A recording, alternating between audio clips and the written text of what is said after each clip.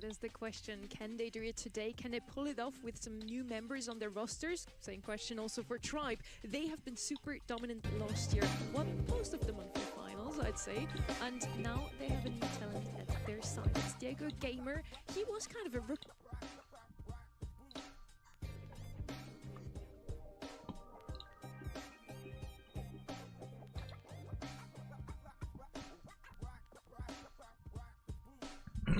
Yo, am I late, guys? Yo, what's up?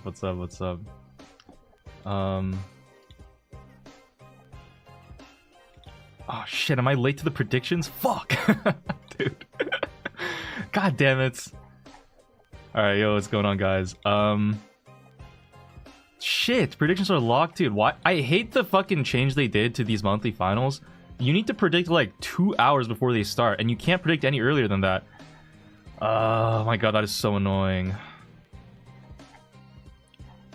The predictions don't give anything good anyways. Yeah, but it's like the principle of it, you know? Like, you can still get like something, you know, like a star drop or a pin. Like, they gatekeep this shit so hard now. It's so stupid. I don't know why they do it like this. It's low-key PMO, man. Low-key PMO. I think my music is like fucked.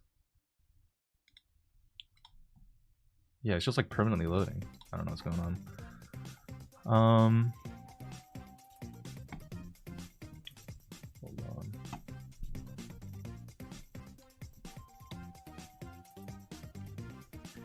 Yeah, what's up, Period T and Capital Kilos and Sir Bacon and May Taurus and Honeydew Bits and oh shit, I missed so many people. Yo, what's up, everybody?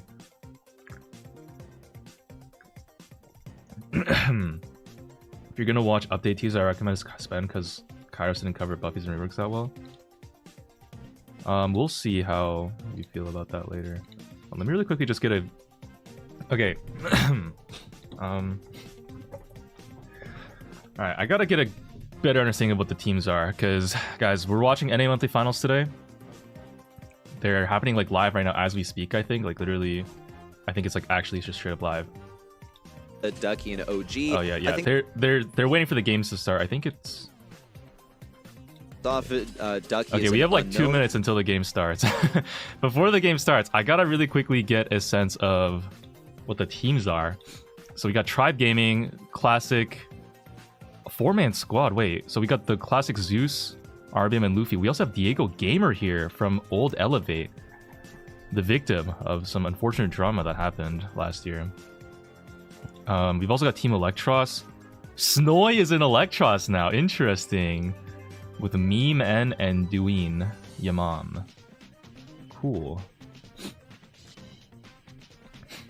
Hold on. Sorry. We've also got Stamina with Pain on Carlos and Tacos. Tacos low-key looks like Diego Gamer. What's up with like the smallish Hispanic kid that like they all kind of like, I don't know. And then we've got, oh wait, okay, here we have KDS. This is Sans, Bobby, and Patchy. No more Czar, and no more Chino. I guess we got Patchy now with the duo of Sans and Bobby. I don't know if I mean, who knows how they'll do, but they're actually, all the teams here looks like they're tied. So they are tied for the top 4 spots here. So don't underestimate them, guys. Maybe Patchy was the secret sauce they needed to finally lock in and win Worlds this year, guys. Bobby's potentially last chance to win Worlds. This is it. We are on Team KDS now. We gotta support KDS. And then some other teams, we got Only Realm with like Ducky and people. Why do I keep having to do this every time? Elevate has OG playing, Vegeta and Ducky. Oh, okay. Ducky is apparently another 16-year-old quote-unquote NA guesty character. I don't know anything about Ducky. I've not seen him play. So I think this is also his first time in like official competitive play. Freshly 16, able to actually participate. He's kind of like yeah, like guesty, like I said. Who knows how he'll do? Mixing the old blood with the new blood in terms of OG and guesty, seeing if they can maybe make some magic happen. Ducky's just another Diego Gamer alt. Ah, true. And then we've also got Eslivy, Rafiki, and Bilal in Vatic. And Crow's Nest Esports Utopia. I mean, oh, Zemp is in Tyrant. Really, Tyrant from old Tribe. Bro's been on a unfortunate trend down. I mean, yeah, it's not looking so good for Tyrant, but maybe Zemp and Aliani is the team that will take him to the finish line. And I can't look at Utopia or Big Cock Gaming for some reason. This team's name is I'm Hungry. What the fuck? Alright. So we got some characters in North America.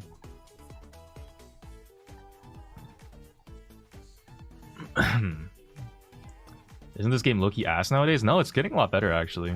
Now is the best time to ever play if you want like resources and shit. In terms of balance, I mean, I don't know. That's like a different story.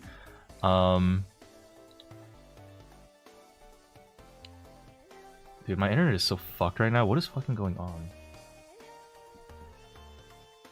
Okay, I think the game is still not starting. Right, maybe you decide, actually, I don't want to play against a Rico lane, so I'm going to ignore it because the objective is at the center of the map. Rico's another important one to talk about. He's so... I don't know. I really wish I could make some predictions, but I guess I can't. Are there still votes, guys? Do we still have to like vote? Oh, there might still be voting shit going on. See, the games go a bit longer. Okay, this is like pissing me off though. I hate the setup that I... Well, let me try to fix my setup.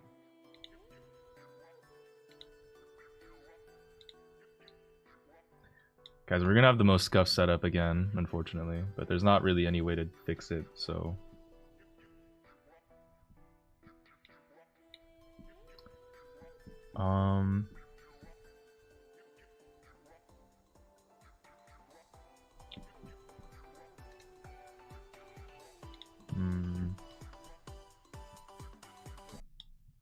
Okay, let me try this time.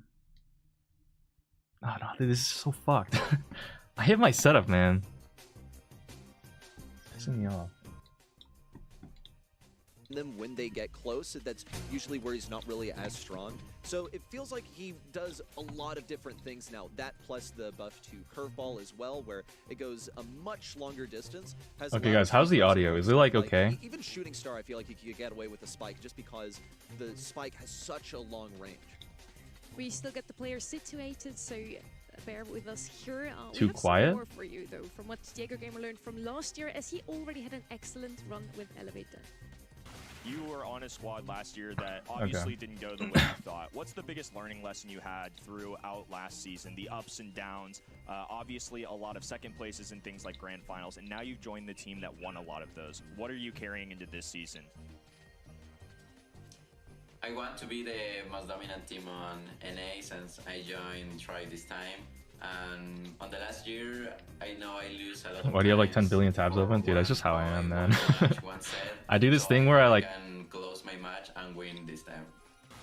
I have like a tab open, and then I'll be like, oh, this is pretty important information that I gotta get back to. Like, I have like work on that tab, and then I don't do the work, and then I just open a new tab, and then I do more work on that tab, and then I'm like, okay, I've gotta get back to this tab and do more work on it later. And then I make a new tab later, and then I just keep doing that over and over again until no work gets done, and I have 100 tabs open of all work that I need to finish. Obviously, he's super talented kid, but the other two are beasts. For me, RPM is his top. Last year, at least, was the best player of NA minimum, and I think they can all together rock again. Gotta agree, this core of RBM This is an elementary school. I don't know, guys. What's up with South America, guys? Poor Diego Game. He looks so malnourished. Bro's not eating. Bro has the... I don't know. I guess I've never actually met too many tall Hispanics before. I wonder if that's just like...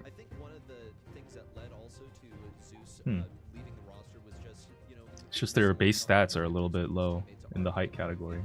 And I think Diego has pretty much the same goal. He's going to play, he's going to do nothing but play Brawl Stars all day because his goal is solely to be a... I'm not sure how often you go to the gym, but I'd ask of you to not get too fit. A friend of mine is into unfit Korean guys, and she is... Alright. What the fuck? Huh? Dude, I gotta lock in. I've been like running more. Like I'm eating a lot, so like even though I do all this extra exercise, I am still holding on to my fat, unfortunately. But I am trying to not be a total slob. Like, at the very least, I can't have a double chin. Because if I have a double chin on camera, I will have to hang it up. Like, it's truly over for me. At the Simulacrum 2 tipped $4.99 through Super Chat. Take full advantage of me, Bedlam. Thanks for the 5, Simulacrum. Appreciate you, man.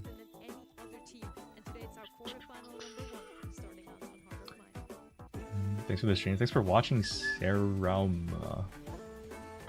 When do you think Sirius is gonna be out? I don't know. I actually have no idea. I thought it would be the first brawler that would come out, so in theory, his early access would start like within this week. But I heard that the next brawler after Sirius, Najda, is coming out on March 20th. So, like, I'm not sure about the timing wise. I guess no, that would make sense if Sirius comes out this week. Then yeah, it's on the 24th. Well, the 24th is what they update, but I don't know if the early access event is going to start on the update or not. Okay, hold up.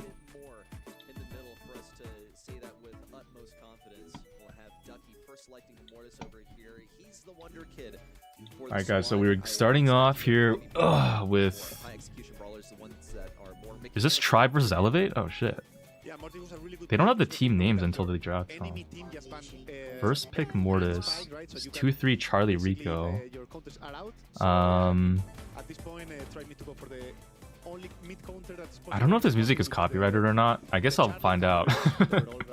Guys, if the music is copyrighted, it's gonna be very sad for me. Yeah, I already mentioned that Rico before has always been a mainstay in Hard Rock Mine. Mortis is one of those buffy brawlers we've seen quite often. I do believe Charlie's also picked up here as a direct counter to Pierce. He's been left open, and he's such a good gem carry at the moment. Wait.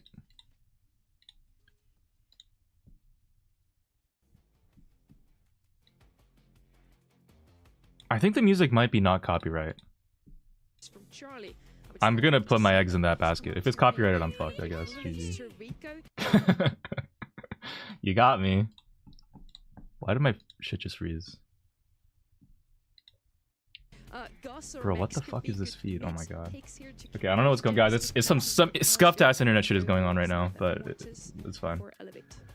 Okay. Obviously, we see the Elevate with much more aggro composition. They need to steal a pretty much a standard lane, I would say. That they're not gonna go. Should change your name from Bedlam BS whenever I read it. I feel like it means Bedlam bullshit. Maybe that is what it means. You don't know that. Who knows? So I expect them to go for more like Sandy. Yeah, that's something that is hard to lose the lane, right? Also help a lot with the vision. If you lose the Sandy. You know, I've low-key been seeing a lot of people still whipping out the Sandy. I think that's just gonna be good into Charlie in general to clear out the pets. And the control will be pretty useful, especially with max speeds. It'll kind of overcome the range issues. Low-key, I feel like the Sandy stun is gonna be good into the Buzz. I don't know why they went Buzz here. Holding down one of the lanes, it'll be a pretty miserable matchup for Sandy, all things considered. But it looks like the mindset here. Like guys, low-key, Sandy's pretty good into a lot of aggro brawlers with like limited movement abilities. Picked up things that will be counters to it as well. Also, yeah, I feel like Elevate have the Mortis pick, which is always really strong. Rico on Hard Rock Mine, though, is kind of a menace. We'll see how this goes. I have a feeling that Rico's kind of going to have a free lane at the very least. But Mortis might just team wipe, combined with Sandy supers. So yeah, let's see how they can commit. RBM looking to get that super for free from Ducky, lurking over on the right side. You have Luffy dominating the left side on one of his signature brawlers. Let me know if my audio is okay, guys. I don't know if if you can hear me or if it's too loud in the background or something. Okay, 1-for-1 from the Mortis, but he gets his super already, so that's like honestly a pretty good trade. So far, Elevate have a lot of the gems. Oh my god, okay, Vegeta barely gets out. That's very clutch that he lives there. Yeah, we see Vegeta getting all the early gems. That's really good for them because RBM at any moment max speed comes out. OG gets some crazy hits for his super. Audio's great. Okay. Elevate look like they could be trapped in a spawn trap. Okay, Mortis finally has super. Sandy gets super down as well. It's gonna be very big. Elevate running out of options. They gotta use their utility now. And Ducky is going to find his avenue up towards the left lane. Okay, nice. Gets the kill on the Buzz. Swipe still has the super on the sidelines. I think Mortis can kill that Rico, maybe. I mean, he has super, but I think wasting it on one person might be a bit of a waste. They get the pinch though, so it's fine. Buzz coming in. Elevate still have 8 gems. Like, they're kind of stuck in spawn, but they're like doing pretty good because OG is cycling supers really well, and Mortis now he's gonna get activated with the hyper as well. Oh my gosh. Oh no. Oh my god, they just trolled. Yo, wait. Oh, okay. Clutch. okay. Yeah, that's countdown. That's countdown. Okay. Okay. Tribe still, you know, Tribe trying to flip it, but looks like he's just one shot off of his super or a couple because he did pop his hypercharge earlier. Vegeta's gonna take Charlie super goes wide. Sandy's cooked. Max picking up the gems. Mortis gets the kill. All right, yeah. This is an elevate round. Game sound is a bit too low. I don't want you. I just don't want to, like, I don't know, be competing for sound space with the caster necessarily. I turned it up a little bit. If it's too loud, let me know. Yeah, I mean, that was a really good game from both. With that match, Elevate need to get the early games right, because if not, Thoughts on the Buzz pick? I think it's a little sus into the Sandy. Like, if it was Buzz into any other brawler, like, it would have been fine. Like, as long as they didn't have the Sandy, I think it would be chill. But Sandy just has stun, and it's kind of annoying for Buzz to, like, actually dive as long as Sandy's kind of keeping the cooldown in check, right? Because Buzz is, like, their only aggro option, too.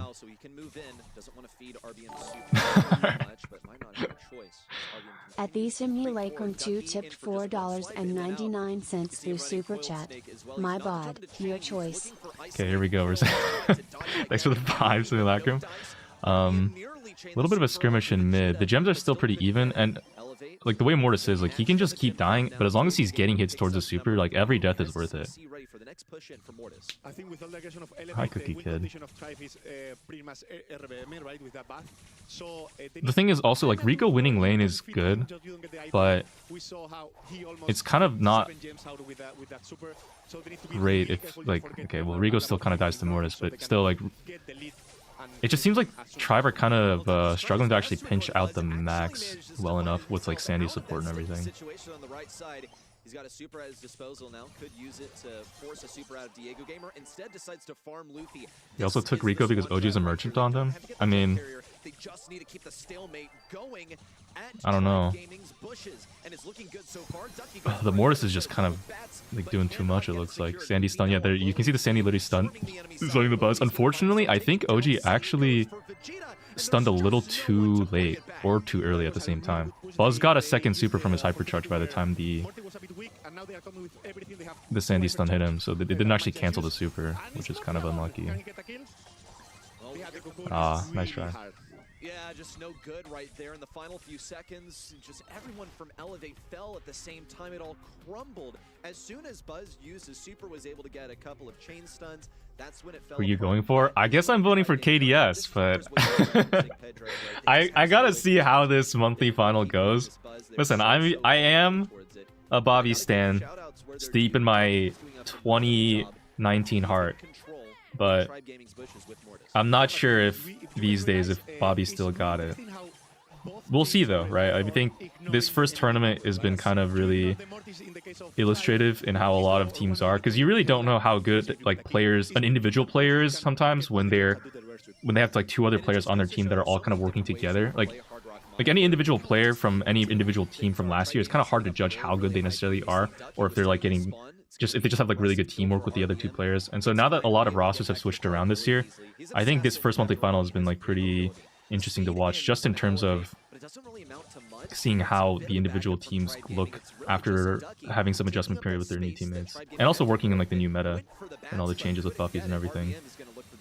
Could stun him, went for it just in the nick of time to stun him on the obstacle. Now Tribe Gaming get control of mid back once more. They'll be shoved back a bit by the Sandy Sandstorm, and Luffy dropping, it means that they will have to concede control. Yeah, what's interesting is Oji is feeding Buzz Hyper right now. I'm not sure. He's kind of spacing it a little bit weird. Already got an hypercharge. Is his third super already in the game, and that grant Diego game all the games, right? So it's really important that they push together so they can get the gen right. It's not like Doki gets a trade. That's good. Help me, help me. I think that's a pinch on the Buzz too. Now Max Sandy has super. Charlie totally goes wide. Buzz Hyper coming in. Totally whiffs. Sandy gets a really nice stun on it to basically cancel the Buzz super. Oh, Vegeta's feeling very risky right now. Is punished by Diego Gamer stopping his healing for a moment. It's fine. Elevate can find their footing once more. It's 8-8 on the gym count. Okay, Mortis is going deep. He has super. Pretty valid super right there. Oh, okay. That's fine. Okay. This is looking pretty tough actually right now. Elevate's kind of so Elevate is not able to stop the counter. Probably Mortis will touch on it. He will not. He did. It's really good for him. So they have the second chance to oh no. Oh my god. The barely resetting in the last second. I don't know if it's enough, dude. This is gonna be really tight. Oh my gosh. Charlie has super now too. Wait, Elevate actually lost this round. That's crazy. RIP. Wow, they were looking so strong the first round too. I guess, damn. Tribe just came back. Diego has to take a deep breath there. That was a real stressful set. Yeah, I mean, we could see how Tribe did a mix of... Honestly, I think it looks like they Elevate just kind of lost the mid. I'm not sure what exactly happened, if they just weren't hitting enough shots. Kind of just got dipped in the mid there. Does Squeak have it hard in this meta? No, he's alright. He's pretty good in like knockouts still, into specific team comps and bounty and stuff. You can also use him on like, I think, certain Brawl Ball maps. He's pretty annoying on certain choke points still. But then we saw Tribe Gaming come back with a series of buzz plays, pretty much. It was one kill over there. Luffy finished up the kill, ran back with his additional speed. Vegeta reminds me of you. I don't know why though. This match was anything that it was. I wonder what it could be. I want to see more of that, of those two teams. It was super close. Tribe Gaming in the end runs away with that victory, but it was a hard-fought battle. We also saw that at Diego Gamer's reaction after the match. Looking at the stats here, just about from the boss, we got a little bit of a better stat overall there. By the way, the Tribe Gaming will be adjusted in a second. Those are still. Is this a surgical goblin? During the season? What? And they like to troll. Wait, is this actually surgical goblin from Clash Royale? Am I missing something? For a brief moment here, so Surgical Goblin, who is obviously RBM, put up an insane 17 kills. What the fuck? Went tit for tat, right? Ducky fell just a little. Wait, what are these Clash Royale players doing in my Brawl Stars lobby? Trailed by a single kill there. We are watching two ridiculously mechanically gifted players go head-to-head. Ducky is truly the unknown here. This is his competitive debut. There's a reason he's put on the Mortis, but there's a reason that RBM is the center point of this Tribe Gaming squad. At McNoob5528 has become a member. When are we getting Bedlam in esports? If there's a sport in never uploading a main channel video, I think I might actually be competitively viable then. Brawl Stars competitive? Hey, we'll see how this season goes. When I hit pro and totally dominate Guesty and ladder, guys. After I learn the Mina, surely. Yeah, but that Shelly is a really good first pick, especially when you have Spike and Cordelius ban, right? You can expect less than a tank from minimum a tank from Tribe, so you already have the best anti-tank open, really good in this map. You just you are already safe at the start of the draft. But yeah, that's Mina and that Monk are not the best against the Shelly, but are really, you have a lot of goal condition with those two, and you are. Super Beach is not a map that's in ranked, so it's kind of hard for me to judge how the draft here is. But I've been seeing a lot of pros ban shade here. Frank specifically just didn't work out because it got outranged for the entire time. Noticing that Poco's biggest counter. I wonder if they're gonna go like Poco plus Frank or some kind of a high HP target. Could be coming in. We'll see if it's the mid selection. Sometimes it trails behind the rest of the team in terms Kenji, of okay. We'll see Kenji, Poco Kenji. Selection from Elevate. Now it's time for Tribe to respond. What do you do against this raw aggression that is present in Kenji? The counter, the biggest one, already taken away in Shelly, and of course the backup support from Poco. Yeah, I mean, without that Kenji, I would say a thrower for sure, right? That Willow we have seen working really good in this map. Now with the Kenji, it's much harder, except if you really want to risk it and do really quick swaps, right? Just put the thrower running away from the Kenji. But RT. I think it's not the best. I think it's really hard to hit those bullets on the Poco. The Poco can really dodge you good and rush you really hard. And you are in the spawn, maybe I don't know if I love the RT pick, guys. I think into the Kenji it'll be a decent matchup, and then I guess Mina can technically lane the Shelly, like Mo mid, but I don't know. I feel like RT is kind of easy to kite. Now we'll see if Tribe Gaming can extend their lead in this map number 2 ready. We'll see what happens. I mean, it's really interesting because in the previous map we saw this really aggro come from Elevate, and they are gonna pull this tool again. In Hero Gaming was really hard to make that work. Yeah, Ducky's just kind of farming supers right now. Oh, I think they do take the RT down. Poco Kenji right now. Oh no! Okay.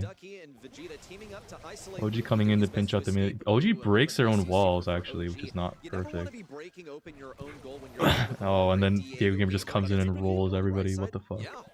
That was fire from Diego Gamer. He really used that super really good. He has still already the purple button, right? He has the hyper chat. That's a really easy goal. How the fuck does Diego already have a hyper on Mo? First 30 seconds, dude. So they can just need to wait just a bit. Elevator not looking like they're in the best position right now. They do go for the lane swap here. But he does have that hypercharge, which is going to make him awesome for defeating Vegeta when he has that moment. But He's going to look for the oh, insane Mina! Oh my god. Okay, wow. Oh, guys, Elevator getting kind of rolled. Putting themselves one goal. Our team mark can be cleansed, yeah. What are they going to do about Vegeta? Inevitably uses his hypercharge super. Ducky's just going to have to find himself in position before this one can be utilized. But it looks like RBM's plan is but oh my god. I don't know if he can cleanse that.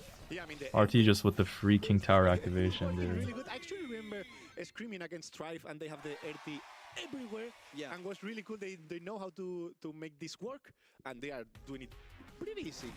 In my view. Well, our concern with the RT was primarily that it's going to be difficult to get that hypercharge to begin with. Yeah. Because it's hard to hit those shots. The Poco is really wiggly. And then how do we see Elevate play? Well, they stack the Poco on a lane with the Shelly. Don't even attempt to play mid. So they give up control of mid.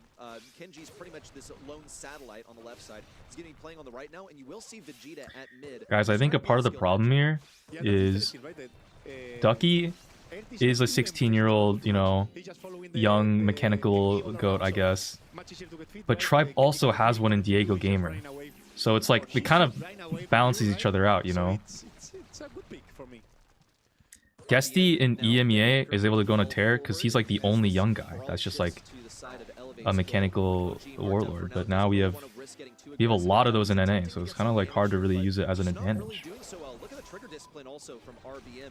Knew to go for that attack. Ooh. You gotta be kidding me. It's like an anglerfish's lure. He just cannot stray away from the light. And OG does. Oh! Oh. What is going on, Ducky? Yeah, that super was not the best decision from Ducky. I mean... Casters are really flaming Ducky here. I have to say I was completely wrong with that RT is working really good. It's really easy to hold the pressure against this. Yeah, this RT hyper is going kind of crazy, guys. That is really tragic. You know, I don't even feel like Diego Gamer enters Diego Gamer. I don't even feel like Elevate's drafts are bad at all. But it feels like it's kind of hard to win with just like a slight draft advantage if the mechanics aren't there. Kinda, yeah. I would have liked to see a bit more from the Shelly, to be honest. I said that Shelly had a pretty good matchup into all three of those brawlers, yet OG couldn't really reach them. Like, I don't know if it's like a Shelly wants to do. Like, I don't want to, like, you know, no shade to Elevate. I'm sure they're all great players, but Brawl Ball, I'm super excited for those stats because he was just roaming around on the field. It just doesn't feel like they're playing either. better than Dropping his legs Tribar. behind most often, and that's just how In fact, they honestly, it feels like they're playing a little bit play. worse than Tribar. The Even though their RT draft is like pretty solid. Yeah, this is basically how important it is to How have old is OG? special Dude, you don't talk about age here. Come on, guys. Let's not be ageist. But probably you have a guy is called RBM in your team, right? He just said, nah, let me pick RT, I'm gonna cook. So yeah, that's what they do. Look at the damage. Even that damage from Mo is even crazier. So that means that was a really good team play from all of them to get this easy set. Just want to mention here quickly, Diego Gamer was the one on the Mo with 8 kills, the most Luffy on Mina, and RBM on RT. Just again, the names are going to be fixed later on. And Mo actually takes the most kills. Yeah, he's diving on top Wait, of is Poco pretty reliably. Poco can't do really anything is about it. Vegeta only a Also, coach, saw or that what is Poco, who's the pretty defenseless team in setup close here for ranges Elevate? and I actually CC, can't tell. was usually being Is he- followed I around think by Vegeta's a Shelly, player, but right? was not offered really good opportunities to farm that super. As Shelly, you're playing as Vegeta's one of the you can, players. like, Wait, is add Vegeta play playing? into other stuff, Am I but fucking generally tripping? that's not ideal. The objective here was to get a good Kenji Or was game. Vegeta on the That's not a good Poco? Bro, Kenji I just game. did I saw not even more action notice. out of literally everyone else, and pretty much nothing out of Kenji. I saw brawlers is really what it was, and what Tribe was running was an actual composition. Where is it? Wake up, Elevate. You're down 2 sets right now. What you have to keep in mind here also, we talk a lot about those new faces. They bring in some fresh wins, fresh ideas, but they're also playing their monthly finals for some of the first time. Damn, they're running the RT back. They had too But much fun. Probably also a little bit nervous here. We're heading into Golden Gulch now. By now he's hopefully warmed up because everyone needs to pull up their socks now and finally get a win on the board. RT is going to be first pick once more, and that's, I think, the most picked brawler on any knockout map we've seen on both weekends. Elevate reverse sweep. Are you gonna go to the Brawl Cup? Maybe.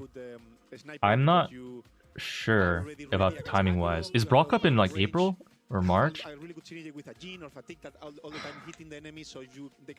might be a little bit busy around Brawl Cup. I'll definitely make it to World Finals this year at the very least, but Brawl Cup is gonna be difficult. Brawl Cup is in May in Germany. We'll see what happens. I'll get a better idea in like April. Gus has been selected so far for Elevate. Something to pair it up with is what's going to be coming in as the 6th selection, their last selection on their team. Gus Meeple makes Meeple? an appearance over here on Goldarm Gulch. He's going to be lacking in range, but at least he's going to be hitting his shots really reliably. Can deny aggression, has that box also that you can play around as a team. If it's like something kind of vulnerable versus throwers from Tribe Gaming, then you could also go with that. You know, box someone, get the thrower out. They're just Like, gonna go lots of like Gene different RT directions that or you could go with the Meeple, but I'm erring on the side of this is an aggro last what's pick a better for pick on Elevate, but they Goldarm can Gulch? combo with the I don't think this map Also, isn't ranked on either. the other It's side, been kind of a Go while over since I've against played on RT, these maps. Go aggro if needed.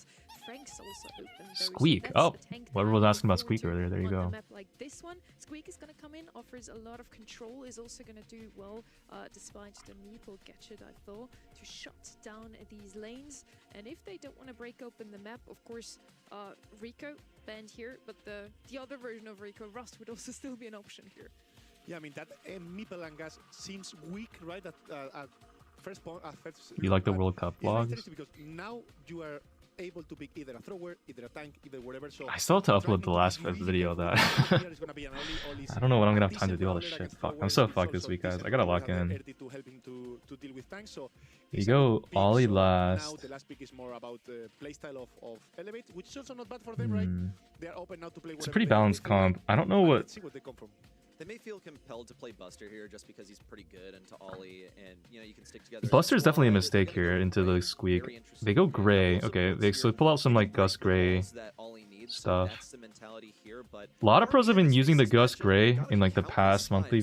I don't know if I'm really seeing the vision on it that much. Because someone in my chat was saying like, well, Gus can shield the Gray, and he can TP in and have like a bunch of HP, but they never pull off the strat like the synergy. So I don't know. I'm still kind of waiting for like a Gus Gray to do something cool, but I haven't seen anything yet. At the simulation 2 tipped $4.99 through Super Chat. Goo goo gaga, give me some of your milk. I mean, they miss a lot of damage. Yeah, I don't know if you want. I think my milk might be a little bit bitter. Kills here, right? You have a Tribe game with a lot of HP. you don't have to so I don't need too many defend that fruits much right either, now. And in late game, against an Oli, against an Earthy, you just need to hope Oh. any of them get super or Thanks so much for the 5 though. because if not, you are Okay. gonna suffer so much at the late game. Wow, guys, We this can also draw is some inferences thrilling. about what's gonna happen here, as looks like we've become just a bit disconnected, but we also have already drawn analyses like Ducky Is Brawl Stars servers getting DDoSed again, bro? What is going on? RBM, of course, accordingly, is staying away from him, just staying on the far side of those walls where he's still protected, but he's not at risk of getting hooked. Ducky on the bottom side. Okay, then we're also wants back. to get a super for free off of Luffy and Diego Gamer. It's just going to be easier to get them. Missed hook Low key, the Ollie pick is gonna do pretty well here because it's gonna be hard for them to take him out since all of Elevate's brawlers don't have the most damage. Ducky does need to open up the map and hit a lot of hooks, but oh. Refra kill one by one though. If they're gonna miss a bit low, they get the kill on Yeah. it's gonna be an easy kill on Would love to have another shield there. Could have done some damage I don't know. but that's just not a winnable matchup for him in the 1v2. Elevate have to hit a lot of shots here to win. Ducky on the left side, he's already revealed his position, unfortunately, but at least he does. OG is going stun meeple to deal with the Ollie, but it's not like a counter, it's just kind of a check. RBM with the move forward, and RBM's given 3 shots. He's kind of tapping as well. Versus Ducky, not really a good sight. You don't want to be feeding Ollie a hypercharge, and it's looking more and more likely that he will be able to get one by this round or the next. Oh. Yeah, but RBM is feeding also Oh. when he's getting hit. Oh no, that was bad. Guys, Elevate, they just wasted everything. They do get a kill though. I think RT kind of went for maybe a bad split there. No, it's gonna be game. I mean, it's a round for them. That's right. Really well executed also for Ducky. That makes it his 3rd super that he has earned so far. Now he just knows he can run it down. He doesn't have too much to fear in terms of DPS from the Ollie. It's just the CC with Ollie's super that he has to be concerned about. He's also running the star power that lets him take less damage on the first hit. So as long as he is on full HP and the star power hasn't been procced recently, then he should be. RT's tapping right now. More RBM mistake, right? Because he was getting hit and not. Did Hank fall off? Yeah, he just kind of doesn't have as much HP. That's pretty much it. And into Frank, he has like a really bad matchup. And Frank is pretty meta right now. So they just need to stay with enough HP for late game and should be an easy win for Tribe. RT has hyper. If they wait until gas, I think Tribe just auto win with that. Ollie also has super, so it's looking kind of stressful. Oh no. Alright. Guys, these great teleports are very interesting. I feel like he's just kind of wasting them and going in on... Like, I don't know what he's going in for exactly. It just doesn't look that good. I don't know. Vegeta threw the Gust Super at the enemy? Either you get hit by Dirty or either you get hit by the Storm. Can I get a play-by-play replay?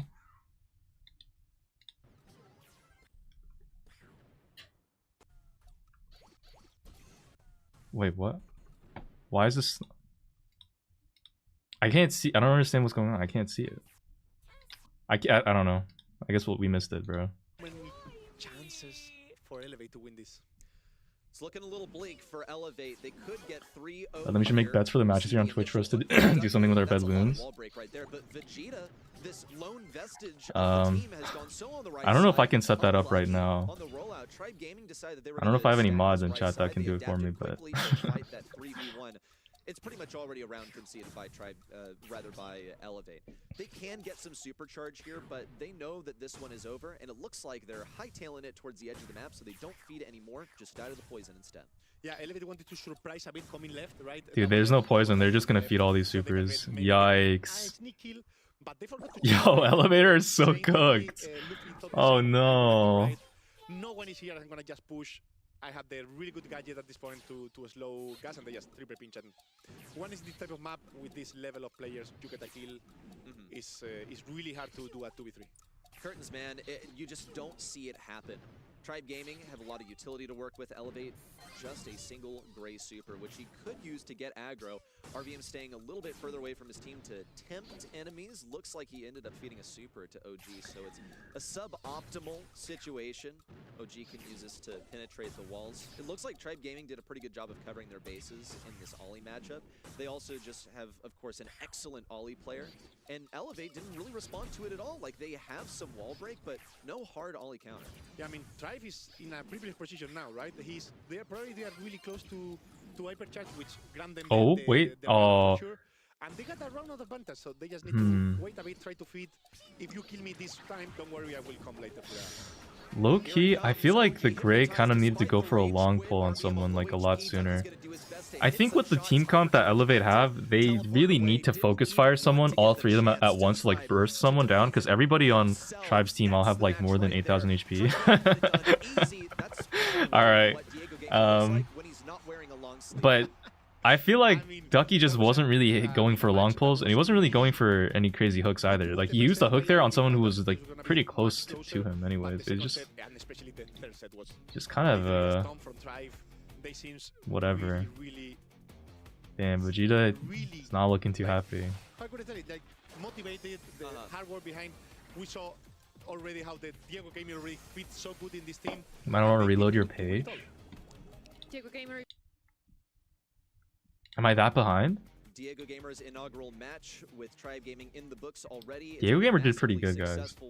He's tapping on the RT. For Luffy, it's going to be a little awkward coming home tonight. I'll, expose. Am I still behind, guys? He's living at the house where Vegeta and OG are currently playing from, so it could get a little tense later on since they ended their journey through the monthly finals in just the first quarter. Alright, well. My bad on that star player. You're good, okay. Shout, by the way, I think I got trolled by a website.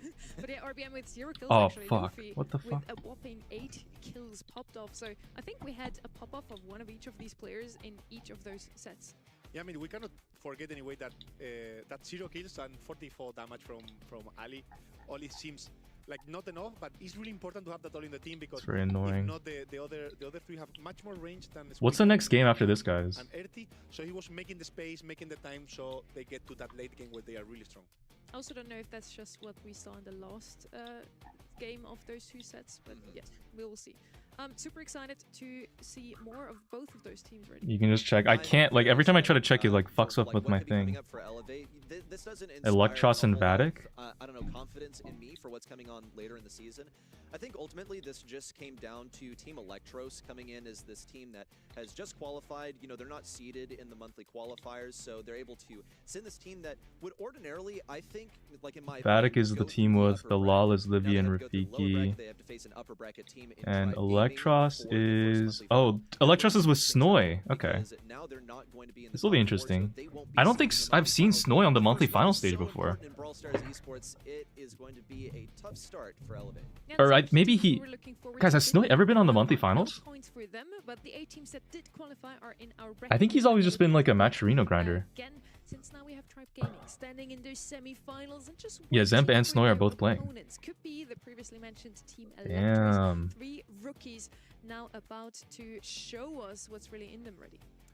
I'm very excited for this match. I'm excited for everything, but let me just put some emphasis on Team Electros. Coden_TC just subscribe. Yo, thanks so much for the prime. Coden TC. A bit delayed on the start, like month 1, absent. Okay, Ethan, I think we set up a poll in the Twitch chat. For like the next 10 minutes, if that's possible. The rest of the year, nearly made a run through the Last Chance qualifier equipped with Diego Gamer instead of Bilal. Now they do have Bilal playing again, of course. But for them to face Team Electros, really just unlucky for them, I gotta say. YouTube poll as well. Yeah, I think I can set up the YouTube poll. Could just be the future of NA. Let's see. Our future is featuring some Kenny. Who wins? Very happy to have you on the show once more. You've already been with me last weekend.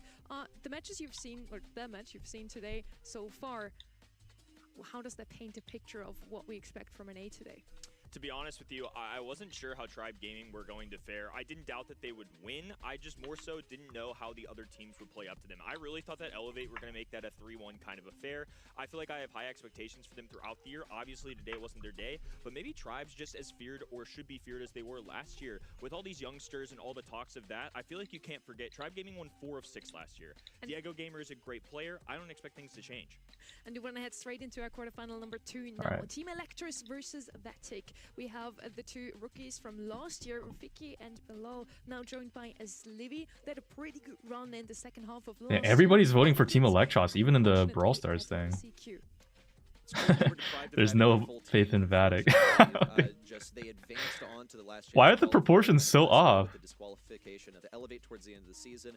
So they Bro.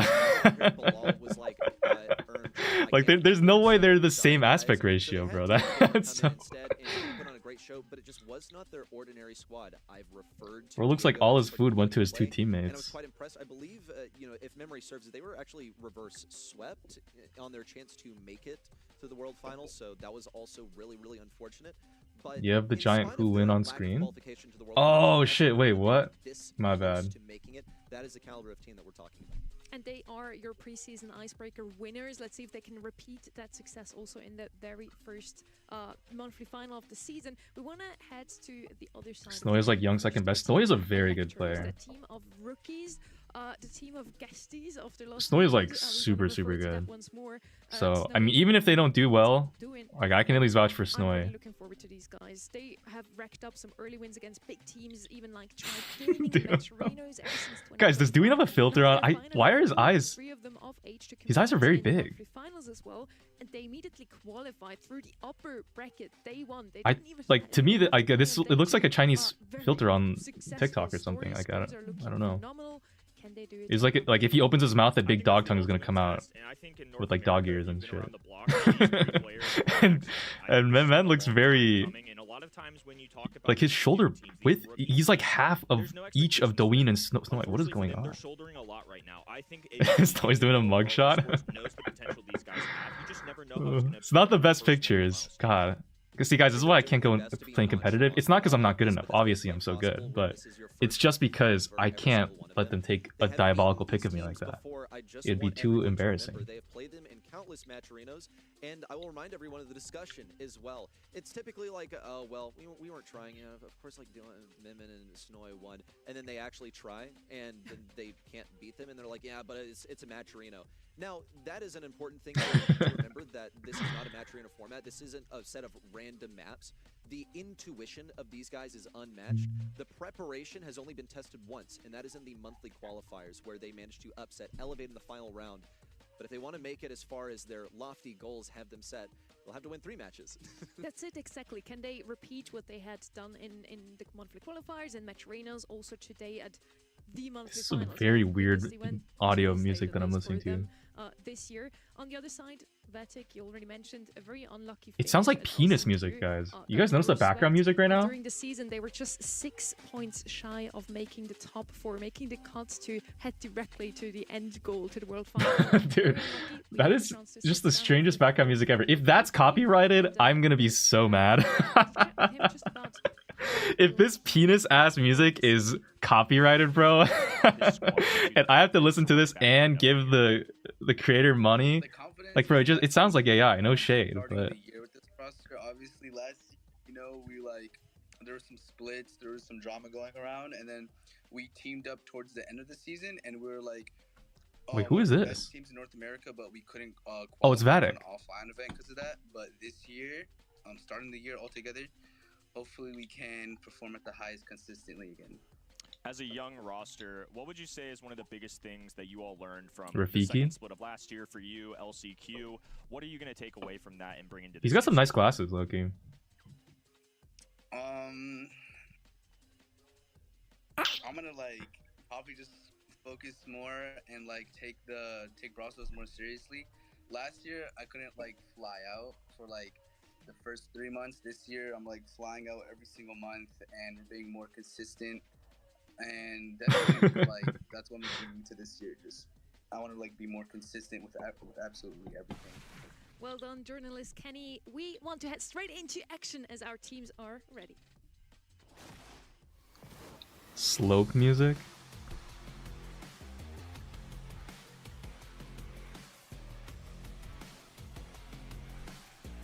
Did Elevate win? Oh man, they got swept.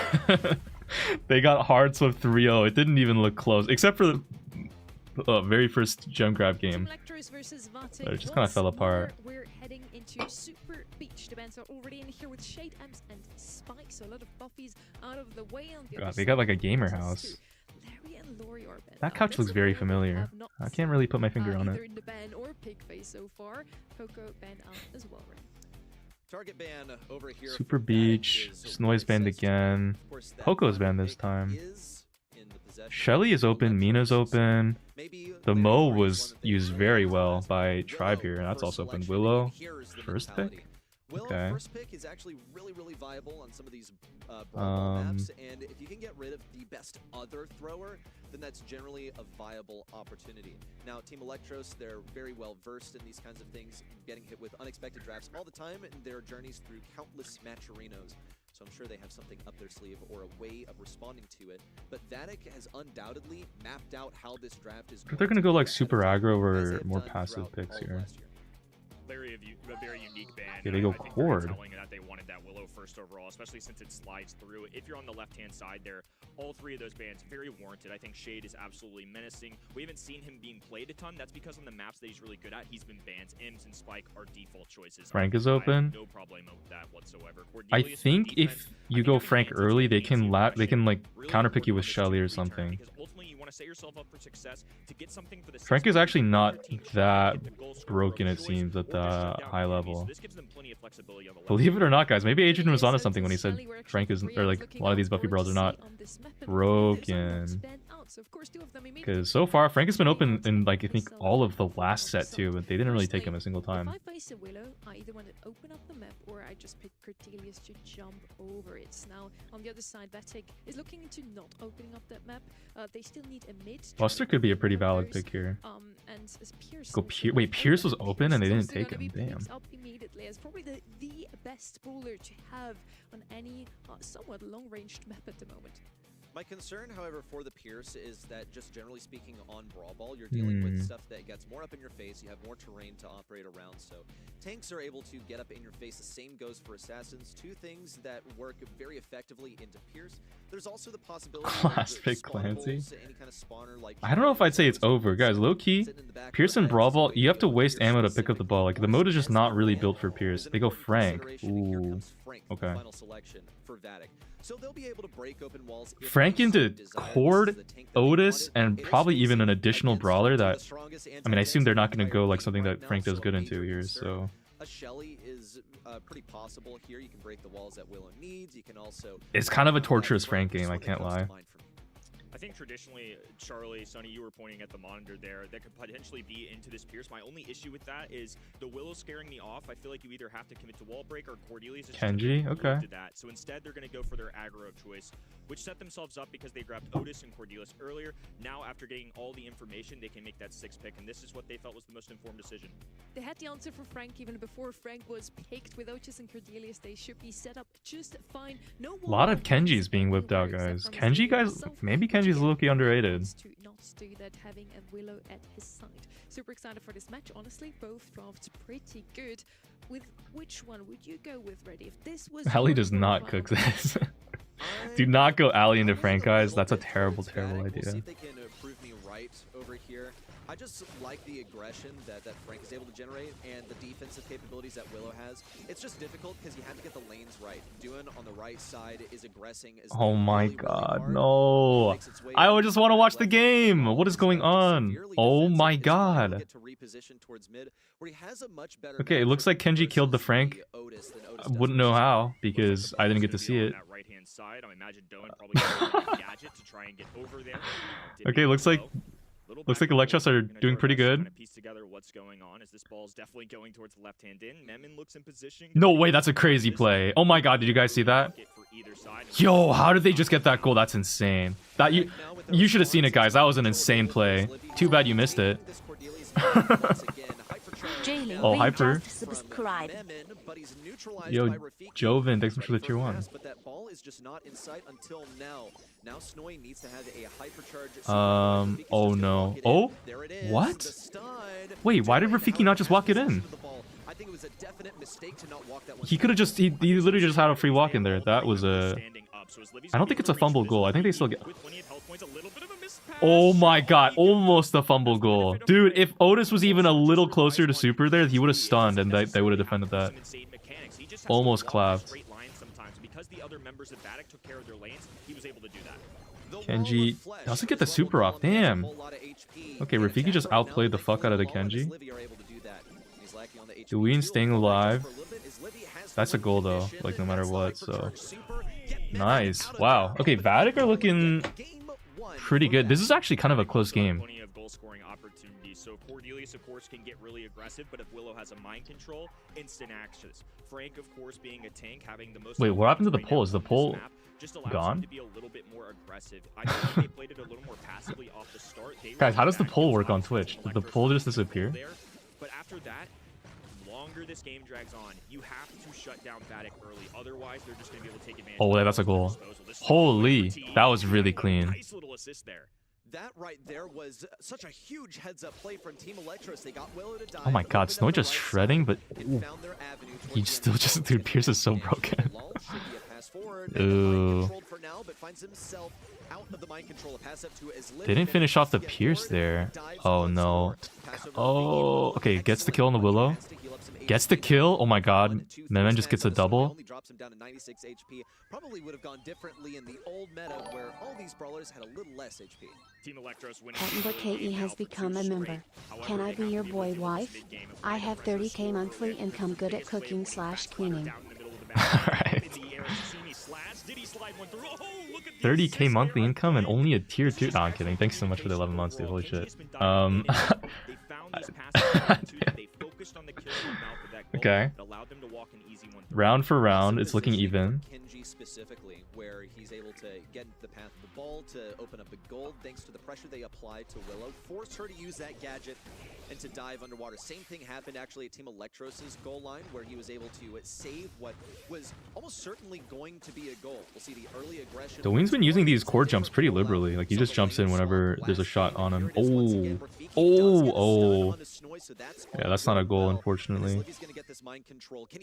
What? Okay. It's looking pretty solid, but snapped out of the mind control just in the nick of time.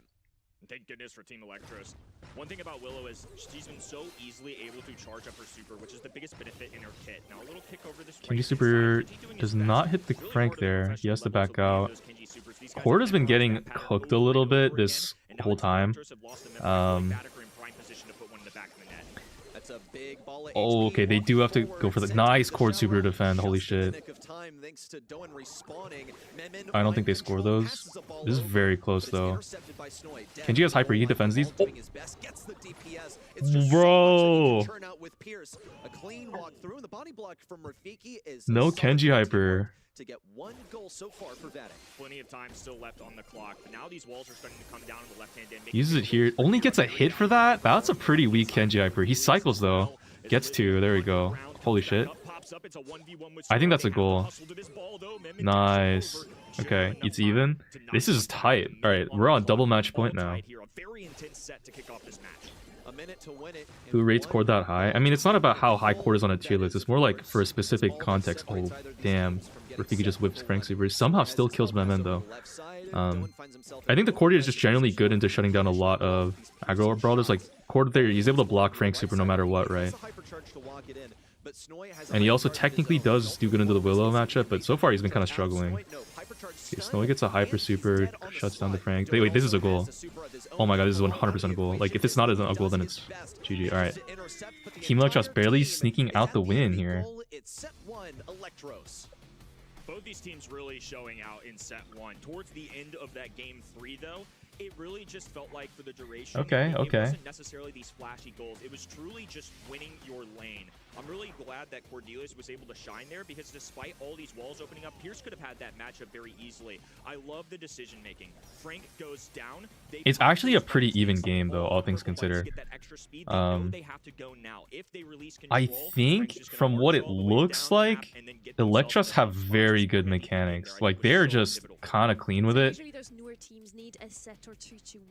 A couple odd decisions, but so far, like, I don't know, it just looks really good. Game to wake up. That one was still all Vatic. After that, it was still close. Vatic got a couple of shots into the goal, but ultimately Team Electros. You know, I wonder in this meta if draft is even gonna be that game number 2 is game changing. I don't know if it's just because all the teams have really good draft, or if draft is not nearly as impactful as it used to be, but it feels like just having good drafts cannot make up for bad mechanics anymore. Like, you really need just solid mechanics to even get anywhere. It was actually nearly the game-winning play with Rafiki at the enemy goal, but Snoy had his hypercharge ready, and he was able to cycle out his super just in time. Also, since we're how to train mechanics, it's low-key an experience thing. You just need to grind, like put in a lot of time, facing really good players in like scrims and stuff. That's like the best way. Or just play a lot of ranked. But the thing is, mechanics, you kind of need like low ping to really train it to the best level. And a lot of people do some weird shit with like VPNs and stuff at the highest level to like get lower ping. It's like some crazy shit. I don't know. On this Pierce, like he did in Brawl Ball, they're gonna win the set. It's a much more tailored map for the Pierce influence. Sharpshooters prevail over here. I think it's a good thing that drafts don't determine the game as much anymore. Yeah, like it's a good and bad thing. I would say it's more of like just a different thing. Like, it has its ups and downs. The nice thing is that I think for most people it might be like a lot simpler in terms of like, well, you win if you just outskill your opponent in game, and you don't have to worry about like the stuff outside in the team building aspect. But it does mean like a lot of bad people will struggle to win. Right? Like, I mean, that's fine, but you know, in one aspect you could see it as being more inclusive if you allow people to win through outdrafting as like a skill to train up. Draft is still like 80% of the game. I don't know. Those support brawlers are picked up first. Byron, Gus could show up here, and RT left open as the star of the show. Because I feel like in that first round with OG's team, Elevate versus Tribe, like I feel like Elevate had solid drafts. Like, they had the slight advantage in my opinion with most of the drafts, except for the knockout one. Maybe I'm misjudging that, but yeah, like the fact that Tribe won both of those first two sets, to me is just like they just played it better, you know? As the smoke comes in from the side, he can just roam around without his legs in mid.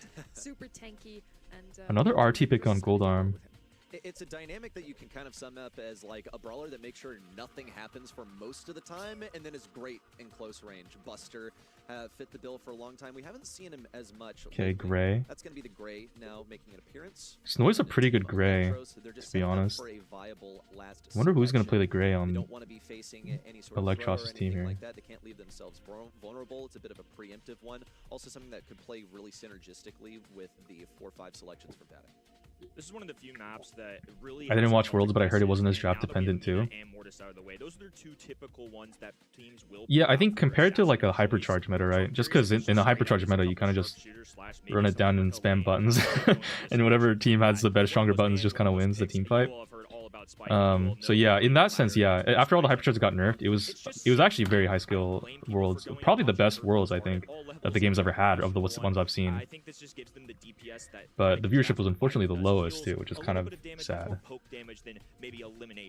Yeah, alongside Byron, you either want to play a tank that actually profits from it, or you play something with a lot of DPS, but that's not something Byron brings to the table. Brock is going to come in here, they can open up the map with it, effectively just making sure... Vatic has a really weird team comp. Pick up a tank as last pick. As I said, takes the open technically. Okay. That's like a ranked team comp, bro. I don't know. It doesn't look like anything there really synergizes all that well. I'm looking at the possibility of an aggressive... It's just, it feels like three people who are just like solo queuing. They're just like, all right, I'm gonna go this. Gadget. Piper now makes and then they have Piper. Haven't seen much lately. Piper has interesting. Piper is a very good matchup into Brock and Byron. The spike is... Cactus is going to be a little annoying, but we'll see. There's a chance Dwayne might even go the ambush star power, but Brock can grass break, so kind of depends.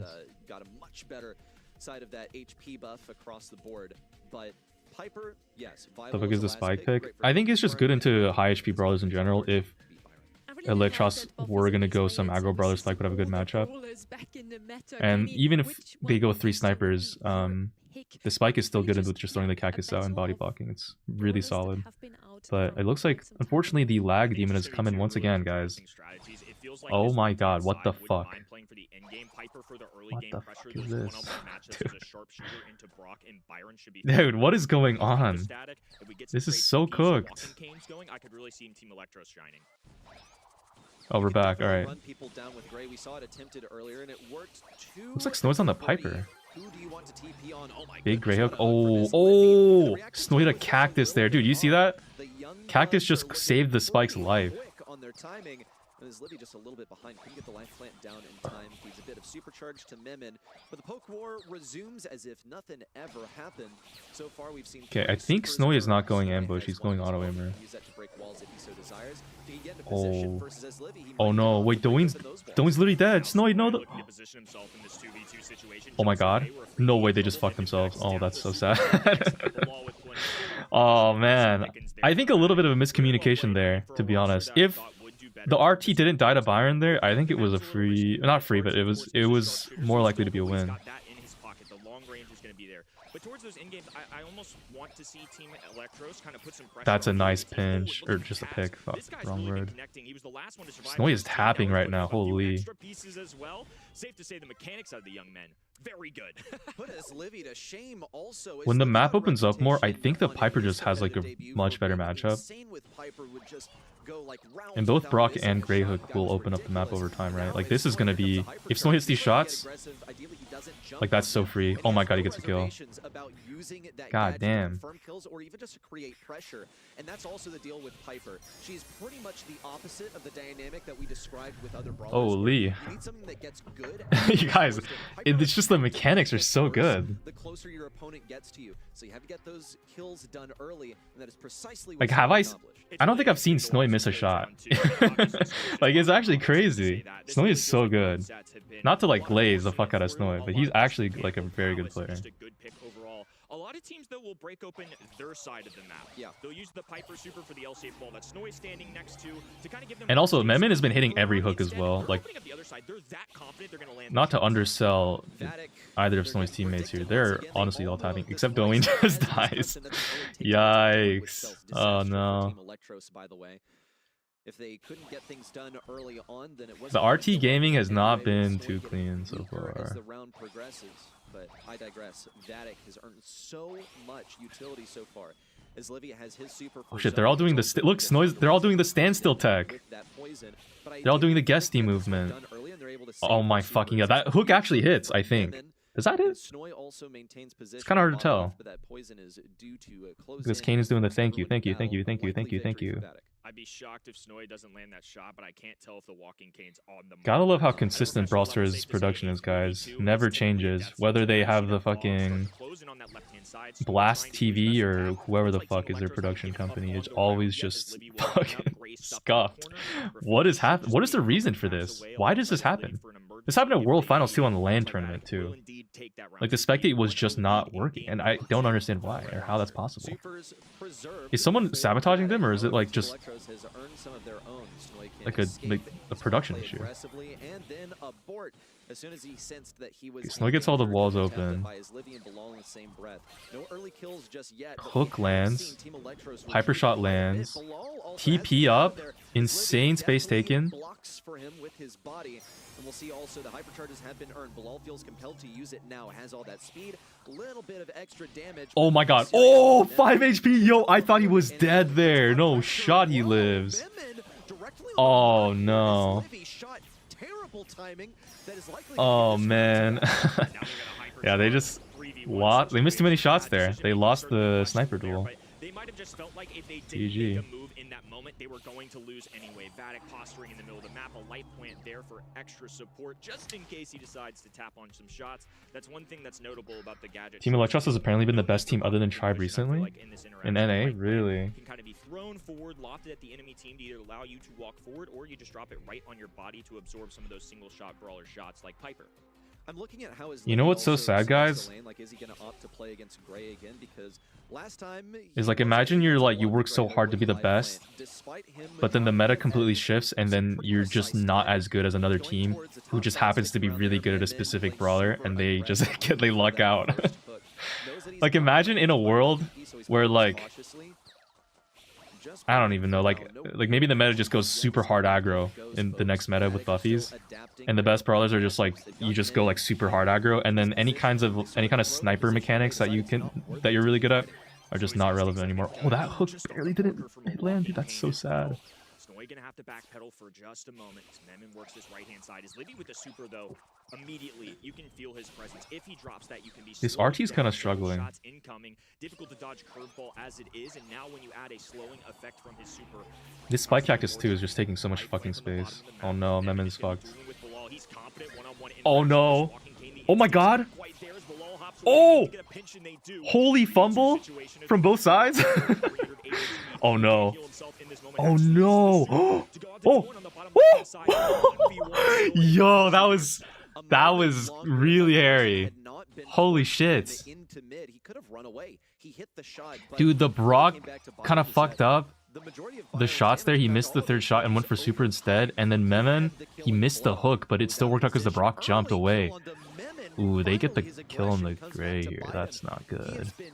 Dude, is this gonna be another best of 3 double match point, bro? What the fuck? This is the first time he's been properly dealt with in accordance. Vatic now find themselves in the 3v2. It's fine. They can unless somehow RT and Piper just get the craziest pinch, because that can happen.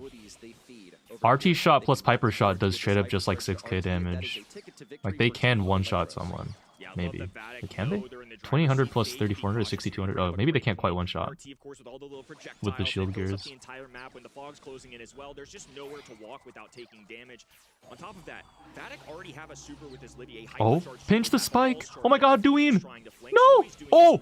That's a takedown. Duin oh, no, it's not enough. It's not enough. Unfortunately for him, Snowy's going to be left in a terrible position. Just going to concede. And maybe a little bit. It's always really interesting to think about if they're like perfect on the teamwork there, that actually maybe was winnable.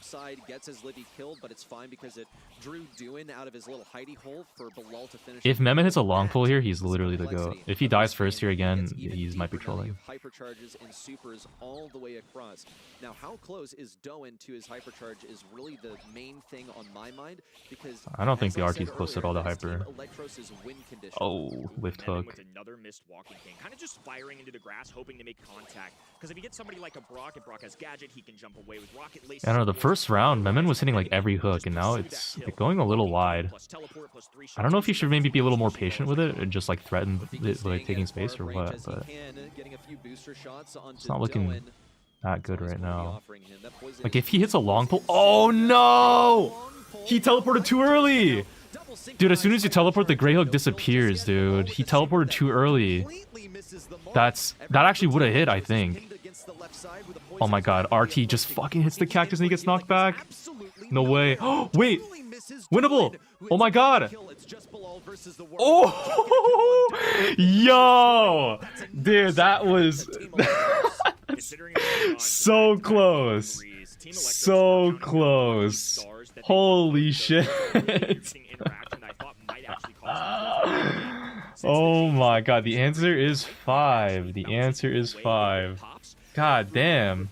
I believe it was the RT on that, just straight towards the enemy team. It actually ended up punishing them. Dude, palms are sweaty after that game. It's a good thing they have thumb sleeves on, dude, because the thumb sweat would actually just turn the entire tablet screen into a swamp. You would not even be able to move. Your joystick would be stuck on the screen from how much fucking finger gum would be stuck on there. God damn.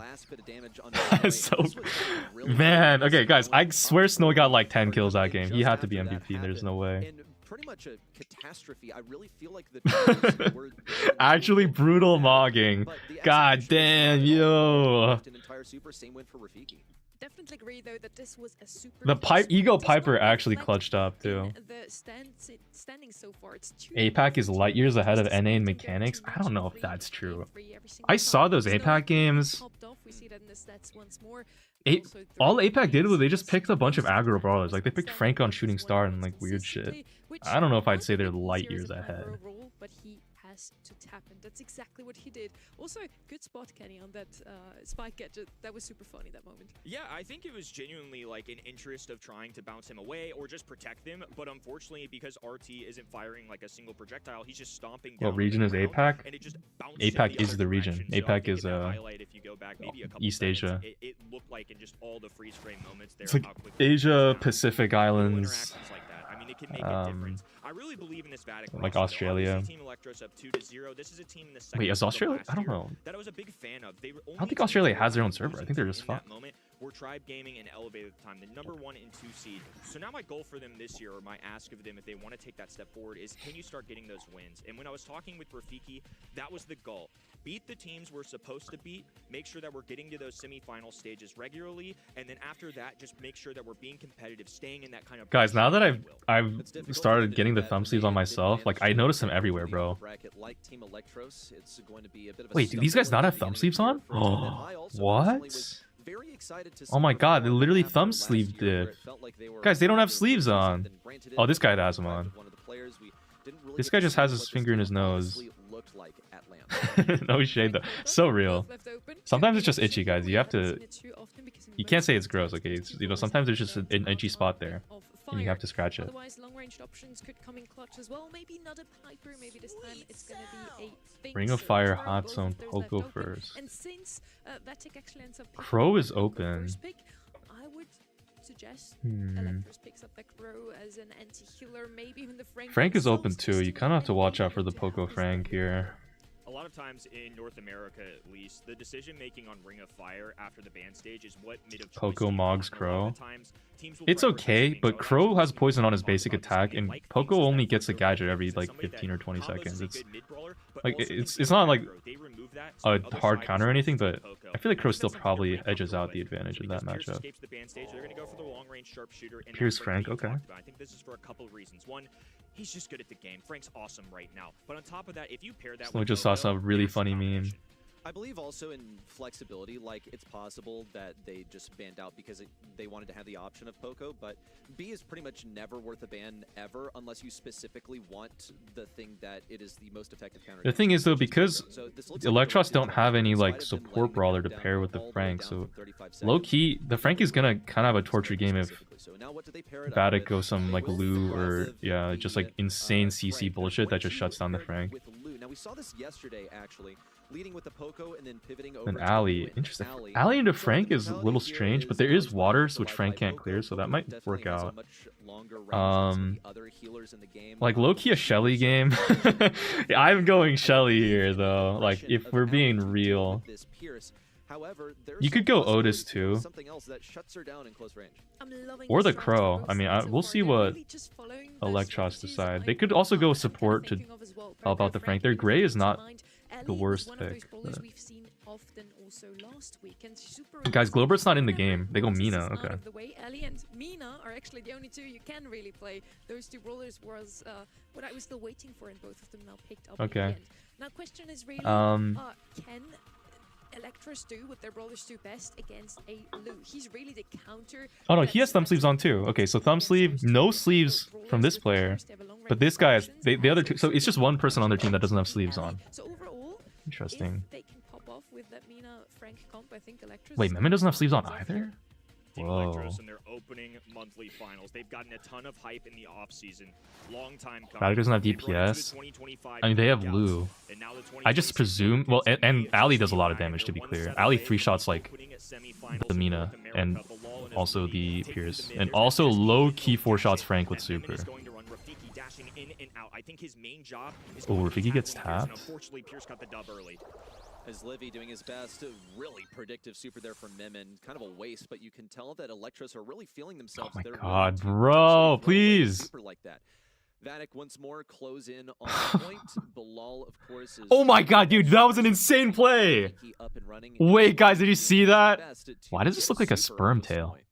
Early lead for Team Electros, and I think a dude, huge what? part of their strategy is Spermatic ass Poco VFX. While Mina, the aggro brawler, is going to be up. Oh my god, dude! I can't believe that Ali just made that insane play. No way! Is Livy's tapping too? Holy shit! Oh my gosh, guys, Dwayne is going insane. super that Wow, no way, Memen with the clean movement, but Poco heals barely going off in time. Inferences on how this is all going to play out. The ideas are there clearly. Just looking at the draft, you know what Lou is capable of here. You know what he is meant to do. God damn! Oh my god, it's getting so close. No way. For him along those obstacles. Oh! Yo, guys, you should have seen that play. Did you guys see that? Wait, clip that, guys. Actually, clip it. That was insane. I've never seen a more amazing, spectacular, glorious play for my goat Snoy. He's also going to find quite a few struggles dealing with Snoy just by means of HP. And Snoy is basically the personal bodyguard of Doan, but he is going to be in a more forward position since he has to stay. Bear with us, folks. We're going to do our best to break this one down, but of course, the players are not going to be succumbing to what we're doing. Yo, can we do it like in the World Finals? Get someone to just like record and screen share just like the one of the players' overhead view. Just saying, if I was on the production team, guys, you already know, I would have my phone camera out with like a phone stick attached to it. I'd be like hovering over Memen's head right now, perched like an owl. But having both of them on the same team can feel like an overcommitment. You know, you can use your picks to deny enemy picks. All right, I don't know what happened, but Electros won the round. Would have been cool to see how they won, but I guess that's for esports premium, guys. You have to buy the premium blast pass to watch the competitive team. Doing's going shield. Interesting. I guess that makes sense in the alley. Snowy is fucked here. Oh, but so is the stream, I guess. Is Livy holding on to a super as well. Another one in the back pocket off the rotation of already having one down. Bro, what the fuck is going on? The much more difficult it's going to become for Team Electros. He's been given a super a couple times now, pretty early on in the game, which is always a hazard, and it's also difficult to execute. If you are playing Frank, you have a couple of jobs. First of all, walk forward and utilize your HP, but also like try and dodge damage along the way. We're back. Okay, Electros have control. Now Vatic has found themselves in the lead, but they lost control. It's a hypercharge expended. Snowy just gets insta locked down and then touched by his Livy. As Vatic dominate this point. Ricky going back. Oh, Memen barely dodges the alley jump there. He's staying alive. He has hyper in the back too. They have to take him out here. Oh, okay. They do take him out. That lets Snowy walk up though. Snowy, I think he does get the Poco down. Oh my god, wait, Snowy just got sold. Okay. Yo, that Frank bug where after the hypercharge, his attack doesn't come out. I don't know why they haven't fixed it yet, or if they plan on doing that at all. Like, obviously Frank is broken and whatever, but he shouldn't have a bug. Like, that's just stupid. If a brawler's strong, you shouldn't rely on like a bug to balance them, you know what I mean? It looks like Electros just win this though. Well, guys, GG, Electros popped off. Last year's hotness in their first match. What is that? I already feel confident too. We're throwing up screenshots on month number 1. I have no idea. I'm not gonna screenshots on month number 1. Yeah, it's all right, guys. This looks like a wagon. I mean, Vatic to me coming in as a preseason. Unfortunately, it seems for all the pollers. So the fact that Team Electros how do you decide the winner for the poll? They were pushed to a lot of game 3s, but nonetheless they got the job done. I think they got the monkey off their back. Oh, okay, there you go. I think Apon got us. This is their opening monthly final. Snowy was talking about in the video on their qualifiers. Damn. 75,000 points just went to everyone who voted for Electros. But it's not quite the same for BSC. This was their first run as a team, a new experience. We vote Snowy. Maybe we've seen some jitters in that very first game, but that was about it. Vatic kind of stomped in this one. 3-0 still doesn't quite pay justice, though. They did win games in each of those sets. For this matchup specifically, did you see the balance changes? Yeah, I recorded a video on them. I sent them over to like my editor guy, and he's gonna put it together hopefully to come out by tonight. Ellie had a great showing, 7 kills overall as guys, recording balance change videos are always so fucking draining. I don't know what it is, but it's just like, especially this month, I think, with the update, they did like 30 plus balance changes on like more than 30 brawlers, and it took me like an hour to get through it. It was so much. Because like, if you have to imagine, right, if I spend just 2 minutes talking about each brawler, 30 plus balance changes is already over an hour. So it's like, it was just like a lot. also just like a huge kudos to the rest of the team. Like, Do we have a name for editor guy? And I don't know if he wants to be named. I can ask him. I don't mind. Yeah. But ultimately, this came down to Lou frequently being assassinated by Pierce at long range, so he was never there to actually deny Frank. And then it's not only do I have to like talk about the balance changes too for like over an hour, but I also have to record a bunch of footage for it too, so which takes me also like an hour to 2 hours. So it's always like a grind from both me and the editor guy to get these balance change videos done. It's too bad that Brawl Stars doesn't give it to me like a day in advance, so I have extra time to get them out. That's only special treatment for the super creators. John editor, yeah. Make sure to vet him. I will say the editor guy is the shorts guy, yeah. No, guys, I didn't fire the shorts guy. I think a lot of people maybe got the impression that like after the shorts incident, I like fired him. But like, I'm still working with him. Yeah. You know, Kenny, I would have said the same about this bracket. A bit top heavy. At the same time, we had 2-3-0 sweeps. So was it? Well, it's just because fundamentally, I listen. I believe in second chances. And like he was genuinely like remorseful about what happened, and like he knows like you fucked up, and I was like, you know, I feel like it's kind of hypocritical, right? If I'm like, hey, I should get his creator code back and get a second chance if like I don't give other people second chances either. And the work that he does is genuinely good, so you know. And then I could see more Right. I want See to who win. to Mamen. I think he was popping a lot. ADS And or what is RLM? I don't know what RLM All is. of these teams, honestly, again, those 3-0s don't really pay justice. Both of these matches have been. You just don't pay him? No, I pay him more than before when he was making shorts. Guys, you know what's so sad about the shorts is the shorts were I burned money on shorts. Shorts were not profitable, but I still burned money on them. But then the shorts were what lost me the creator code. So like, fuck. I got scammed twice over. If you think about it. This is a band of brothers that have been together for a long time in Bobby and Sans, and now they've brought in Patchy. So this is a NA West of old and only realm, of course. Several of them have been around the block. They don't have the success, they don't have the tenure of something of that left-hand side, but they've played in monthly qualifiers, match arenas. All right, here we go. For a long time, but it's safe to say Bobby, Patchy, and Guys, how is it possible that Bobby has the picture-perfect same exact pose as his previous pose when he was in SSG? Like, he does not look changed at all. I swear, this is like the exact same pose, exact same facial hair. Is it Photoshop, do you think? With the KDS jersey?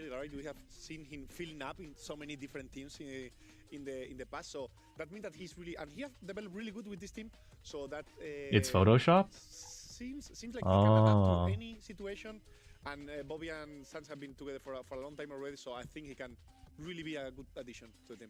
And Bobby's teams were I just only 19 thought he was older. Nah, yeah, it's kind of crazy to think about, like, all these players are so much younger than me, guys. I'm so cooked. Finally broke the curse, so no more excuses. They hopefully make it. Like, I'm turning 17 next year. It's crazy that already we're seeing 16-year-olds that are doing better than me, bro. That I'm really looking forward to. Another that has prevailed in many match arenas, but this is, I think, the first time we're seeing them. David, Ducky, and Sam. Yeah, Sam, of course, going to be coming in here for the squad. A very recent addition, but he's a great player. He's played in monthly finals before. Yo, Ducky's pose does not match his facial expression. Nonetheless, still a great bird. Yo, what? He's got like the cutesy ass like fucking pose, but he's just like a deadpan face. Bro, why does he look so sad? The lighting too, it like covers his face with a shadow. He just looks like a looks like a menace. Yeah, so far the rookies have prevailed, at least in Team Electros, the match we just witnessed. Let's see if the rookies in Owner Realm can do the same against. Taki is tired, bro. Girl, get some sleep. You probably had like a week in advance where you knew the pictures were being taken. There's no reason to stay up until 5 a.m. gooning the night before. What are your predictions? Also, once again, lock in your predictions on event.brawlstars.com. We also have some quizzes for you so you can get those icons, pins, and all the good stuff in the game. Kenny, are you very surprised by this outcome? No, I mean, KDS have 3. Okay, guys, give me 1 second. I'll be right back. I gotta take a piss. Hold up. BRB. Have gotten a top 2 at the World Finals. I mean, some impressive accolades, and you mentioned it. Bobby, I think, has got to be licking I'm his not chops. 33, bro. Tribe on What? the upper Stop. side of the bracket. Vatic on the upper side of the bracket. We've got all of these great teams, at least of last year, on the other end, and now he has a gateway to possibly make it to a grand finals. Obviously, it's not a freebie. You still got to take care of business, but I think you've got to be feeling as good as you can feel about this lower side of the bracket from his perspective compared to past seasons. Yeah, I think Bobby, as you said, almost reached the glory, right? Back then in 2023. Yes. And since then he has suffered a lot, right? A bit. Maybe he could have said that he didn't have the best teammates. He could say he didn't have the best luck on bracket. Now everything is on his favor. Probably he need to. He's here to show up. And let's see if Patch is the puzzle piece that they miss. I think it's been a very rough year overall in 25. Let's see what they can do in 26. And the first map that they're going to play on today is going to be Gold Arm Gulch. The other maps we already know as well. Ring of Fire, we've seen already. Bridge Too Far, a map that we have not seen yet today. I'm really looking forward to that one. Win lane, win game. That's what it's all about in that map. Yeah, it's a really fun map to watch, especially on Heist. I think it's one of those more unique ones where it's not necessarily always just straight up a base race. Sometimes it really is about matching yourselves up against the enemy team, making sure you're getting favorable lanes. If you get favorable lanes, you can actually progress up the map like you alluded to. All right, we're back. Small approach that you can face different, but pretty much is that. It's just skill, win your lane, and get to safe. Skill diff on those two rosters. I'm sure we have 6 very mechanical. To stream at 100K. Just a minute. Gonna be the first Yeah. one. My question on that one. Once I hit 100K, I'll accidentally flash my penis on stream and I'll get banned. That's one big celebration. We're gonna find out in a second. At least I went out glorious in a blaze of water. Am I right, guys?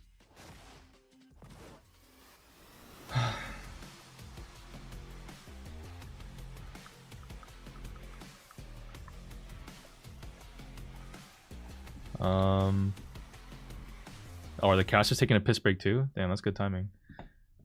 Some unknown quantities. Oh no, never. They're just starting the game. Okay. The right-hand side, and then a team we know so well on the left-hand side in KDS. RT, yes, it is going to be picked up. So we have this question answered. Squeak is also going to have another showing, and Spike. I think we're going to see Spike all day long, either in the back or pick face bedrock. Yeah, I mean, A lot of the same brawlers are being picked on this exact map, guys. Another Spike, another Squeak, another RT. It's like the same shit every time. Are the maps the same for the whole day? But second pick was surprise. Was RT and that Squeak that gave you a lot of flex, a lot of control, really good in late game. So still not safe against throwers. We see this Brock that also good at breaking. But still, I'm afraid. What does KDS mean? Probably will not, but you now it's going to be the same exact kill, death, success. Yeah, and unfortunately, wasn't a winning one. I'll point out too. I don't know. I don't know. Maybe it doesn't stand for anything. Maybe they just like the sound of 3 letters. It's a Turkish esports organization. I don't think it stands for anything. We're gonna see what they're gonna go with as last pick. Have a black flex bowler already in that. Another Brock. This time a Nani is picked. Okay, interesting. Onto the lanes at the beginning. I could still see a take here. We have some squishy brawlers on the right-hand side. I would love a good take, and honestly, also quite. Wait, guys, is Ducky playing again? Wait. Am I stupid? Who is the guy? Who is the 16-year-old player from before? Wait, am I fucking stupid? Not often that you see a Bobby Jean as a 6th pick overall. Wait, there's 2 Duckies? Isn't yeah, Elevate has a Ducky. There's 2 different Duckies? What the fuck? What? Okay, one of them needs to change their name to Goose. You can't have 2 different Duckies, bro. That's too confusing. What the fuck? Ducky with an IE versus Ducky with a Y? Several of them have been around the block. This isn't their first rodeo, but I will say this is a huge test to kick off their 2026. Yeah, I really like that. Are we gonna see the Ducky diff? I mean, that Jean pick because Jean is gonna apply a lot of damage. It seems like surprisingly, but it's gonna be really good because every hit that RT will hit, Jean 99% will hit the pop and will do a lot of damage. I really like this synergy. It's the same, similar to Tick RT, right? You put the mark on RT, Tick, or Mr. Jean will always pop the... You know, guys, what's crazy is, because it's knockout, after this intermission, we might be looking at the exact same setup with nothing changed, where both teams are still alive, all 3. Wait, I'm looking at the reflection off of Bobby's eyeball. It looks like... Oh my god, KDS have the advantage. Oh no, Bobby just missed attack. Oh my god, Bobby missed attack and he dies! Oh. Wait, but they have insane positioning? Peaceful spirits go down. This is a Sans fair lives. fight. Sans Now, dies. Rain makes Troll. the Oh my god, contact. Patchy gets the One kill. v1 Wait, that's a win. situation. Patchy being tested Holy. early, lands the singular shot that he needed. Will be KDS taking the round. Yeah, we can see how important is the pressure here, right? Even if though was only Rain with the first team getting the first kill, the pressure was so high from KDS that still got the game, right? So it's really important that pressure these early games where you approach, where if you go right, you go left, is really important because normally you want to have a slow game, so that you want to push. But for sure the other team will have the same idea, so it's really important the mental game that you have on the early games. Full team fight and how scrappy that opening round. Oh, was. nice shot. Teams to charge so many Oh, super Bobby does charges. not get the catch. Oh, insane pull. Making his debut with KDS count. Unbelievable stuff. Yeah, I don't know if that was they had vision or not. Of course, Patchy just body blocks. insane Okay. for Patchy. Beautifully executed. These are three players historically known in NA, very respected across the region. Now only Realm. Down to 2 members. Hypercharge super available. David doing his best to Guys, I've never heard of Only Realm before. I don't recognize any of these players. I didn't even know they were in NA. Go with another magic hand. KDS, calm, cool, collected. This is one of those that Bobby has said that he expects to win. They want to make sure David, Ducky, Sam, and Razu, and bro, 2 of those names are just straight up first names. Like they're just Yeah, I mean, you can see that we know. they're just like American first KDS, names. They are really chill players, right? They know they have been there. They know the pressure. So they are. Even if they win, they lose. Only Realm gave KDS GNRT for some reason. I mean, I don't even think GNRT is necessarily like there are answers to it, right? They were already making all Realm to hide on the bush. So even But yeah, I guess they didn't necessarily go any answers. Although, in theory, RT shots are not like the easiest to hit, whereas Brock's are. And Nani's are, in my opinion, a little easier to hit too if you aim it well. Like if you just open up the map, you should have the advantage. We don't get that much. We are full HP. You are gonna die. Patchy, though, still Oh my god, wow. Okay. But on the other end, it's going to allow Ooh. Ducky to have Oh. pocket. I believe Spike up top there is going to have one. I can see the circle as he rotates towards this right-hand side. The only one left. Thought Patchy retired. Well, Patchy was helping out Elevate in that whole fiasco last year. And then the only motivation for that is to try and avoid giving more utility to the enemy team. Yeah, I mean, RT at this point all of the Elevate guys kind of just migrated to different teams. So Patchy's now with KDS, Diego Gamer's now on Tribe, which is kind of a goated signing, honestly, for Diego Gamer. And I think Vegeta's the only one who kind of is he's just on an unfortunate team. Just off the marker as well. I think he's still on Elevate? Oh. Oh? Oh? Oh. What happened to EveX? Well, bro's not playing in competitive anymore. Kind of such a waste, too, if you think about it. About 83, I believe, 85 roughly %. We're siding with KDS, so only Realm, not just underdogs. Like EveX wasted such a good opportunity. It's kind of crazy. I can't believe it. Unknown at this point, and they are facing Bobby, probably one of top 3 most famous players in the world right now. So yeah, I mean, for the outing is completely normal, and I hope they can show us that the outing is wrong, right? Ooh, an early lead Okay, here for nice KDS. pick. Nice tap there from Sans, doing much better to start out this game number 3. Felt like in that game 2. Well, I don't think EveX is a Subway. He's probably planning on going to college and shit. So he's like, you know, just doing the normal life stuff. But Bobby can just simply get a few taps in there. David doing his best. He's being pinched. Everybody's just going to get supercharge off this man, and Bobby and Sans will walk into the next round with a super. EveX is playing with Jar and Chino, but he didn't qualify? Really? Damn. I didn't even know. I'm surprised people are still teaming with EveX, actually, after all the crazy shit. Like, I wouldn't even take the risk, even if he is a good player. But maybe he's, like, turned a new leaf. Bobby gets a nice gadget. He has super. He could have maybe pushed that. Yeah, you can see him tiptoeing his way up on the top side of the map, so I think there's going to be a little bit more team Just play. playing it safe. Yeah, they're going to play a bit more slow. They try to go aggro, didn't work.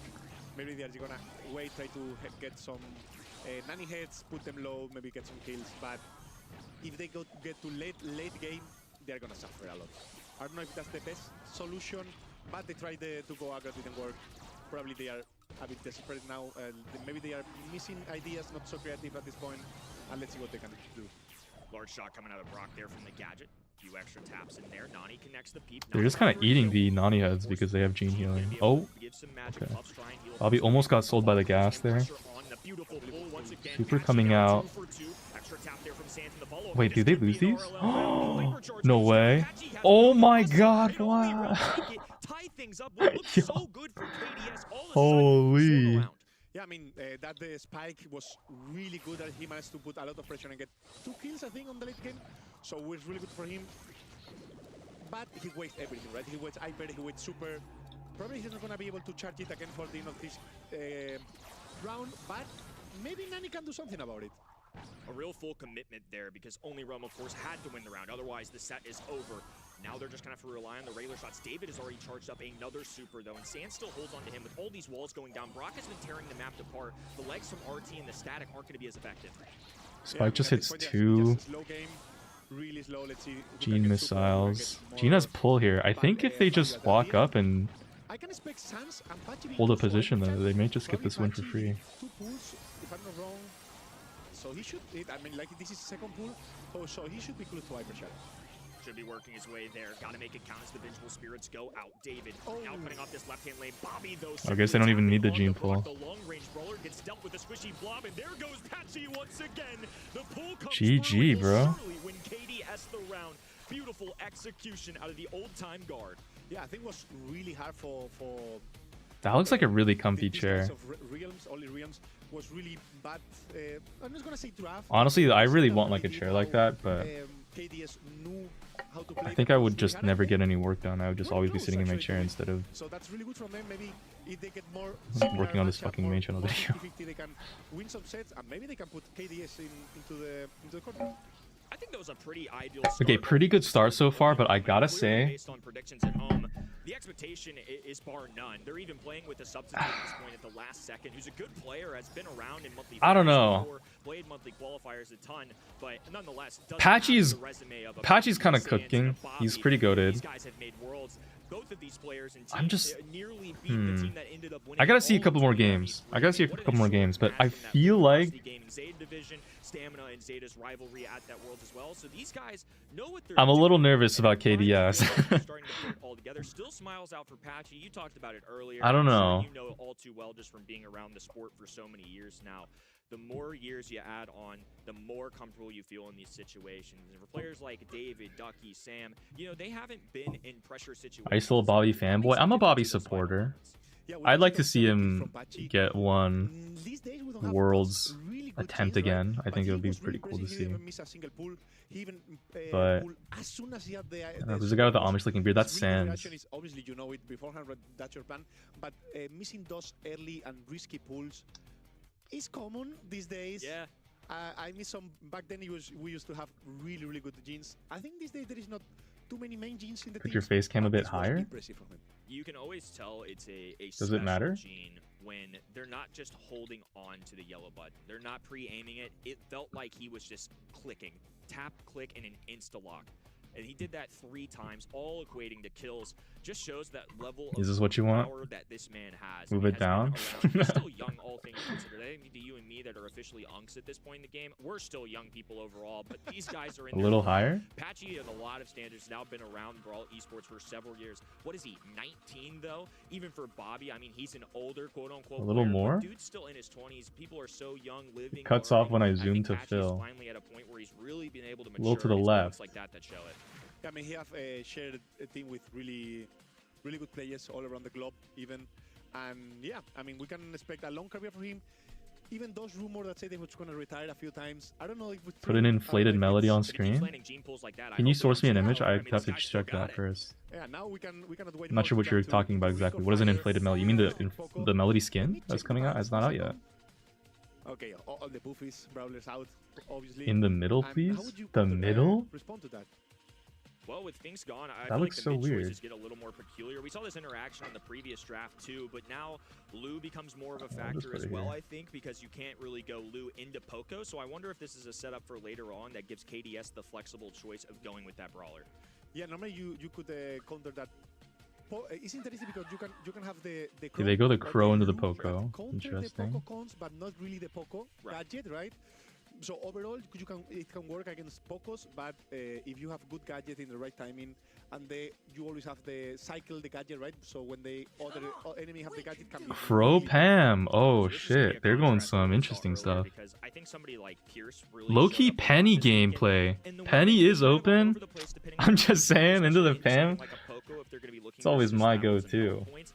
I think it's Go really like tough. Penny Pierce is a great plus brawler, Mina. but you still have to make those connections, And that's make peak. those taps, and obviously if it's brawlers, obviously Frank banned, but even if it's Low-key some other dodge. assassin, they can really have a field day with somebody like Pierce. So I think you have to be cautious still, and I think that's why we see brawlers like Pam still show up on this map. It's not always Penny Mina most 4-5, that's prioritized in, goated. but Scrap Sucker is really effective To at go bringing down Lou. the powerful Okay. brawlers.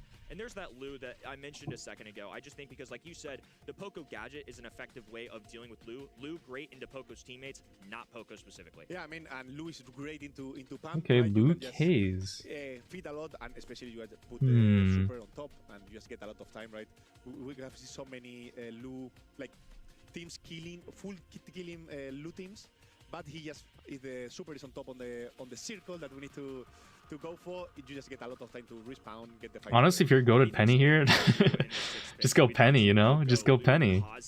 I mean, what kinds of brawlers, even if you don't have a specific one in mind, what mold are they looking for? They go Mina, Obviously, the okay. Mina came through, but what was the logic behind that? Yeah, I mean, behind to counter a Cathe, there is two options, right? Either you go for a full counter of Cathe, it can be... What's this? That's the second time I'm seeing someone mention clavicular in my chat. Who is clavicular? I don't understand.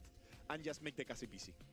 I know what it is. It's like it's the collarbone, but I don't know. Is fierce. Obviously, Lou with the freeze, very A lot of people keep talking about it. Zone. The super will be able to circle around it. I don't like the KDS draft. It's not always about the kills in this game mode. The K's is a little strange. I think you're maybe just not used to seeing it outside of Heist. But K's supers are good in terms of taking space and positioning, right? It's like a Sandy super. So we'll see how it goes. They had a great performance in that set one. Yeah, I mean, we're gonna see something really similar from both sides, right? If the Lou can cycle enough supers, it'll be very good. If not, then it's troll as fuck. You are dealing with the aggro, right? We're not gonna see 2v2 and 1v1. Oh, but I guess we'll never find out how many supers the Lou can cycle because everything is frozen. And probably Mina and Cathe are not gonna fight too much against each other. All of RLM is in the middle of the map right now. You can see it there. Patchy's low HP, likely a goner, even if he survives. Poco is not somebody that can play very aggressively alone. Not a solo play kind of brawler. To your point, a lot of the times on this map, we'll see a couple brawlers engage in the middle side of the map, and then depending on their assassins, in this case, Kaze, Mina, won't always... Damn, guys, I can't believe Finks was banned, but somehow he's still in play here, fucking with this whole game, dude, with his time stop powers. And just distract the enemies. You're forcing them to move their way around and flank off. That's taking more Guys, is this actually a reference to the fact that next update, we're gonna get an addition to Finks' trio? Oh my god, that's such a goated reference. Brawl Stars is doing such amazing advertising for their new brawler Najda coming into the game. That's so cool. Patchy with a really nice pinch. Cleanse gadget. Kind of come in clutch for the Bobby healing here. Starting up the middle of the map, looking to try and build a little space so Bobby can more play that back line. Bobby has super, really nice taps. Bobby does not hit the pinch. Bobby does not hit the pinch. Bobby does not hit the pinch on Ducky. Oh my god! Okay, so that was a little scuffed. Heal kills the crow. Yo, how is Patchy mechanically diffing people on Poco, bro? That's crazy. Holy... Yo, what? That's crazy, guys. Damn. Yo, Patchy with a W game sense. A weaker player would have just gone for the heal and ignored the person in the grass. But Patchy, every time, he's hitting them with the supers.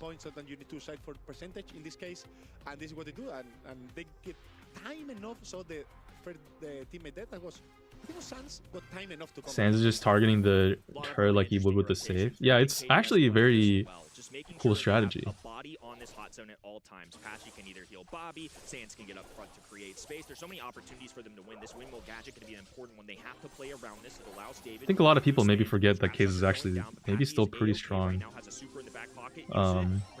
Because they only see her on Heist, right? It's like feels out of place to see her anywhere else, but she's actually still kind of holding it down. I honestly, I feel like you could maybe even go her on gem grab too. But maybe that's cope. All the time, so yeah, we have Poco cleanse. Well, dive in from Pro. Oh, Doesn't weird take play down from Bobby or Ducky Patchy. there. I mean, He puts just a kind of little bit of pressure dodged on his him, own but bubble and David, died. even despite having a healing station established, just hasn't been able to move up the map. That's at another all. K super on the PAM turret. Gets a second K super off. Maybe a little bit wasted there, unfortunately. Poco lives the dive from Mina.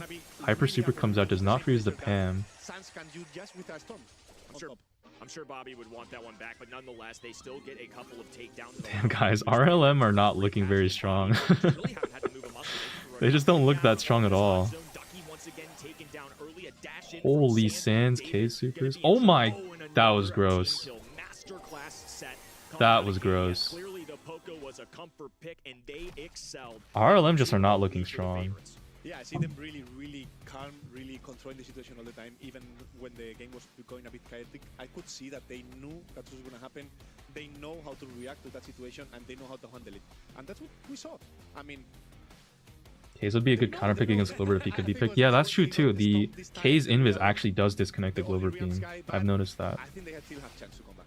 Yeah, I think looking back on that too, you mentioned it felt like, or at least in the stats, that Poco was somebody that was played a ton by KDS. You see the bans on that top right there. Spike Answer is since 2020. Even if I know that they're comfortable with the Poco, do you really want to give up any of those bans for Poco, knowing that it's a KDS comfort, or do you still stick to the same thing? I mean, depend of your strategy, right? Sometimes you just want to ban what it's... KDS is making them look weak. Maybe. Honestly, no, Patchy is very good. Guys, I feel like Patchy's been the MVP so far. He's kind of popping off. And just to surprise. We have seen that in the past, we have seen that yesterday, we have seen that last weekend, and that works. So why not? I mean, you have... I feel like it's kind of hard to judge how good Bobby and Sans are playing. A lot to lose, so you just need to impress. Definitely giving it their all. Definitely not as strong of a set, though, in the second one compared to the first. But clearly, David, Ducky, and Sam have shown... Oh, the answer is not since... Did I say it's 2020? I meant 2022. I don't know, I voted on the wrong thing. Wait, guys, I clicked 2022. Did I say 2020? I'm so fucking stupid. Yo, my bad. I was I was like thinking about something else. I think I misspoke. Get trolled, I guess. Late epic troll face. This one, to me at least, and like Sonny said, strikes me as a little more unique in the fact that it really is skill diff, as you put it. Yeah, I mean, you always, when new rookies come out and you don't think qualify, normally it's because of a skill, right? You want to climb the ladder and then kick it afterwards? Climbing the rope and then cutting it below me. Am I real for that, guys? And this is their chance to prove, right? This is the chance to show that they are more skilled than Bobby. No, I'm not saying, like, guys, like, don't get me wrong. Sans and Bobby, obviously, they played well in the set, but, like, skill in Brawl Stars is kind of relative to how bad the enemy team is. Like, right? Like, a stat is not going to show how objectively good a player is. It's going to show how good they are relative to the enemy team. I'm just thinking, if I saw this KDS perform against, like, Tribe or Electros, I don't know. Or even, like, Guesty's team, you know what I mean? It's just like, do they have a shot at Worlds? Like, Yeah, this feels new. I mean, it's very rare that we see but it's because it's banned all the time. Yeah. It's really strong. Bridge now. too far. They go. You have a lot of range, you have a lot of damage, especially. You are even, or you can decide if to have even more range or even faster, so it's easier for the 1v1. Nani's open. Honestly, I'm just going Nani here. Insane amount of damage. I feel like KDS had to intentionally do this, right? Just Colt being banned so frequently, I think they probably anticipate that the right-hand side is going to grab a Colt just out of how much DPS he can do. With buff, he's significantly better, but their way to combat this so far has been 8-bit. Somebody I don't feel like we saw as much maybe in EMEA in the East Asia weekend, but it feels like it's still only the first monthly finals, so it's come to light a little bit more. Yeah, we'll see how things go, but the basics. I don't know if they're gonna like drastically change month to month, you know what I mean? Like, honestly, okay, SSG last year they did have that kind of lock-in moment, I think, in LCQ, but once again, this is all about the damage. This is all about the objective, and this case the objective. Or sorry, not LCQ. They didn't even have to go to LCQ. They dodged LCQ because they popped off in the monthlies. Melody is open, yeah. Really good, so you will win the 1v1. So it's really important. Low key, whip out the. You can go like Nani or even whip out the Finks, guys. Whip out the Finks here, low key. So goated. Is that too psychotic? hold 8-bit or Rico or just help the call to get to the safe. Now you have much more flexibility to build your Mina is So open this too, 4 or 5 technically. pick, they're going to be looking for more independent matchups. Mhm. Kind of why I think Free to play they're Nani or if they pick, just wanna real. overwhelm them with damage, they can go that direction as well. So Nani, a sharpshooter that deals well with sharpshooters, will be a great lane matchup into Brock if they choose that. Obviously, they get one more selection here. Now, depending South on the America position, went of course, Finks here, did they what are you really? looking for? What are the kinds It's of draws on like, this you know, map into that you Colton, specifically look 8-bit and stuff, and Brock. I mean, Piper is really good. It's not the That's why we see worst Nani, pick in the world, but it's just Bell, well, Bell is banned, but any you have to skill diff. It's a little snipers sus. have a bit more range than Stop abbreviating South America. We're gonna see something like Piper, even though you're not seeing Nani and Eve, I Wow, think guys, it's SA really good, but it's not so at all. good. The Love issue that is region. We'll see a lot the call, so if you have anything to destroy Shoutouts that to SA guys. Where are my SA goats? call, We would also add to the logic behind this 4-5 turn of Eve, who has spawners doing well into something like a Piper, of course. Had a really Instead, delicious going cheese to go pizza with the low other base. day. Yesterday, I believe we should be looking Love for this Club brawler. I Penguin. know in EMEA scrims it showed up just a little bit here and there. Why is it popping off on this? I think since the lanes are not that wide, it's really easy to maybe not get the kill, but hold really easy.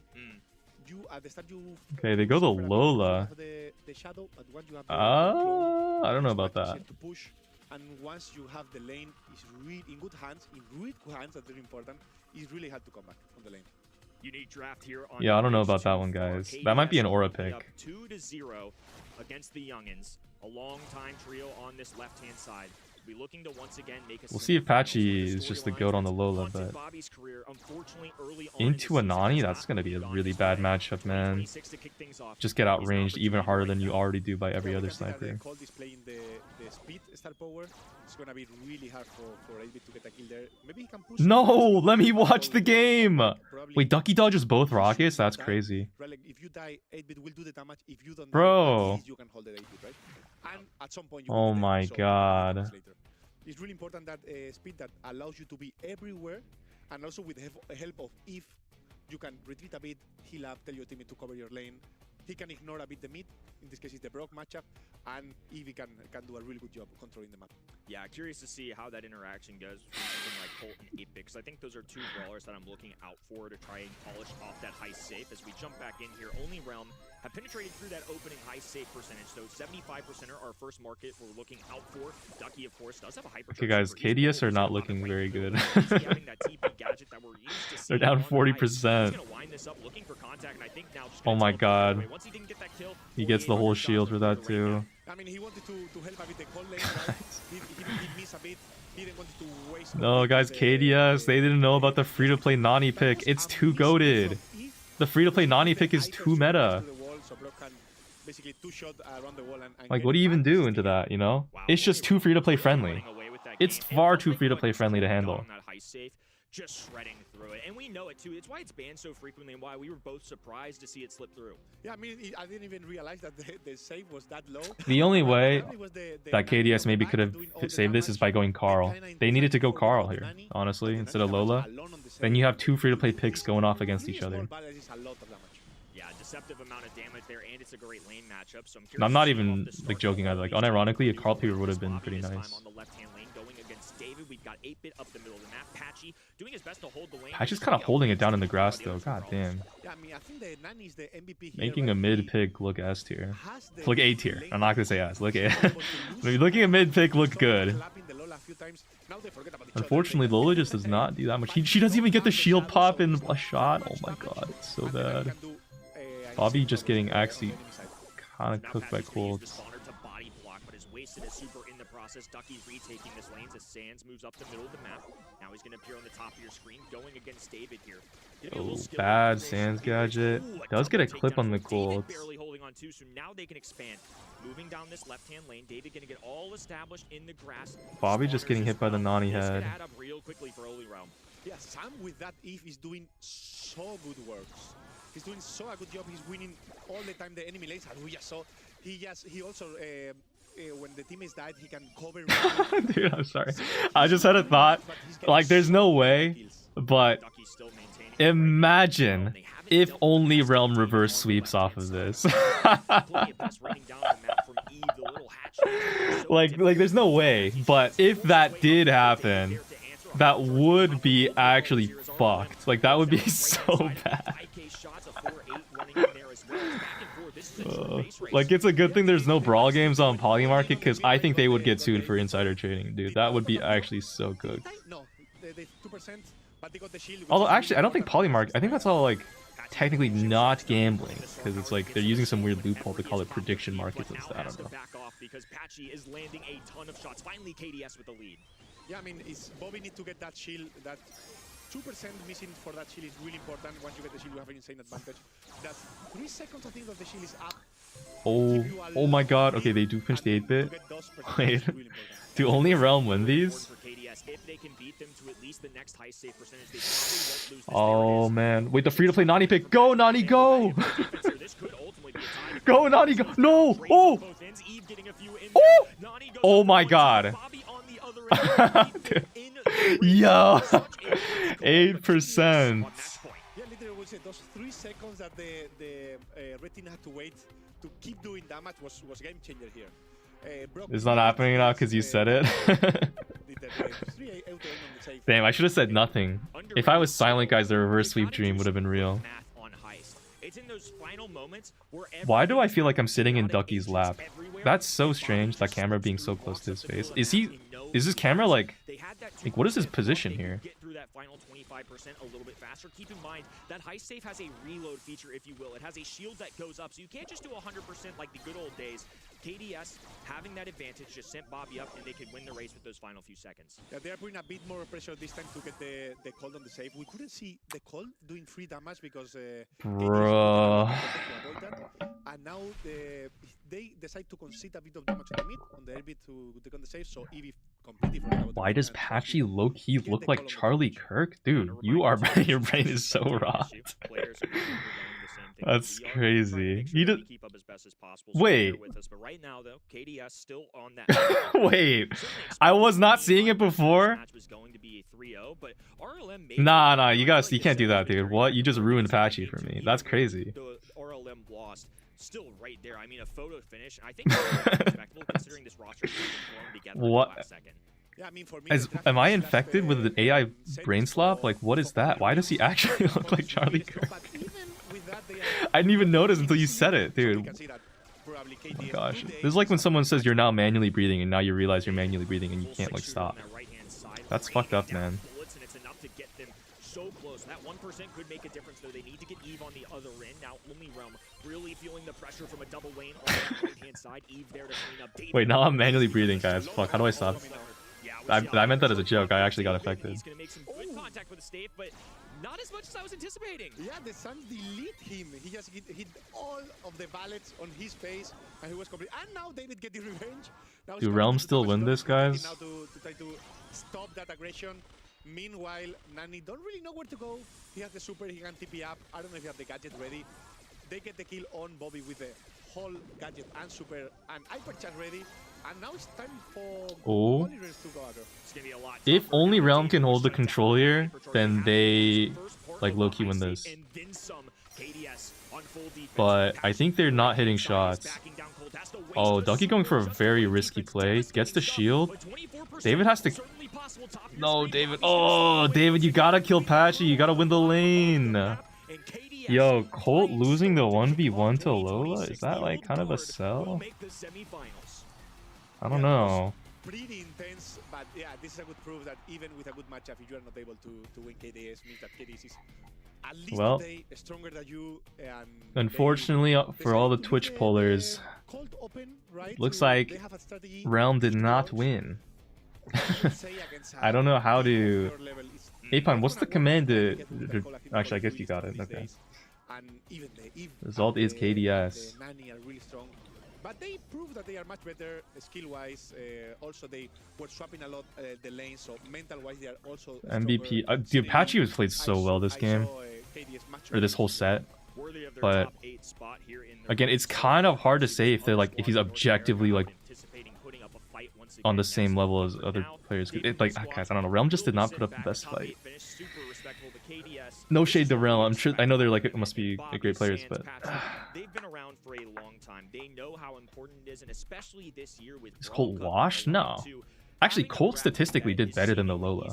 It's a new year. But You never know. But when Tribe Gaming, Vatic, Team Electros are all on the top, Elevate, who made a ton of grand finals as an I think just as a last year, team, they just you didn't gotta have be licking it. your chops. Real opportunity here for him. What can I say? The All-Star guard still got it. Only Realm have a With substitute, by the most way? kills, but What, we Sam? mentioned it before, it's not Sam did like pretty good. Wait, what, is Sam a sub? Who's supposed to be playing instead of It Sam? was super close in that last one. Razuen. Another 3-0. We only had 3-0 sweeps today, Pedro. What happened to I mean, Razuen? yeah, I mean, this is so boring.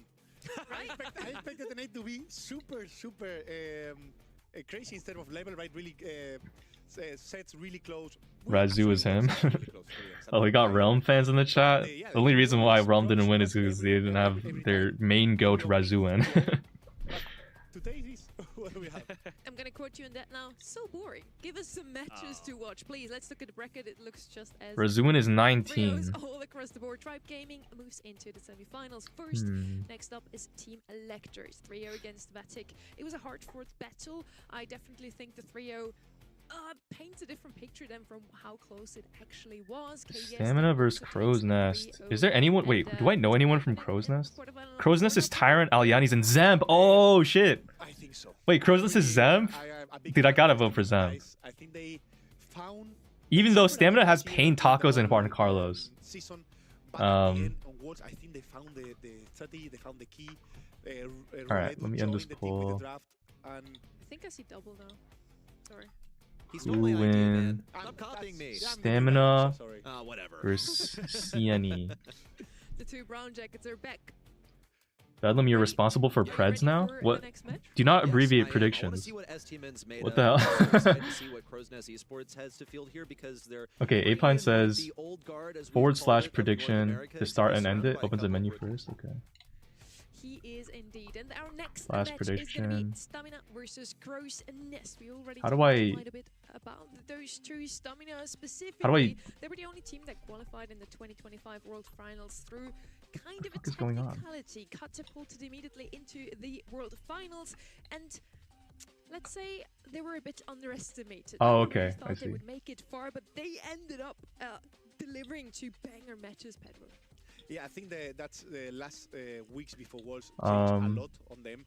They found I believe they found the strategy. They found the important pieces that they need to touch to succeed. Also, with I was saying Roledo as a new drafter. I want to believe that they learn from that. They study what they did wrong and what they did good. I think I got a it. lot of things, and they're gonna be able to apply for this season. Alright, guys, and put your I votes in think on I believe Twitch that if you we're want gonna to see gamble a points. completely different stamina this year. They finished 4th in an A overall, never really beat Tribe or Elevate last year. The Can't do Giants anything with the went channel far points, in but this match. Now, you World can Finals, you as can just mentioned, accumulate they them are forever, beating, and I think some that is huge clearly teams like State Division. quite What was the value. difference between season versus World Finals, Rick? I legitimately You can think press a they button were that does nothing. really seriously underestimated at the World Finals. It was really the talk of the town. Stamina has a How do they sneak 25% in scrim number rate. one? Everybody's voting These for guys are the Stamina. weakest opponents in all of the World Finals. Damn, They guys, turned out to be what is weaker going than on? people expected, but I still have to question whether they were really Are Stamina that strong good? or I whether actually they have were not made of seen stuff anything to really beat the from division Payne or Tacos on or an Juan ordinary Carlos, day where they were I feel properly like, respected. at all last I year. think Crow's Nest Esports are going to give these guys the respect that they deserve. You know, STMN came in looking fairly strong. I don't know if Zemp is like the Qualifiers, GOAT, but Crow's Nest Esports, this squad, I they're taking think, things you know, I have like a one step at a time. personal They're connection with just it, trying so. to win this quarterfinal before moving on. Then on the other side in Crow's Nest, we have Tyrant sticking. Stamina's with the not best losing, they're all most amazing experienced players. player on that roster. He was in Pioneers last year. Maybe. And I wonder, Reddy, what happened to that roster last year? Yeah, it's really curious. Unc, what the because fuck are you it doing with the started predictions? off What do you mean? pretty What am I much doing with the Him predictions? being part of a squad that was around for so long. He teamed with Zulon for many Can we make the years, Preds? First wearing What? badge of Omen Elite, then being picked up. Did I by fuck up the for several prediction years. somehow? And that's really where things were left off. Played with Pioneers in the past also. And we saw Zulon actually go to a different roster where he's now playing with second best. We also saw Fade completely withdraw from the game. So he's split. How did second best perform last year? Not that Between him and great. Zulon, he's the only one that's made a monthly final. And we asked Tyrant I think how he- hopes to follow up on the success of the last couple of years. Yeah, he was. I don't think it was that good. I don't remember, to be honest, which I think is not a good sign. Your previous couple of years with that tribe roster. Well, that is definitely the goal. We're gonna start small though, because obviously, as a new team, we have to figure out our synergy. Yeah, the predictions give you channel points. Some guy. So it's gonna take a little while, but I feel pretty confident in our. Please do not abilities, although we abbreviate can predictions reach and there channel eventually. points. After very successful years for Tyrant, now with two rookies, I think you can say, at his side, and as he says rightfully, you first have to get into the stride. Pedro, how do you usually do that with your teams? How do you build that trust and communication? Yeah, I mean, I see Tyrant has so much experience behind. Yo, Zemp shaved. He looks way younger without the facial hair. But he has been in so many different situations. So yeah, he understands that needs work. Guys, I saw a pic of Zemp that was like, I don't know if it was leaked or something, but he had a pic of him with like a full beard. And he looked like mid-30s. But he's actually like 17. He's super young. Trust and work together. And Alianis left his comfort zone, not playing with an all-Mexican roster anymore. What do we know about Zen? I don't know if I still... Well, he played in pretty much one thing of note last year. He played in I don't know. North America, did fairly well, gained notoriety for being like a fully bearded dude at just 17 years old. it's something that Zemp is 17. Yeah, he's a young guy. Just a FYI. But he is the team drafter. He is the brains behind all of the madness because Alianis, Tyrant, these are both players that are known for their execution, and Zemp is going to be bringing the drafts to fruition. Let's see those brains on our first map of the match. He's younger than me with a flip beard. Bro, Zemp has really nice facial hair genes. I cannot grow facial hair at all. It grows so Why does Mandy look like that? What the fuck? We are on the ring of fire. Yeah, I grow hair like Master Shifu from Kung Fu Panda. I just look like some kind of Asian sage, but my hair is not nearly like white enough to actually look mature. I just look like a prediction, we'll say, but abbreviated. If you catch my drift. Discussion, but Pierce has always got to be something on your mind. Another main character of this map that I'm always keeping my attention fixated on is the aggressive. Sorry, we're on Ring of Fire, Poco Band. Crow is open. Really important on diving those backlines. Now they've been banned out. I think that this is a pretty. Nina's open, Pierce is open. Okay, they go Pierce. Pierce looks like he's made of cloth in that animation. Is that just me? Right, you will win the mid lane. You could expect some anti-tanks in the mid, right? Because Frank is open, because Mina is open, so you need to be ready. Pierce will win the 1v1, but maybe they cannot protect himself if you force him to play shield gadget. So I would expect in the opposite side. Yeah, it looks like a Gmod model. I think the lighting on it looks very strange. Okay, and the Mina obviously, right? But Mina. they need something in the mid that can stand by himself now to be ready against Frank, to be ready against Pierce 1v1. Maybe Pam, we can see another Pam again. We can see maybe, yes, Poco is banned, so you cannot really go this Draco comes, at least you go with a Grey TP. So there is too many options actually right now. Lou is actually also. Wait, I think I made the predictions last too long. Pedro thinks would be a brawler I'm looking forward to. Very, very good on a map like Ring of Fire. Just one. Okay, I'm gonna end the submissions. That can stand strong in mid. Frank is the most picked brawler on this map so far, but he does not have a Poco behind him this time around. So let's see if they're actually going to Frank him up with maybe a Guz, a Byron. He needs some support, I think. Pam could also be a good shout from you here, Pedro. And then on the other side, we now need something to address that. Because That's kind of tough. I feel like you gotta go Shelly here, guys. Low key. Gotta whip out the shotgun Shy. Be overstepping really a little just to go with that aggression. I don't know if I'd say it's too early for a Frank pick, but yeah, okay. It's just like there's not much that's there. Like Ali's banned, Lou is banned, right? So and Frank and Spike are also banned, or not? Sorry, Ems and Spike are also banned. So Frank is not necessarily like bad. If they go like Shelly Otis, it'll be kind of tough. But Shelly Otis means that they don't have too much aggro themselves. Next selection, however, how they go are you Kenji. Going to get your aggression, because you have the safety, you have the defense. Kenji's going to be getting up in their faces. I think Kenji's a pretty worthy matchup for that Mina, honestly. I think it should go okay. But then now you have your last selection. So is Crow mid weak here? I feel like Crow mid would be pretty valid.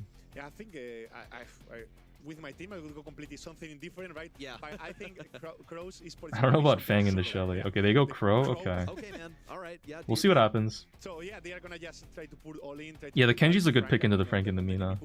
Pierce is also just gonna fart out so much damage this game. From behind, while the other two make space. It's not gonna be what we have normally seen. This matchup is 2v2 on the mid and then some aggro. I mean, this could go either way. I don't know. I think the Pierce If this was my match, is I would scary, definitely go but with Stamina's having so much Pierce HP is maybe They're better on saying hot zone. We'll see what everything happens. On the other side, except maybe the Crow. Crow is definitely a good last pick here. I almost saw it on the other side just to prevent any heals, but they don't have heals on Crow's Nest anyway. So let's see how things are going to go down here. First map for Stamina versus Oh, Zemp gets a nice gadget. Opens up the map. Does not hit the Shy Lee. You get the pinch though. There's no heals on either side here really, so you just kind of have to thug it with default healing. I wonder how many people went health gear here. God damn. Oh my god, another. Yo, Zemp is nice with the gadgets. He's hit every single one so far. Okay, Sigma Aura.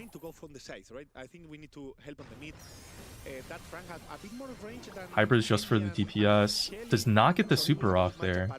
Aliani's pinches. Oh, dodges all those Pierce shots. God damn, that was nice. Crow jumps in. Hyper on a half HP Shelly is interesting. Should not lose the 2v1. Okay, way super for it. Zemp goes down. Tyrant just needs to live here, and he has Hyper. He can jump in and take so much space. The Crow's Nest Esports have an ace up their sleeve. It's Tyrant with a hypercharge, pops the shield first, then dives Juan Carlos, the most vulnerable brawler. Tyrant keeps his distance from Pain. Oh, wait. Are they going to struggle here to finish this out? No way. Aliana's just getting zone time right now. That only was 4% for one whole life. Oh my god, are they running it down? No way! Yeah, okay, they what? No way. Nah, guys, they're actually running it down. Like surely not, right? Oh my god! Oh my god! Oh my god, no way! Nah, guys. Bro! That's so fucking troll! That's so fucking troll! Dude, they're just running it down. But even still, that was pretty hairy right there. I think Crow's Nest Esports lost focus way too early. They saw that they only needed 10% and they started feeding, going one by one, staggered respawns, never. Alright, well maybe they've okay, honestly though, that kind of staggering, it could have actually worked as long as they weren't facing a Pierce. Pierce just has infinite ammo. Like you can't really stagger that because you just feed like fucking crazy and you never, like Pierce never runs out of resources. He always has infinite ammo. You know, it's just not really valid. That was pretty bad. Dude, after Zen played so well too that first round, like the first half of it. I think Aliani's might have low-key wasted the Mina super before the previous round. He has super now, uses it on the Shelly. That's a nice kill. Wasted the Frank Buffy gadget. Oh, there's a lot of mind games going on there. I don't know if you guys noticed. The Frank didn't use, he like covered the super but he didn't use it because he's trying to bait the Kenji to use super so that Frank can then go for a super afterwards. It's kind of one of those things where whoever uses super first between the Kenji Frank matchup loses. But Takus is being very patient. Gets a super off that time. Okay. Sieni has to somehow get a very good like hold here. Oh, misses the Buffy. That's not good. Shelly super goes through the Mina bubble. Crow jumps in. That's a really good jump actually. That takes a lot of space. Oh no, Aliani's waste hyper and Frank waste super. Oh my god, that's so bad. Oh no, dude. Oh, nice trade, but it's too late. Like, no, that's so fucking unlucky, guys. That's so bad. How do they lose those? Diabolical. That's actually so diabolical. They are not trying to work together, in my opinion, and that's make them lose. It's hard to be in the lead at first and feel so confident in your matchups, and then watch that all stolen away from you when you're 10% away from victory. Oh my god, man! It's just like what are we doing? Oh, look at how much ammo Juan Carlos has on the floor just from the infinite piercing. Like that's zone. Zemp playing with Yikes. Yikes. Yikes. It's really difficult to find that comfort. Love the jubilation on Juan Carlos's face. Do you think it's still worth to max out the Pierce? Oh yeah, no. Right now, guys, Pierce is getting no nerfs, by the way. I saw the balance changes for this upcoming Tuesday. He's getting nerfed. His super is going to take 10% longer to charge. 10% of the supercharge rate being nerfed obviously does not matter. And he's also getting a hypercharge, so it's like, who really gives a fuck, right? He's gonna get net buffed in my opinion. His gadget, the ammo reload one, is gonna get increased in cooldown by 2 seconds. Those are the only 2 nerfs to Pierce in all of the next update. He's getting a hypercharge. Right now, the Pierce ammo gadget, I believe it's 16 seconds and it's gonna go to 18 seconds cooldown. It does not matter, bro. That shit is still broken. And his shield gadget, by the way, is still on like a 13-second cooldown, I think. So yeah, like 10% supercharge rate nerf is, I don't even know if that's like, maybe that's one more shot. But the slow on the star power is not being nerfed. The amount of ammo that he gets is not being nerfed. His super damage is not being nerfed. He's getting a hypercharge. Like nothing else about him is getting nerfed. So no, his damage is not being touched. Pierce is going to be broken. Real quickly on Tyrant, he was not the team drafter in all of his years with Tri-Gaming. In fact, is it still the best use of gems to buy hypercharges from the shop? Probably, yeah. If you need the coins. It kind of depends on what you need, right? If you need coins, then yeah, buy hypercharges for gems. If you need power points, then buy the Buffy offers. I need to respect that because they went with an all-in comp, right?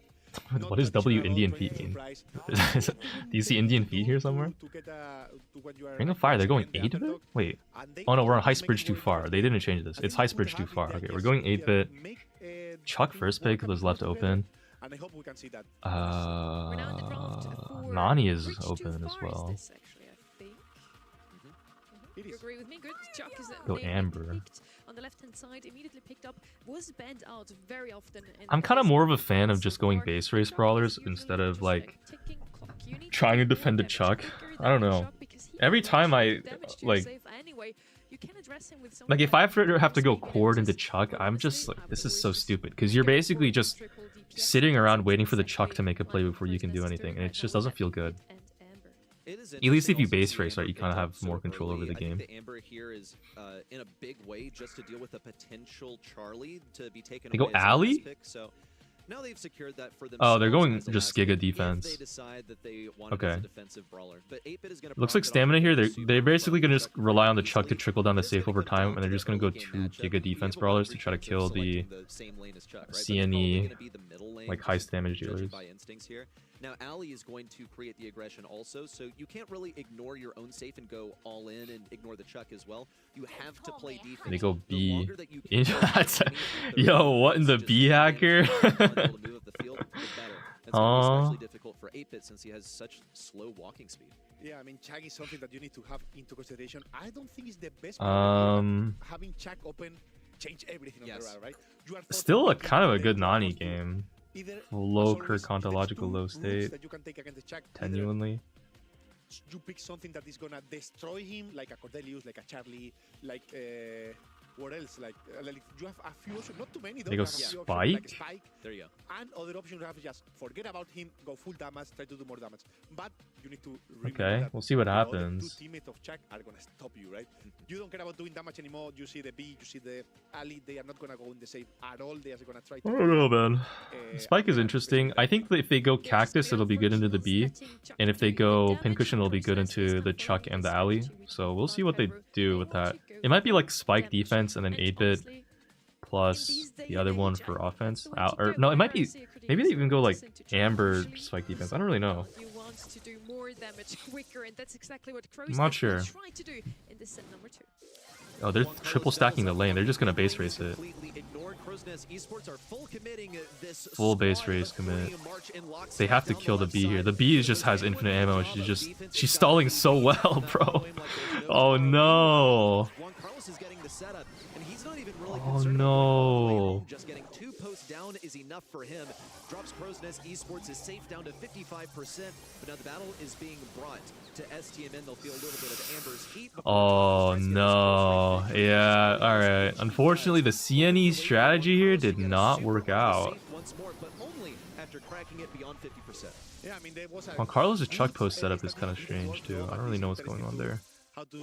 But when you see teams that approach a thing, I mean, like CNE are down too much damage here. Like they really need to win the base race, and it's not working out. So might be cooked. Look at the matchup as well. Taco's just 3-shot and 8-bit, and when you see that, you know it's bad business. All on the safe as well. What do you mean the post setup is strange? And this is only the inevitable. Juan Carlos is going to be supering up the map. I don't know. I feel like I think if his middle, not the middle post, like the post towards the middle of the map was a little further back, maybe he would have be able to prioritize the safe damage. I'm not sure. Is it a double hit post setup? Yeah, I mean, I would like to also point that Stamina did a few micro mistakes. I could see that Ali missing a jump. Also, Juan Carlos with the Chuck not activating the super at the right time, so you don't hit the 2 shots, you only one, so they can do even better. It looks a little close, but maybe that's just I'm not used to playing Chuck. You know which one is supposed to win, but there's always a bigger fish, and if STMN is making mistakes here, what does that spell for a semifinals matchup versus Oh, guys, the B is not hacking. I don't. I assume that he's not hacking. I mean, I don't know that for sure. Is that a double post setup? That looks really close to the high save. I don't play enough Chuck to, I guess, know this. But doesn't quite get the STMN safe down to 75%. So it's a match on the tempo so far. First shield broken open on both sides. He messed it up this time. I expected the Spike to go more defense this time to try to go to stop that Chuck, because he would have played the other gadget, the stun one. You destroy him. I think you have to destroy him, just hold his face and kill him. But he have the cactus, so he cannot. Why is he putting it so close to the high save? So to do that, so yeah, he just needs to go aggro.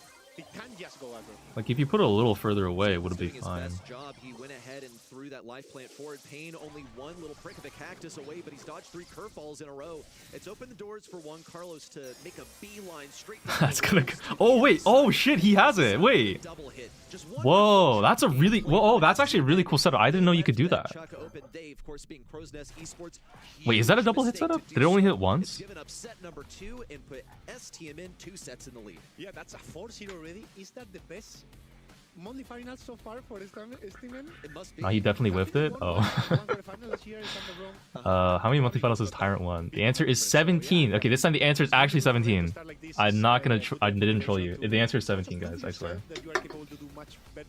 So yeah, it's a really good start for Stamina. Do you know when the update drops? I believe it drops on Tuesday. Not going to break that trend. The 24th. Today it looks like it might be a nice, efficient North American monthly finals, even though we want to see more. So what's up, Crow's Nest Esports? Where's our show, huh? I paid good money to be here and witness a monthly final. CNE is not looking too hot so far, guys. It's not looking too good. Just looked unstoppable. Poor Zem. Esports with these drafts just have not been on point.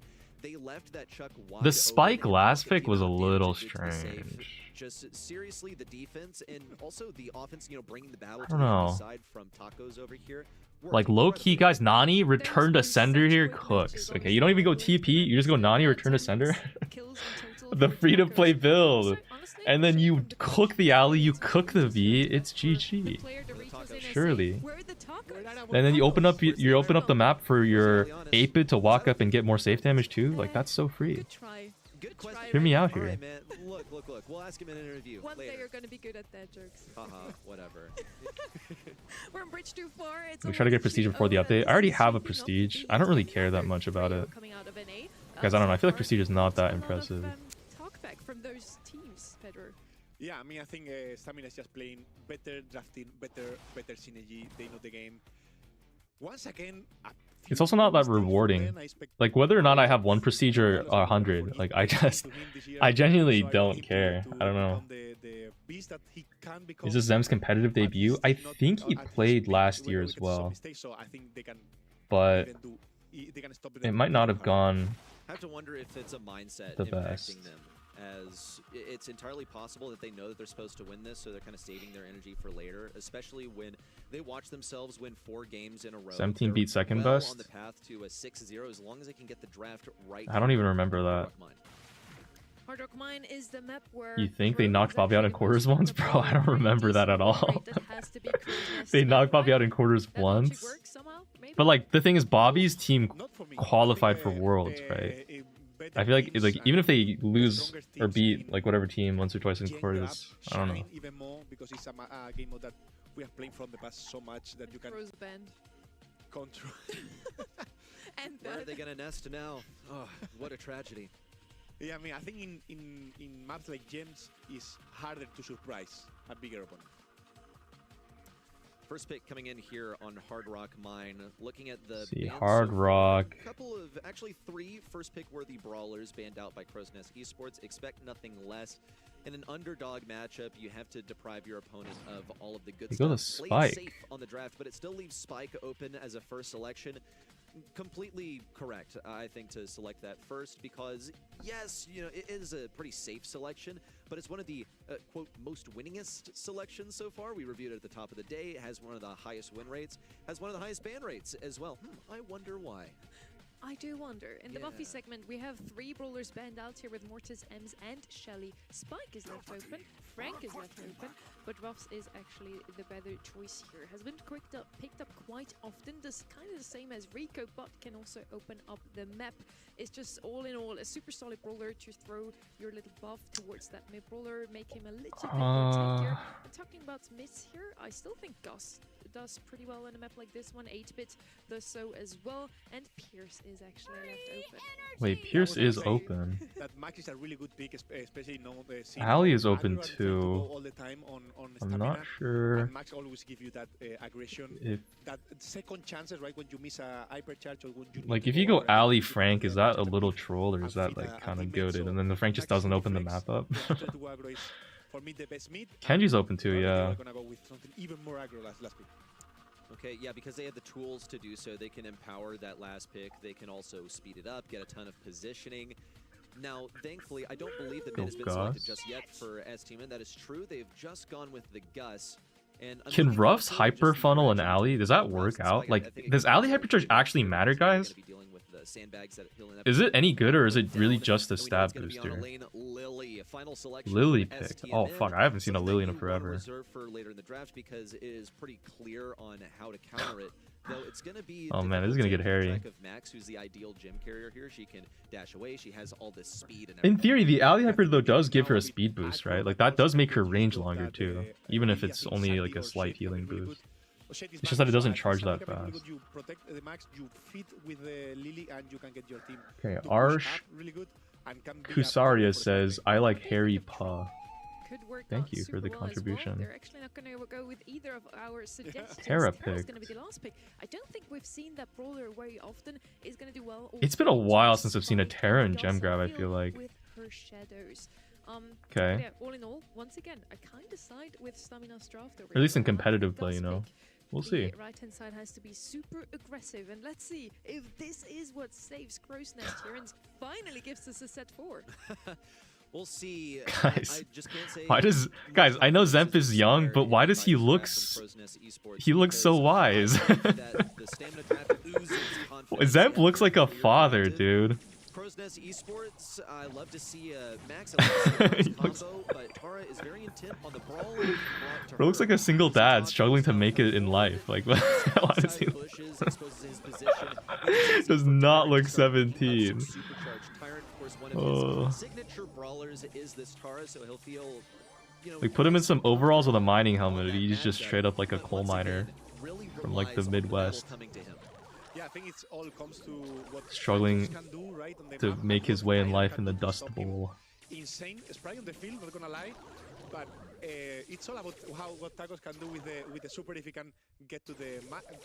I think Tyrant should be a bit more careful with Tacos, right? He's kind of ignore him. Oh my gosh! Wait, nice robbery. Yeah, well, that's what happens Holy. when you Lily super Tara.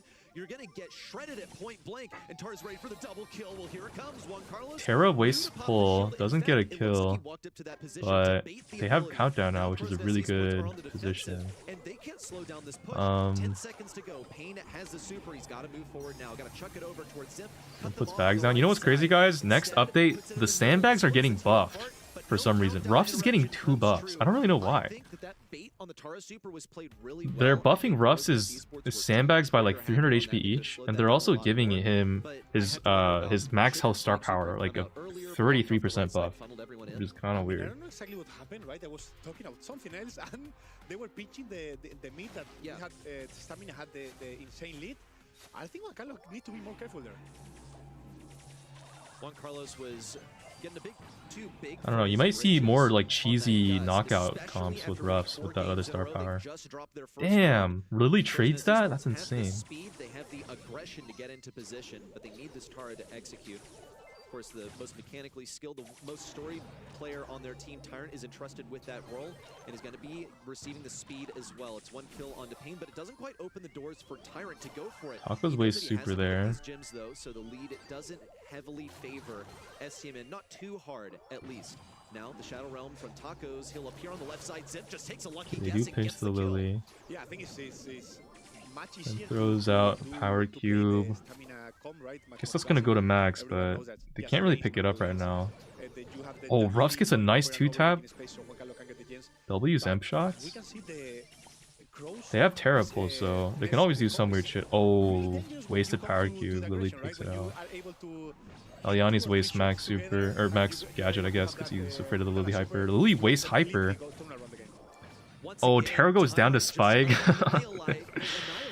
Oh no, that did not go well. Terra's Hyper Pull, she just immediately dies to fucking Spike Hypercharge. Holy shit. GG, man.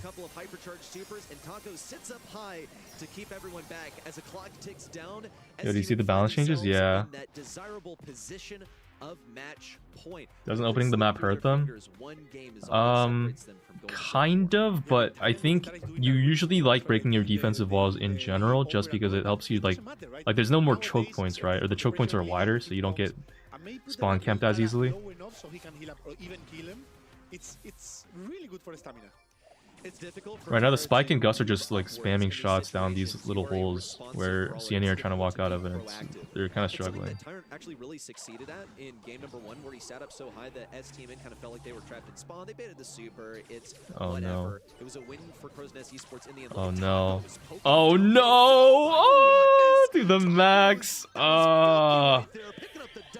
This is kind of painful, guys. Juan Carlos and Pain still remain alive on the left side. Is this spawn trap happening once again? Guys, a reverse sweep. Surely. Anything could happen. Yeah, I mean, they have no idea where Tacos is. Tacos right now is hiding in that bush. Okay, he was found. He got found. Yeah, he got. But he's gonna get a kill on anyone that hits super.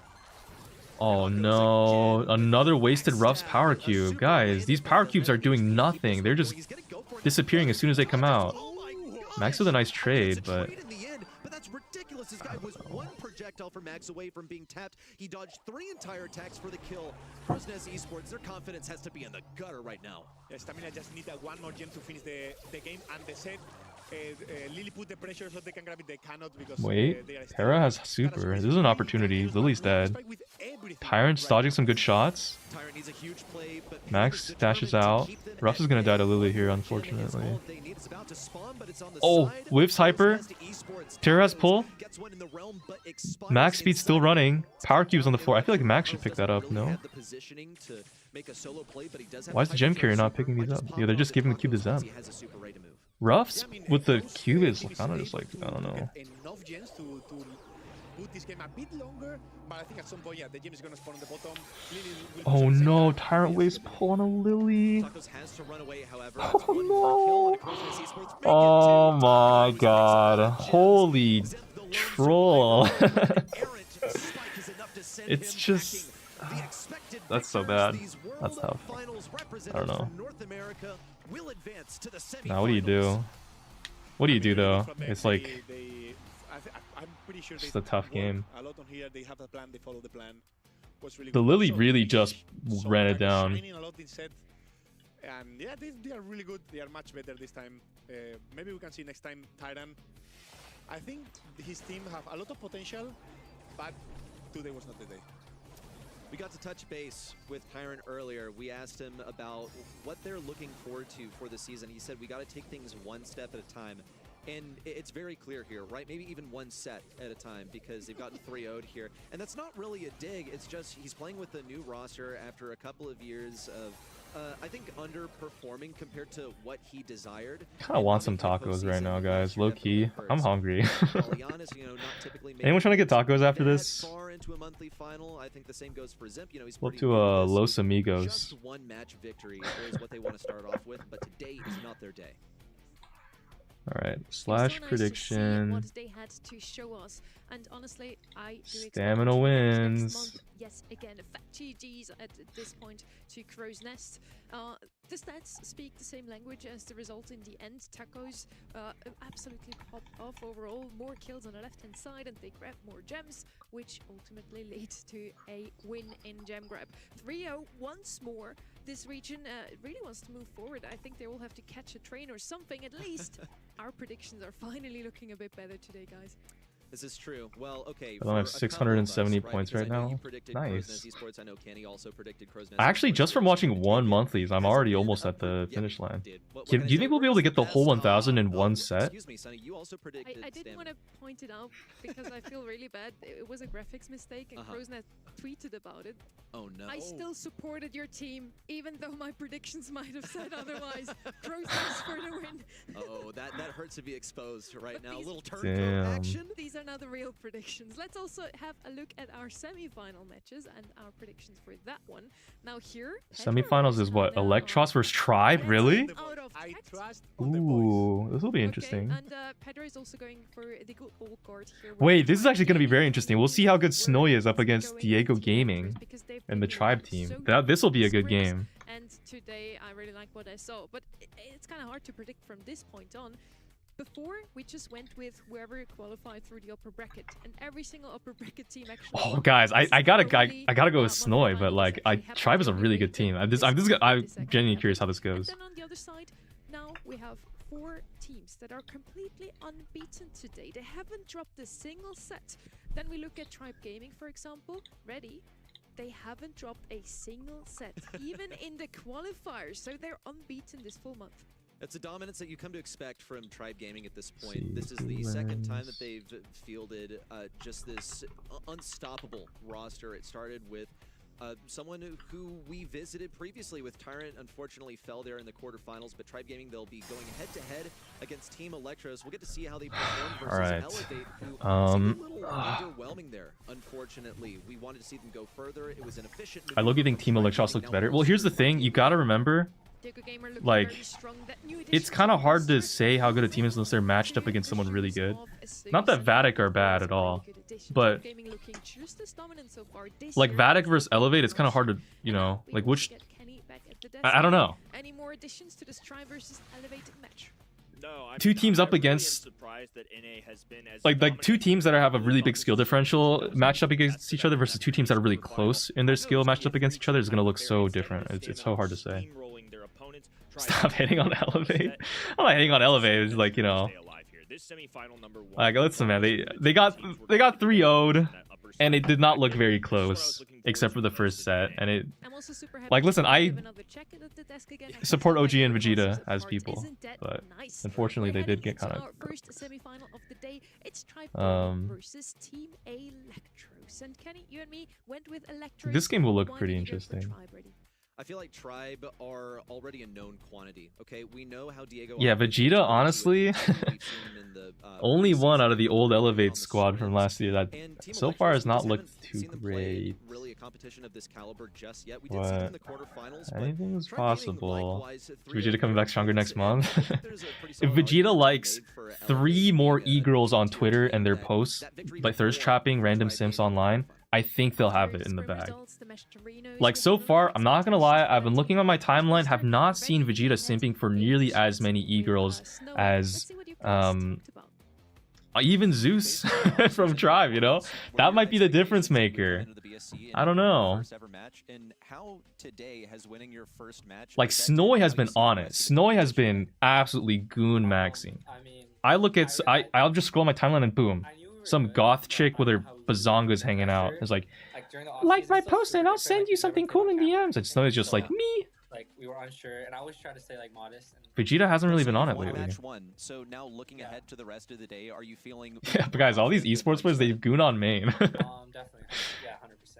Like game one, I don't know about my teammates, but I was really nervous. They all just be gooning on main. It's like, guys, and I'm definitely excited to face Tribe. I think it's fucking diabolical, man. I think that's super important to point out here that they didn't really know how well they would perform at the monthly finals even themselves, and they actually popped off 3-0 out of the gate. Twitter goon is real though. That shit goes. I don't know how Elon Musk has tailored the algorithm to maximize like the most perfect goons. Yeah, I was surprised that it was as dominant of a showing as it was. I mean, there was. You will never find any of it because I make a second account for that, of I course. still think Vatic shows great promise. For me, Team Follow me on Twitter, guys.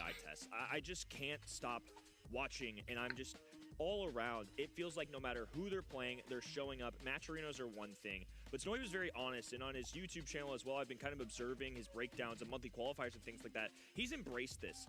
They know that they're a little nervous. They know they're newer to this, but the fact that they're already at this point, a 3-0 under their belt, I would rather pick Team Electros before the breakout than regret it later on. Tribe Gaming are great. Whoever wins this match will be my selection to win the grand finals, no matter how you spin it. I think these are the top 2 teams in NA. That's a bold statement. As we all know, draft is super important in Brawl Stars, so let's have a look at what those 2 teams picked in. Why are there so many people typing backwards on my Twitch? I can't read what you're saying. What the fuck is this? OG comms, I'd say. Rico comes out on Hard Rock Mine. That's something we are used to seeing. Not, of course, a very strong brawler. Alright. We have twice here ready. I think at this point you can just call it a phenomenon that the new teams are playing all the current meta and they don't really deviate too much from it.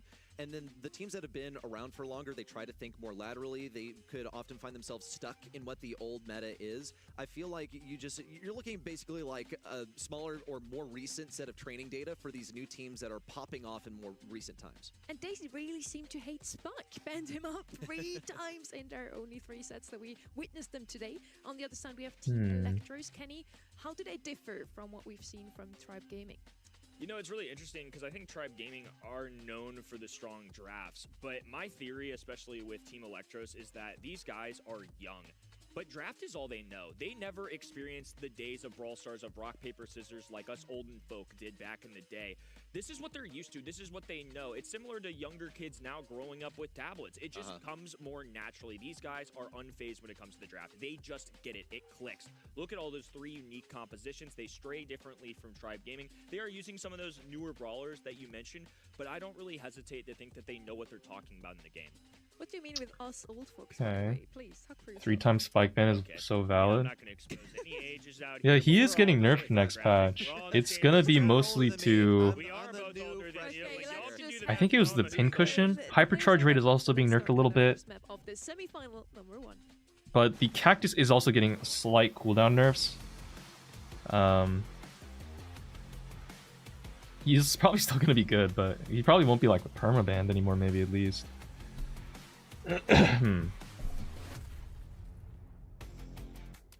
Tribe Gaming versus Team Electros. Again, the old guard plus Diego Gamer that has had his breakout year last year. Now also coming in with a lot of experience. Not quite made it to Worlds though. This could be his year ready.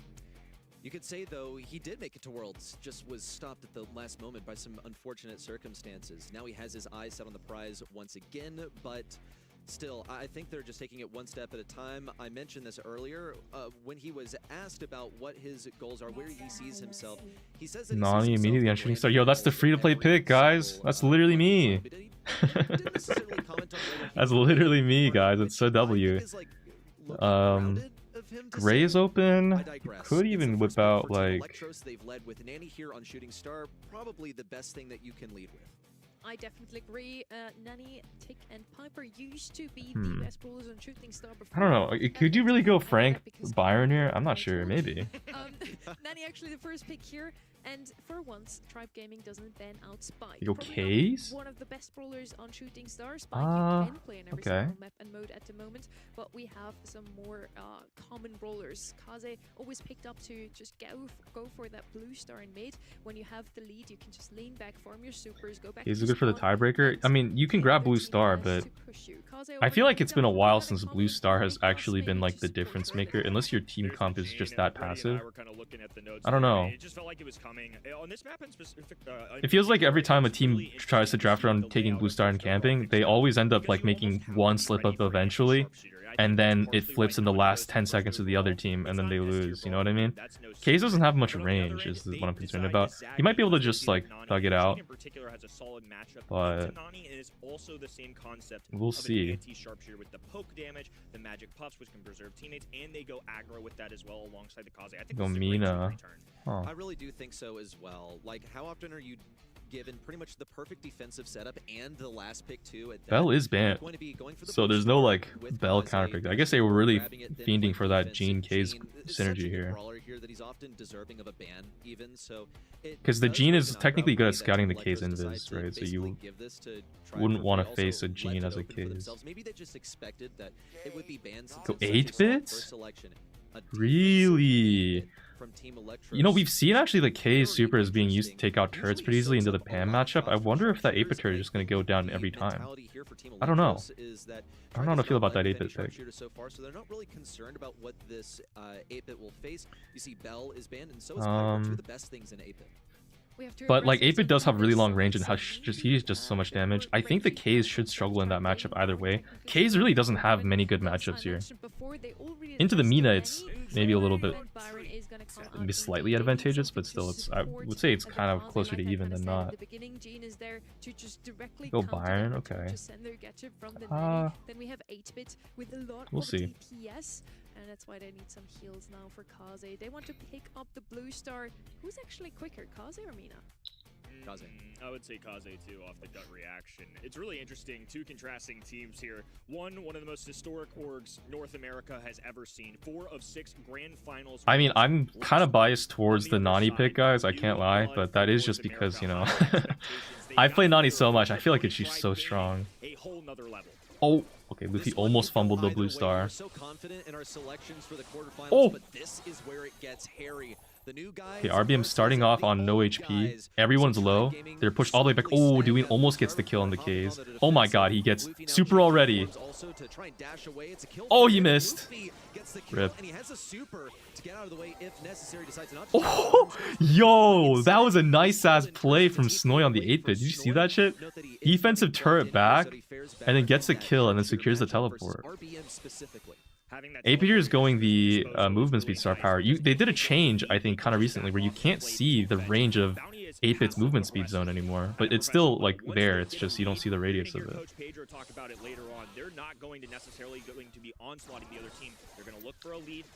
Yeah, so here like Electros are now up in a start just because they got a kill, because Kaze just doesn't have nearly as much range. So she's not really, like, she's kind of a cosmetic teammate, a little bit. It's just hard for her to make any plays at this point. The stronger their position becomes with 8-bit specifically. Now that he has a solid place to place down this turret, RBM could just chuck this Chug Jug over the wall and go for the kill. He goes looking for a pull. Instead gets it done with a normal attack. 8-bit turret goes down. This actually is looking pretty hairy. Dwayne does not get the kill in the Kaze. Oh my god, that's a trade wall, lucky. But in the end, it puts Team Electros in the lead. Team Electros lose 2 stars for that though. Oh my god, 8-bit barely snakes the kill on the Gene. And so Memon recognizes this, goes for the kill on the other end. Thankfully, Kaze was able to do a little bit of work or at least set them up. But the one thing that Team Electros have to look out for in the closing seconds, a Diego Gamer pull. 13 seconds to go. Oh my god, dude. Nani in the 8-bit turret? That's so fucking scary. That's like a one-shot. Oh my god. Hold. Oh! Oh! Oh! Holy. God damn, guys, Team Electros are looking pretty good, no? And really, one game is all I need to see to know that this is going to be an excellent match. This is looking pretty tight. That these are the top 2 teams for the entire region as the but like first set obviously doesn't mean like the game is over, but like it's not nearly as one-sided as you might think. We'll see. I just think the Kaze comp, I don't know if I trust in the Kaze comp. Talk about draft strategy and things like that. They just get it. There's no lax in knowledge. It doesn't feel like the nerves are really getting to them right now. They're tried, tested. Memon with some really nice spacing on the Byron shots. 8-bit going in gets good angle.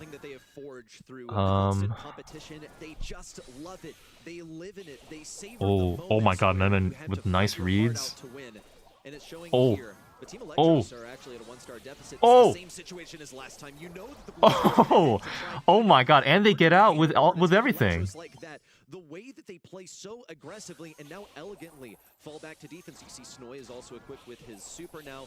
He'll find the ideal place to put it. Looks like the back right. Not really a bad spot. Guys, Case just does not do much here, it seems. Now it's easy for 8-Bit to teleport over there to Team Electros head for the hills, but they don't mind bunkering down. Gene is holding pull right now. I think he wants to pull the 8-Bit, but as long as that turret's up, it's kind of like doesn't matter.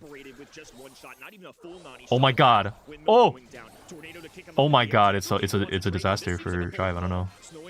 Like that's a kill on Diego as well. Holy shit, they have 5 on 8-Bit.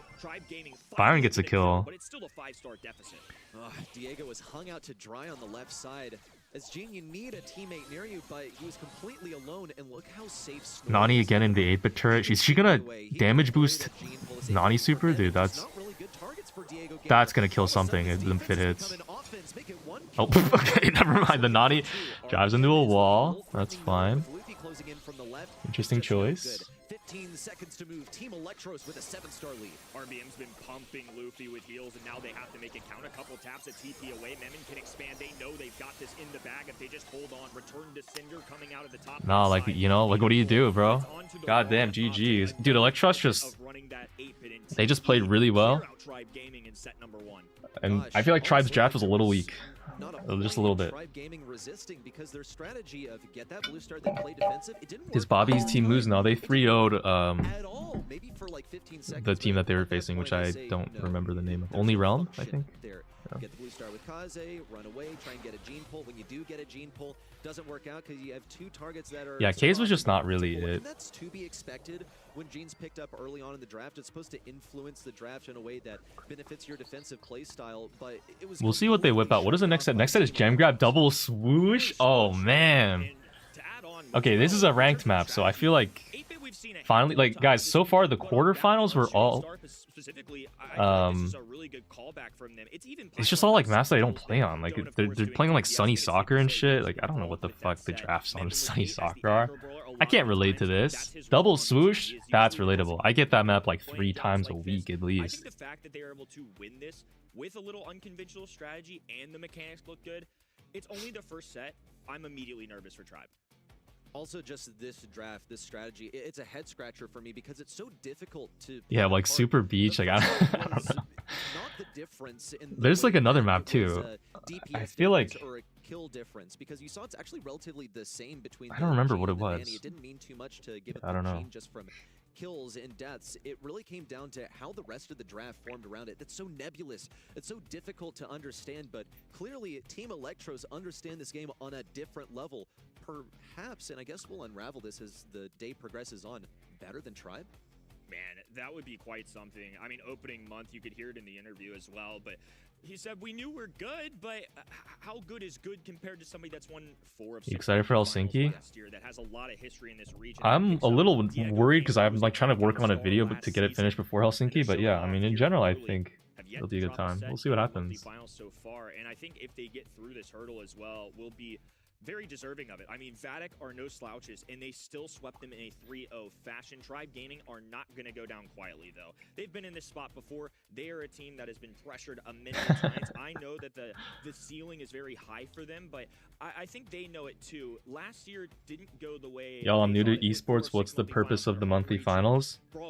So the monthly finals, if you win, you earn points, and the points determine if you make it to World Finals. So at the end of this year, around November, there's World Finals, and only the top teams who have enough points for monthly finals will qualify. So it's kind of competitive because people really want to make it to Worlds for one, but also I believe there's also a prize pool in all the monthly finals.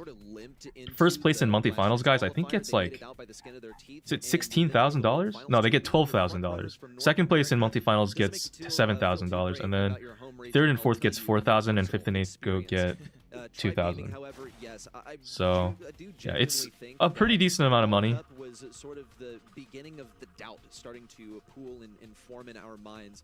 and unfortunately seems to have extended. And it runs every month until World Finals. So there's a lot, you know, there's a reason to lock in. Semifinals, because roll the dice, it could have happened on the opposite side of the bracket.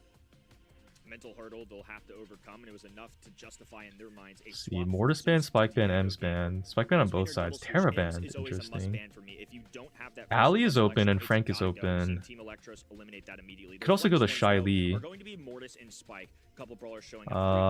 On the other end, if you have go Crow mid. Typically you're setting to yourself up, or you're removing objects in the 2-3 turn that you don't want to see your first overall. Pierce is open too. It's very true. Also have to keep that last pick in consideration. What do you want to play? Well, Tribe Gaming have that first pick. They're going to be getting rid of Tara. Interestingly, they just don't want to play it. They don't want to be forced to play this as a first pick. Pretty interesting. Wonder what mid Electros are going to go here. M's banned by Team Electros. It's just this must. Kenji's open too, as is Otis. So you kind of, I feel like, that's absolutely. gotta watch it. They go Kit? Yo, that's a free-to-play friendly brawler, bro. That's a maxed out brawler for the season. Again, 8-bit last round. Kit this time is an assassin of choice that I did not anticipate. Something like a Poco mid has been more traditional here. Janet, I'm curious. Oh, my glasses right now are, they're like not properly set to my eyes, so it's kind of fucked. But okay, they go Sandy. Double support. Okay, Electros have some kind of vision. Okay. And I feel like the response to Kit Edgar pick incoming. It's not always exactly clear. You want to have close range. Wait, Mina's open too. You need to also like have something that does a bunch of DPS in case he. Oh, guys, you gotta hear me out. Okay, into Kit and and Sandy, you gotta go Edgar, bro. It's the goated brawler draft. It's gonna be a real pain for a Tribe Gaming to do Outplay it. potential. Doug. Doug. And that's the response. If Kit jumps on you, guess what? You got some extra mustard to put on that next attack. I think it does what? Doesn't it do like 5,000 damage? Yeah, it's something absurd for Doug. You can also toss the hot dog to someone who gets jumped by the Kit too. So this is interesting that they go Kit this early on, because I think if you're the left-hand side and you're looking at this, you can either beef up or go really anti-aggro. Something like a Chester would be a unique one if you just wanted to shut down the Kit. Kit's mainly going to be here, I'm guessing, because of the invisibility. I feel like you gotta go Shelly here or something. Because the Frank last pick is too scary. Daryl. If you go Frank and just break all the grass, is that not like kind of fucked for Tribe here? This is a really... They have kind of like a semi-knockout cheese comp here, Tribe. Like they have Daryl plus Doug Hyper. I don't even know what that is. Wait, Gale would be a nasty pick. Guys, on Knockout, I was a doubter. The Gale into the Doug was crazy. I don't know if it's going to be as good in Gem Grab, but we'll see. The Frank either way I think does clear with Buffies. They go Shelly themselves. Okay, that also works. As long as they break all the grass, the Doug is literally useless.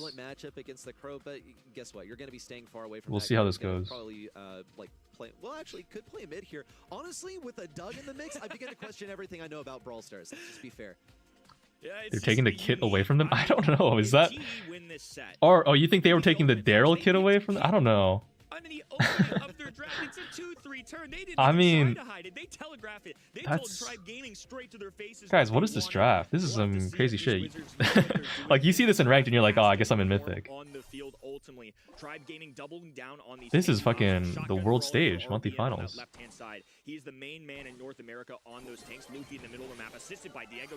Okay, unfortunately, Dwayne just gets kind of fucked. Does not time the gadget very well, but it's kind of hard to know when that Doug is just going to fart out 5,000 damage in a shot. Sandy immediately has super already. Kid jumps in. Doug supers. Yikes. Wait, the Doug res Loki just kind of popped off. The gem count is even still, but this is looking very scrappy. Kit goes sneaky in. Does RBM know to check for him? Oh, okay, Memon, oh, okay. Memon does hit the just thought that RBM was going to be a little bit thing. faster. The grass does go down. Sandy supers goes up. Kid gets the kill on the Daryl. Sandy, oh, Sandy fumbles. Oh my God, it's Jover. Wait, Dwayne with the dash out. trickling down to that Crow damage, but will escape. Dude, the Sandy not catching the Doug there with the gadget was actually so unfortunate. Tribe Gaming with all this grass and vision gets a little trickier for them. Hyper super. Kid has jump. Jumps a Doug. That's a good jump. Okay, they have insane control. Sandy's just cycling supers. Bro, Tribe has no range. They're just feeding Sandy over and over again. Like, what do they even do?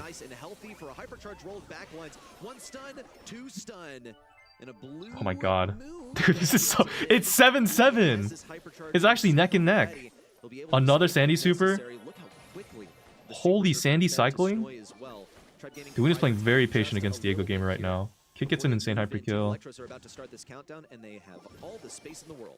Outside of Shelly, the paper matchups are fine, but they are super feeders. It's way too easy for Team Electros. They can just fall back too. They can't reset with the 7 gem deficit, I think. But okay, I guess they're just gonna take a gem anyways and play it safe. Pro hyper. Damn, guys, Electros. Their strategy just did better. It really felt like T were clawing their way. It looks like Mythic Games.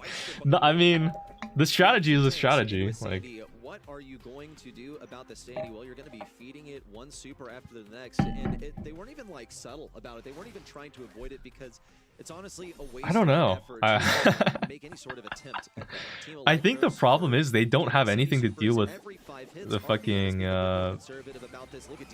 like the Sandy supers after all the grass is gone, right? Like, it's just kind of bad. It didn't even have to be a Shelly pick. It could have been even a Frank in theory, right? And I think that still would have been kind of a similar outcome, but I don't know. The Shelly is just kind of her. Oh, never mind. Just gets fucked. Okay, hold up. Wait, losable? They're down 6 gems, Electros. The grass is not broken though from the Shelly's side. Did Shelly just waste super? What the? No, she didn't use it at all. Wait, what? Damn, okay, hold up. Wait, they're getting shit on. What is going on? They're just not relenting any position. Team Electros may be a little too caffeinated right now because they're trigger happy on a couple of abilities that I saw so far. It was the Shelly super most recently, and gosh, okay, I don't know what's going on, bro. To see, but here comes an aggressive move. Snoy gonna charge him with a hypercharge and a hypercharge super down. Will assist Doen in getting forward. Oh, Doen gets marked by Crow Poison. Yeah, they can't reset this. Will see a kill from RBM, make it 2. Memon just jumping in, bro. Don't die like that, dude. You're KD. From Diego Gamer interrupts the winning streak.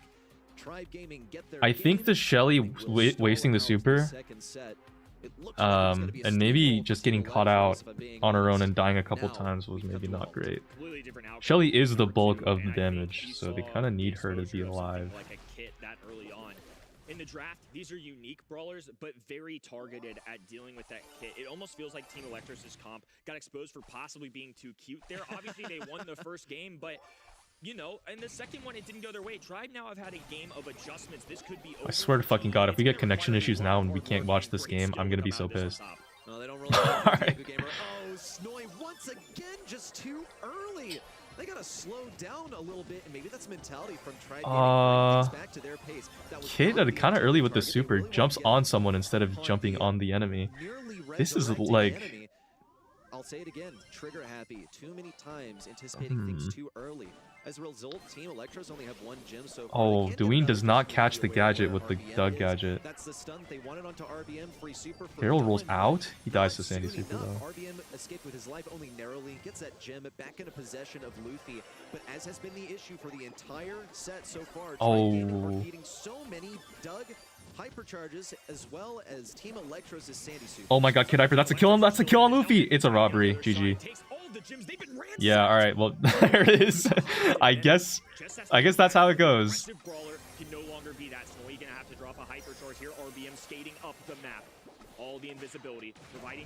GG. I don't know. You know, pretty awkward into the Doug. They kind of fed the Doug a lot and kept giving him free reses and shit, but they just went in with Kid Hyper and robbed them at the end. How long does each person rank? Last 4 months. The answer is that it lasts 4 months. Experience by this point to know that Is Team Electros that good? I mean, it looks like, guys, Snoy is so good. I can't lie. Not to glaze the fuck out of Snoy, but he's just good. The Shelly supers from Dwayne have been a little... The gadgets from Dwayne, I think, have been mostly been a little bit off. He's not hit the timing into the Doug gadgets that well. But these Snoy, like the positioning and the super cycling from Snoy was actually like literally low-key carrying. Right, and the gadget to catch the Daryl rolls as well, and like the Doug reses in general. Not too much, honestly. I looked at their scrim results. I saw what happened in EMEA with Guesty. Guys, is Snoy low-key NA Guesty? Wait a second, hold up. All this talk about all of these other players like Ducky and whoever, Diego Gamer. What if Snoy is secretly NA Guesty? Has NA ever won Worlds? I think. I don't remember actually. Yeah, no. Tribe won Worlds, right? Did they not win Worlds? Fuck, did Tribe get cooked? I don't remember actually. As somebody that's watched some very talented players in this region go at it for a little bit here, never on my radar. Not one time have I seen that. And Has Tribe never won Worlds? Despite how scrappy of a set that was, I think Team Electros are pretty darn happy that they got away with that there. Tribe Gaming got to be kicking themselves. Well, NA has gotten second place a couple of times. Guys, you have to understand, okay? Prime Stamina Bobby way back, okay, in 2023, or was it 2022? One of those years. they barely lost on a heist to Edgar to Zeta. That shit was tragic. That was the great robbery of the 2020s. Some new ideas in the draft as well with this kid you mentioned, and it went to best of 3. Yeah, they lost to Edgar on heist in the best of 3 set. It was actually tragic. It was like double match point, bro. As the best of preparation for competitive Brawl Stars. Let's break down this draft so far, Kenny. You see Pinhole Punt? Bro, what is this even a... This is not in ranked either. What the hell is Pinhole Punt? Oh, this is the challenge map. It's like the grass donut asshole in the middle, but like without the walls. Colonel Ruffs, I think, has been a popular response to it because rank picks pretty well. You can also break down some spike picks. Close and personal. That's for a different purpose, of course. If you want to bring in some anti-thrower action. I think this map. I think B is pretty good on this map, but honestly, it's hard to tell because I don't play this map competitively. And that's why Spike is going to be such a popular first overall pick here, especially in this situation. I think a lot of pro players would have made the exact same move. So now that they've established that, they can be a little more flexible in what they do at the 4. They go Otis. If you're trying gaming though, and you're willing to pick Frank this early, you have to be able to back it up. So stripping something like an Otis away from Team Electros, I think is a good call. I kind of saw that Otis on the other side. Honestly, you have to pick something to address this Frank. Now, yes, you already have the Spike, and honestly, Tribe Gaming, we've seen it in the quarterfinals, they had Spike banned out in every single map they played. Now, finally left open, Team Electros is gonna immediately pick him up. I feel like B is just good into the Otis, no? B is good into Otis and Frank? Would be one of those brawlers they go Max. Oh shit. Max usually Max is gonna come in for the plus Mina? Or because Kenji and Mortis are both banned. I don't know what other aggro brawlers you could really go. Because I don't think you're going like anything else. Free Mr. P game. So fucking true. Guys, why are they not whipping out the Sam here? Are they trolling? Something that synergizes with the Max, you wouldn't just pick it by itself. Also, like pretty decent for scouting the mid. They go Mo. Going to be bringing up some vision gear. Mo's going to be well equipped as well. So now you know that you can take this Mo, you can super to the other side. There's not going to be a Shelly waiting. See how this goes, guys. In my head, Mo's DPS is a little bit awkward. Maybe this is a skill issue because I don't hit those delicious 3K shots on Mo, but it's kind of hard to hit 3K shots on Mo sometimes. Especially if the enemy has really good movement. Brother, different mother maybe, but nonetheless, it's just a good overall composition here. So now I think this gives Tribe Gaming something to think about. They can play Otis mid as a flex, but into something like Max, it can be really pesky. Charlie. Spawners seem to be their solution. So Charlie with Cocoon is going to be able to put a Tribe is a really balanced team comp. I think this is a really creative solution. I think if Diego Gamer hits every shot on Otis, it's like a free win. I agree. Charlie's definitely definitely a good option here. But with those aggro bowlers on the other side. I gotta see how this Mo works out, because I'm really surprised they went Mo here. I feel like Mo's damage output is just like a little inconsistent. The max is interesting. We do want to mention, though, again, I think in general max speed is just really good though. Like you can't downplay good movement in pro play.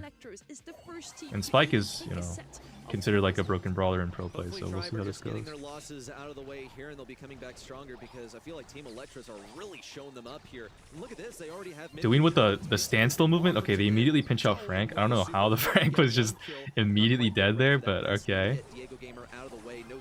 Wow, that's such an early goal. No way does Electros fucking sweep Tribe, guys. Is that real? Unbelievable stuff. I mean, just making light work of a monster in Tribe Gaming. Going on the left-hand side, was able to engage early. The faster you can charge up that super. Oh, Charlie's getting some crazy taps. She might have vision gear. It's hard to I wish they made the gear icons like a thing again, because I used to be able to tell when people had vision gear, because you can see the throbbing of the gear icon, but now you can't see it anymore. Oh, okay. Really clutch shot from RBM. If RBM somehow like fucked that up, that would have actually been a goal. I mean, might as well be 0, just a coin toss of a difference there. Team Electros now have stormed mid once again. Looked like an overextension there from Diego Gamer. Didn't really expect to be run up on so quickly. He's respawned now, but he has to take the place of a weakened Luffy. On the right side, RBM. Damn, Snoy on the spike is just doing some crazy shit. Does get pulled by RBM. And of course, RBM falls there. Nice pinch. Holy. Oh, Doing gets clipped. Needs to connect with RBM in mid, ideally for a pinch versus Snoy. But Snoy's too wise about this position. Gets muted as well. Is it GG? RBM attempts to get the kill, but it's no good for now. But finally, it looks like Tribe Gaming might have something. RBM is super. He's too much HP. Yeah, that's a goal. All right. Wait. Okay, yeah, that's a goal. Diego has hyper super. Max has hyper super. Snoy has hyper super. Looks like they saved the hyper. Oh no, that was a goated fucking Charlie Cocoon. Yo, that Charlie Cocoon actually just saved them this team fight, because that Spike got Cocoon while he was hypercharged. Somehow Luffy gets down to Spike hyper or Spike shot there.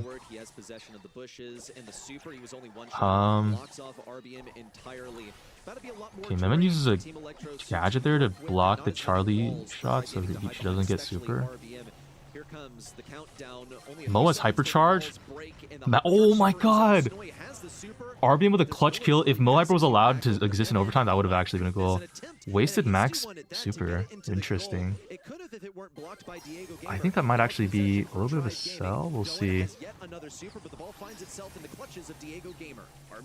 Mo Hyper gets 1.5 kills. Max has speed again. In a super open map, they have to hit these shots into the Frank, or else the Frank just... Oh! Oh my god, guys, if RBM hit that while they were grouped up for the max hyper, that would have been actually a goated play.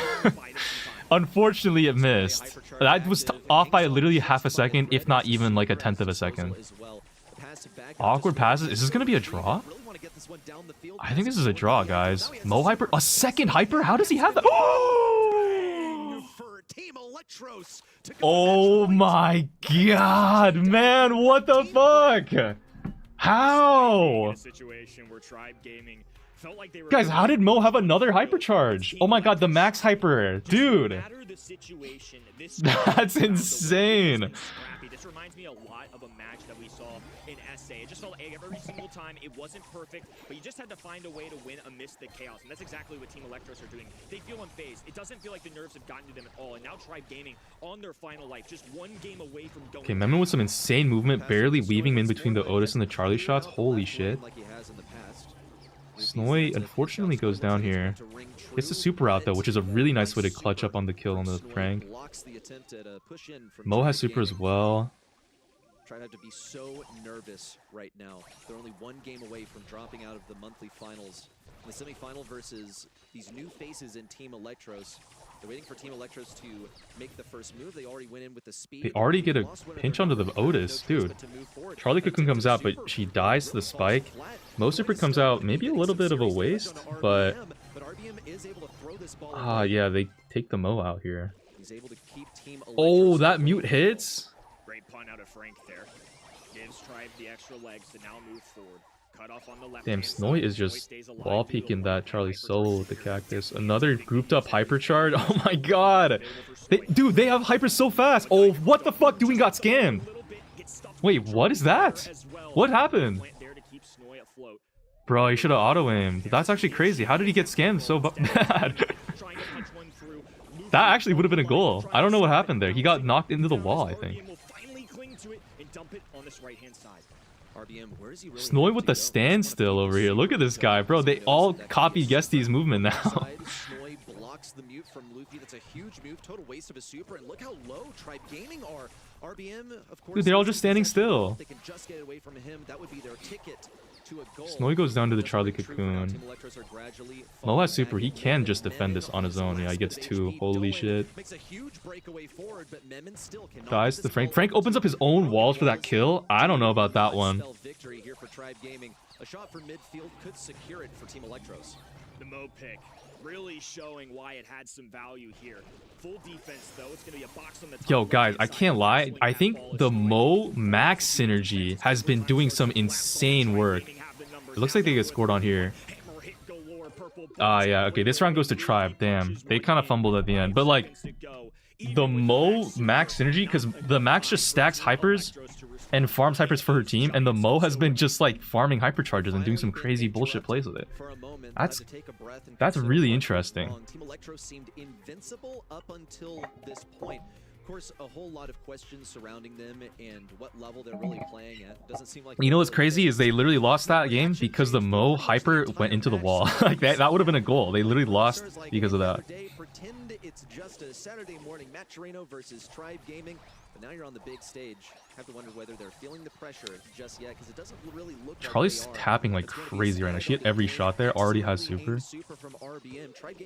God damn. Oh no, fucked up the max gadget too. Wait, what? Oh, interesting. They go for the wall break. What? No way. Oh my god, mistake after mistake. Dude, no! Oh my god. Oh my god. Oh my god. Okay, both teams fumbled there like okay, the Mo did not get the ball cleared enough, unfortunately. The Frank somehow fumbled that goal. Mute on the Snowy, Charlie Cocoon. Wait, that's a goal. That's GG. Oh my god. Wow. Tribe barely clawing back their fucking set. Wait, is the reverse sweep possible? They'll finally take their first loss. This is officially a fight. Team Electros have now been punched in the mouth, so at least they're looking a little more alive. Can't just go on autopilot anymore. Bedlam stream tomorrow to sub again is ending tomorrow. Oh shit, on a Monday, dude. I was gonna go to the gym. Damn, after that crazy round win from Electros too. Often seem as the hardest. It is the first time Team Electros really have had that pressure on. Why is everyone saying Bad Bunny? Are you talking about Zeus? The roster of last year that was dominating this region, it felt like every single month, all grand finals for them. It would be abnormal. Shit, Dingo, thanks for the 4 months. At Dingosaur00 has become a member. Happy and I've red heart emoji. Even Tribe Gaming were making mistakes, but nonetheless, still alive, still well. And Tribe Damn, doing with the 10 kill performance. But honestly, I feel like I'm watching an East Asian team, but with the discipline of a seasoned EMA team. This does not look like a team of rookies at all on the other side. This set just as well. Team Electros looked Dude, they were so close to winning. Oh my god. Electros were actually so close to winning that. I unironically think it was a Mo super away from winning. Now looking fairly strong on that Frank as well. But yeah, on the other side, I don't see NA player usually with this movement, and we finally have no 3-0. We finally have a match in our hands already. I'm gonna enjoy my popcorn. She lucky has a flight attendant fit on. I don't know what it is, just like the blazer with the white and the necklace. Kind of just. This win streak be interrupted. I really thought it could be ended quickly. We were looking at a match point, also really scary there. Maybe got the lumberjack flannel over here. Ready, set, just looking fresh every time. Fair enough. I'm excited for this too, though. She has that Fox News fit.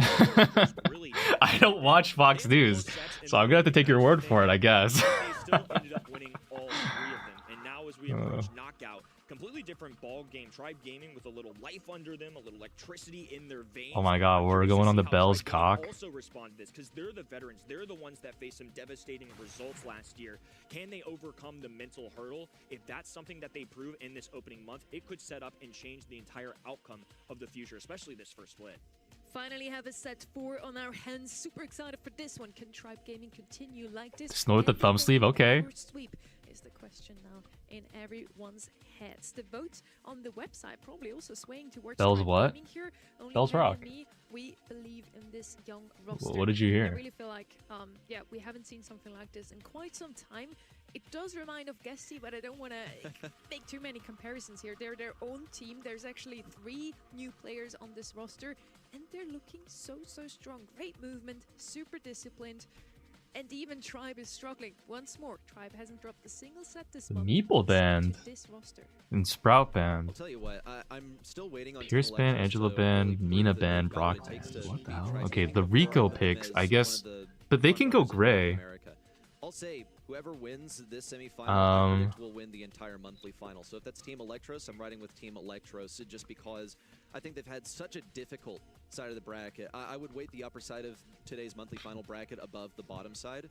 And Team Electros, this is really a trial by fire. And besides So Sprout, there far, are other scary doing last pretty pick well. Tribe throwers. Gaming so far in this match, they're We'll treading see how this water goes. The also. Rico has done good on Bell's Rock In the though, moment where in they wake competitive up, so they get far. things in motion and they continue like it. Maybe I think it's Tribe still themselves might have their actually first used it. I don't remember. with Wait, Rico no, that and doesn't make Spike sense. here, no It was like last week. I surprises. think it was Once more, Spike not was it very Humble that used it? active, I think it was but Humble. Both of those teams really valued this brawler quite highly. Rico is one of those brawlers we see quite often. on Edgar's the open by the way. side. Oh shit, you're right. How did they forget to ban Ray Edgar? is one Yo, that these we guys are see so more noob. often. RT, also a knockout They would classic, not two last in brawlers trio who showdown, can guys. so come in handy. Standard Any bans on truers? this map throughout They'd get the fucked in qualifiers for solo North showdown, bro. America They don't know how to are team as well as I usually do. Pierce, Gray, and Rico, but it's really shifted. I think teams feeling a little more comfortable about dealing with Rico. I think that's why you're going to see some of those bans coming in from the right-hand side. I think Snowy and his teammates fully intended to be able Spike to grab RT. Rico. That's why you're going to see Sprout. Brawler that typically is a thrower is going to do well into Rico. Brock can break walls. Meeple, of course, with the cutoff. So I think this is something that Tribe fully anticipated, and nonetheless, Team Electros was still fully comfortable. Next selection on the side of Team Electros, they do have to be concerned about any sort of wall break. Gray is still a totally viable option. You are able to play around this. Rico can sit in a position where he's not going to get pulled easily, but you know he really Ollie, wanted, what? this Rico pick because they banned Sprout, Into which is RT like, an actual Spike? F-tier brawler at the Whoa. moment. But it's one of the best ways That's to a deal with brave Rico, pick. I don't know about. They're also considering Interesting. the possibility of a tick last election, but You know what, guys? playing around these walls Maybe with I'm RT just brawlers, it old. depends so I'm too much stuck in the on old way walls. of thinking. Both Ollie and Maybe Rico Ollie is use those secretly walls just to goaded show into off RT and Spike. Like, what do I know, bro? What the fuck? Byron's a viable selection if they just want to They keep just someone have on the life draft support, get knowledge a that I solid don't. lane out here. And there's Byron. Yeah, it just makes sense, basically. Byron to keep Ollie. that Ollie alive. Yeah, I didn't mind your thrower idea either. Tick is open, is a strong brawler. The Ollie, I guess, could maybe threaten a thrower last pick, but it's still like, I mean, how are you gonna threaten it with an RT and Spike? It's just so strange. Viable options here. Gus could now also be picked up on the other side. They already have a lot of damage with the Wonder RT what you and could go last Spike, pick so here, they actually. don't necessarily need a lot of DPS. Could also go with something aggressive themselves now. We still have some. Nah, guys, you surely go Grom here, right? With Mortis, one of the not being banned out. Like, we surely, on everyone's soul, we're all going Grom. Okay, they go Colt. Yeah, wall breaker. I think Okay, this is Cole kind with of the what it wall comes break. down to for them. Now they can expose Ollie a little bit. Rico has less lanes. It's kind of a Ooh, cheeky this is gonna phrase, but be. a lot of the times in these open maps, players will call Rico just a worse cult. Yeah. Because they're both DPS Like, I brawlers, feel like it's a and tribe-sided as a draft, result, but Colt will have an advantage. I gotta He see how should, the Ollie yeah, has goes. those buffies at his disposal. Colt If he definitely cooks the decides he's gonna Rico use as some walls, Ollie, he though, can so that steal is some gonna be ammo, good keep for Tribe. marching forward, or And the rather than Ollie just looks like he has a horrible matchup. That looks like a nightmare draft. Like, force forward if he is permitted to do so, but he's going to have to earn that wall break. Could this be a reverse sweep in progress? Tribe Gaming have gotten one set on the board. Team Electros look like they might sweep through. they're going Fertilize Spike. First place players in North America. Doing with the movement speed star power, okay. We gotta see what if he's using jump or pull. Rico's okay, he's using pull. Rico gets kind of caught a little bit. Luffy's just breaking all the walls right now. Gonna be the star power of choice for Diego Gamer. Makes sense when you see a tank on the other side.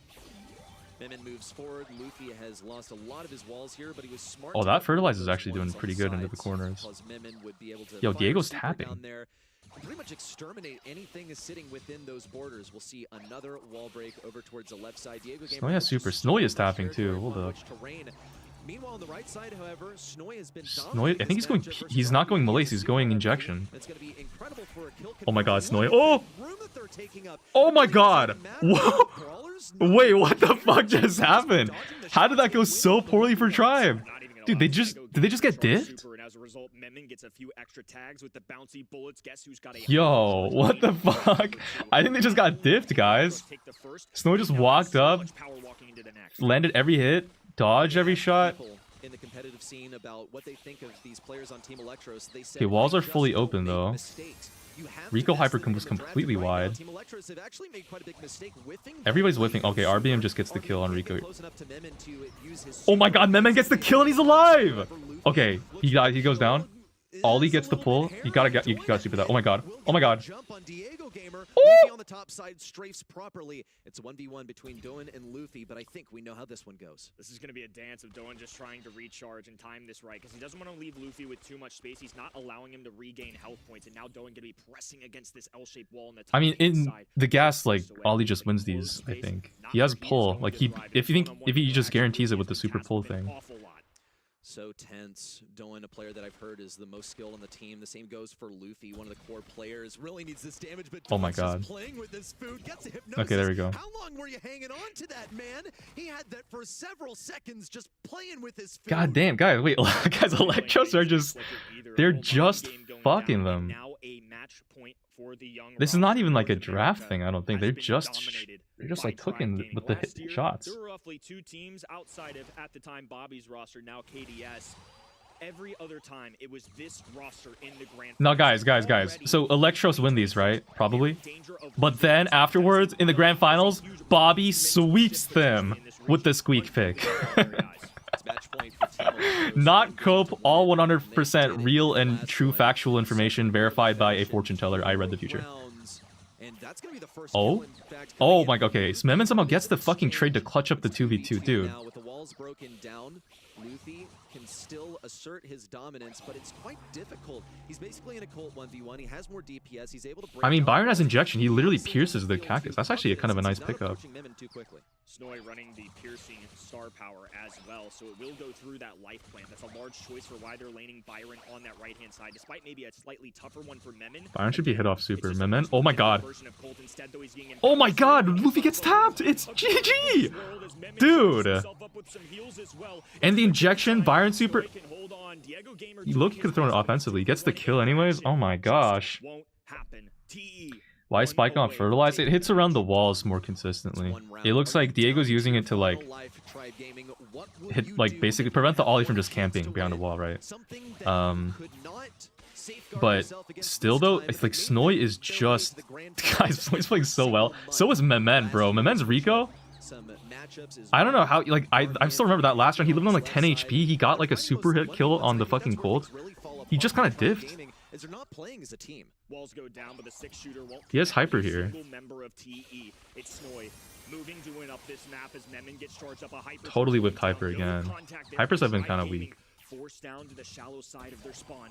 It's going to be shots still incoming as they rotate on the left-hand side. Diego Gamer using the life plant. Snowy gets a tap. Trying to rely on these shots, and now a hyper charge for Diego Gamer. He knows they have to make something happen here. All of a sudden, floor has been spaced out for TE. Oh my God. Doan quick with the super, getting all the heals in the world. It's Diego Gamer the first. What? How did the spike die? What the fuck is going on, dude? Yo. Oh my gosh, and Memen just cooks the Colt. Bro, holy diffed. That's just crazy. Like, they just played better. Temperatures increased in North America. God damn, man. They just played better. Electros win. Hold up. Yo, guys, the points in the Twitch chat. Wait. And now it seems like he's got a trio. Where's my Is this the future of North America? We said the same last year about Tribe Gaming, where Guys, look at the points in my Twitch chat, dude. Grand Finals took number 1 4 3.7k voted for Electros, 25k for Tribe. of the year, and seemed to be even stronger now that they had Diego Gamer, strictly stronger now that they were aligned on. It's cooked, man. Electros win. Holy shit. Insane payouts. Guys, gambling is so fun and rewarding. Please drop 100 on a 30-leg parlay. You will make generational wealth and never have to work a day in your life again. Team Electros in my website predictions already put down at the grand final winners of today. So far, so good for my chances to get that icon, that profile picture. Nah, like guys, Mehmet, like Snoy is so fucking good, and Mehmet just diffed on the call. Like that was actually generational. Survive. I think that's what they call aura farming these days, by the way. That Ollie You just gotta give us a way to spend those points. There is a way.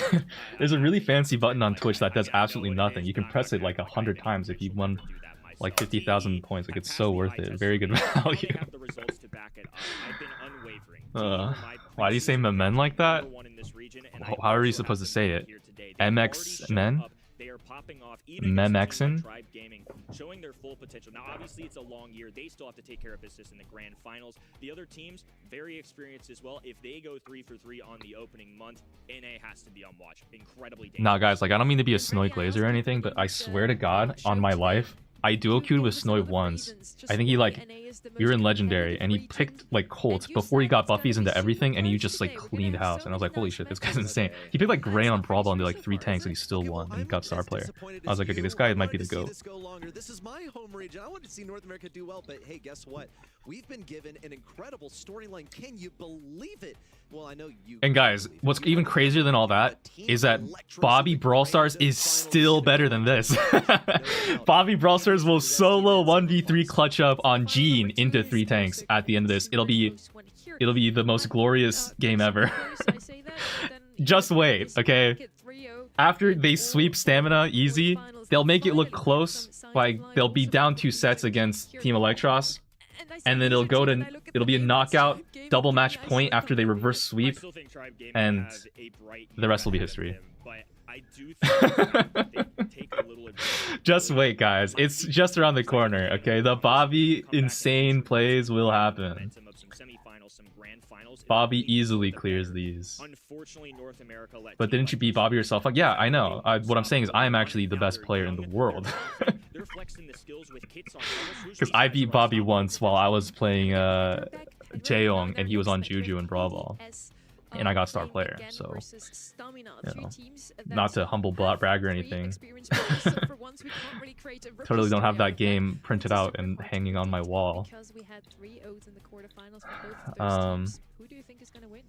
I'm gonna go Boach this time for Stamina. I think they are playing really good. They prove. Got Stamina versus KDS. Stamina force because that's saying a lot, right?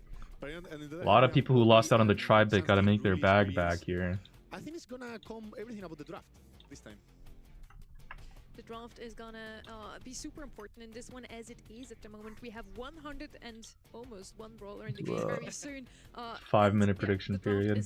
Alright. Only 20% on KD. Awesome. Okay, honestly, the Stamina, I don't know if Stamina is like... Let's check out what Bobby has posted. I mean, Stamina did clear... Is that 20? Who did they beat? I actually already forgot. I think they beat Zem.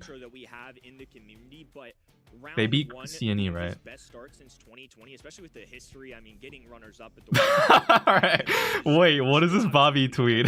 That's insane to me. With only this 1 round win, it's not my best start since 2020. Wilted flower emoji. After 2020, you have done so all many right. games, right? So that actually means. I want to believe that doesn't mean too much, right? So, yeah, okay, but honestly though, I don't know how good Stamina are as players. I feel like I haven't seen Pain, Tacos, and Juan Carlos with like a standout performance in a while. Same thing could be said for Bobby BS, but they did make it to Worlds. Actually, no, wait, no, I'm pretty sure Pain, Tacos, and Juan Carlos, didn't they compete at Worlds? Did they do better than Bobby BS? I feel like they might have actually been pretty good. Wait, I think they were like NA's last hope for a bit. Those 2 teams in your semifinals, wait, hold on, I'm trying to remember. Yeah, they made quarters. They beat Zeta. Oh shit. Love my Hispanics. Okay, shout outs to the Hispanic people, guys. Real W players. you have that more reverse picks like RTG, The fly in my room. Brock, Lola, 8-bit. So it's Got it. Yo guys, look at this. You see the fly residue on my finger? like that, but if your team is aggro, you need to go extra. You can aggro. see like the wings and the fly How does guts. stamina Ew. compare to that? Stamina is a bit different. Yummy. They like these chaotic games, these chaotic drafts, and they always have one or two out. We can see that always an Ali, a Kenji, a Lily, a Chak, a Shelly, always breaking the map. You ate Angelo? And I think that could be a tool to face KDS. I wish. Am I right, guys? Overall, you agree W more gay with, bait? KDS play style, if we know what SK. It's not actually a free meal. It's really just a recycling of a meal because the fly probably is surviving on the tissues in my garbage can. So in a sense, I'm just eating what I've already expelled from my body. You do what you gotta do. A win is a win. KDS is, It's like W efficiency, you guys. mostly. Pedros has actually I'm like a started Dune to suit one. from like Dune because like they recycle the water that you breathe out in like those desert suits so they don't lose moisture, and it's just like that, but like with calories. Never mind. We're not gonna do that. Instead, Pedro, I'm gonna ask you stamina. So Why I'm do you being want hyper them efficient, to and you win guys this are noobs. I think the playstyle they have can I don't make the rules. I'm be just really good saying against facts. KDS today, if they find the draft that they can play their playstyle, it's gonna be really good. But I'm sure that KDS is not gonna do it easy, right? They're gonna ban these chaotic brawlers, I expect. So I think it's all gonna come on the draft. Whoever get his playstyle on the game. Do I know this Now, caster? please, He has an please, SK please logo give on. us another 3-0 game, please, so we can enjoy some more Brawl Stars today. We're gonna head into our semi-final number 2. Let's hope it's not a 3-0.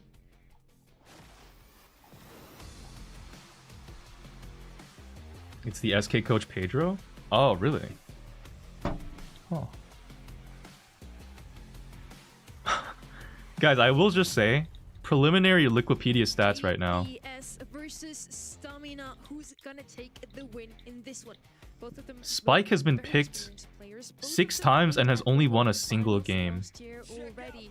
16.7% win rate. I don't know. Is bro really goated? Likes to go with those aggressive That's kind of bowlers. sus. Colt, I don't know if he's super aggressive, but he is definitely there for the damage onto that high Okay, stick. safe He's not the most zone. aggressive, but we saw that before, right? If call is open, you need to pick it. It's super flex. You can win the lane. You can do a lot of damage. You can even defend long range also. So I think call these those picks that maybe are not the best. That for me is, but not everyone can agree with me. But if it's open, you need to pick it in these kind of maps. Interesting Bell ban. I don't know. I wonder why they banned Bell. They will go Penny Melody. Holy goon duo.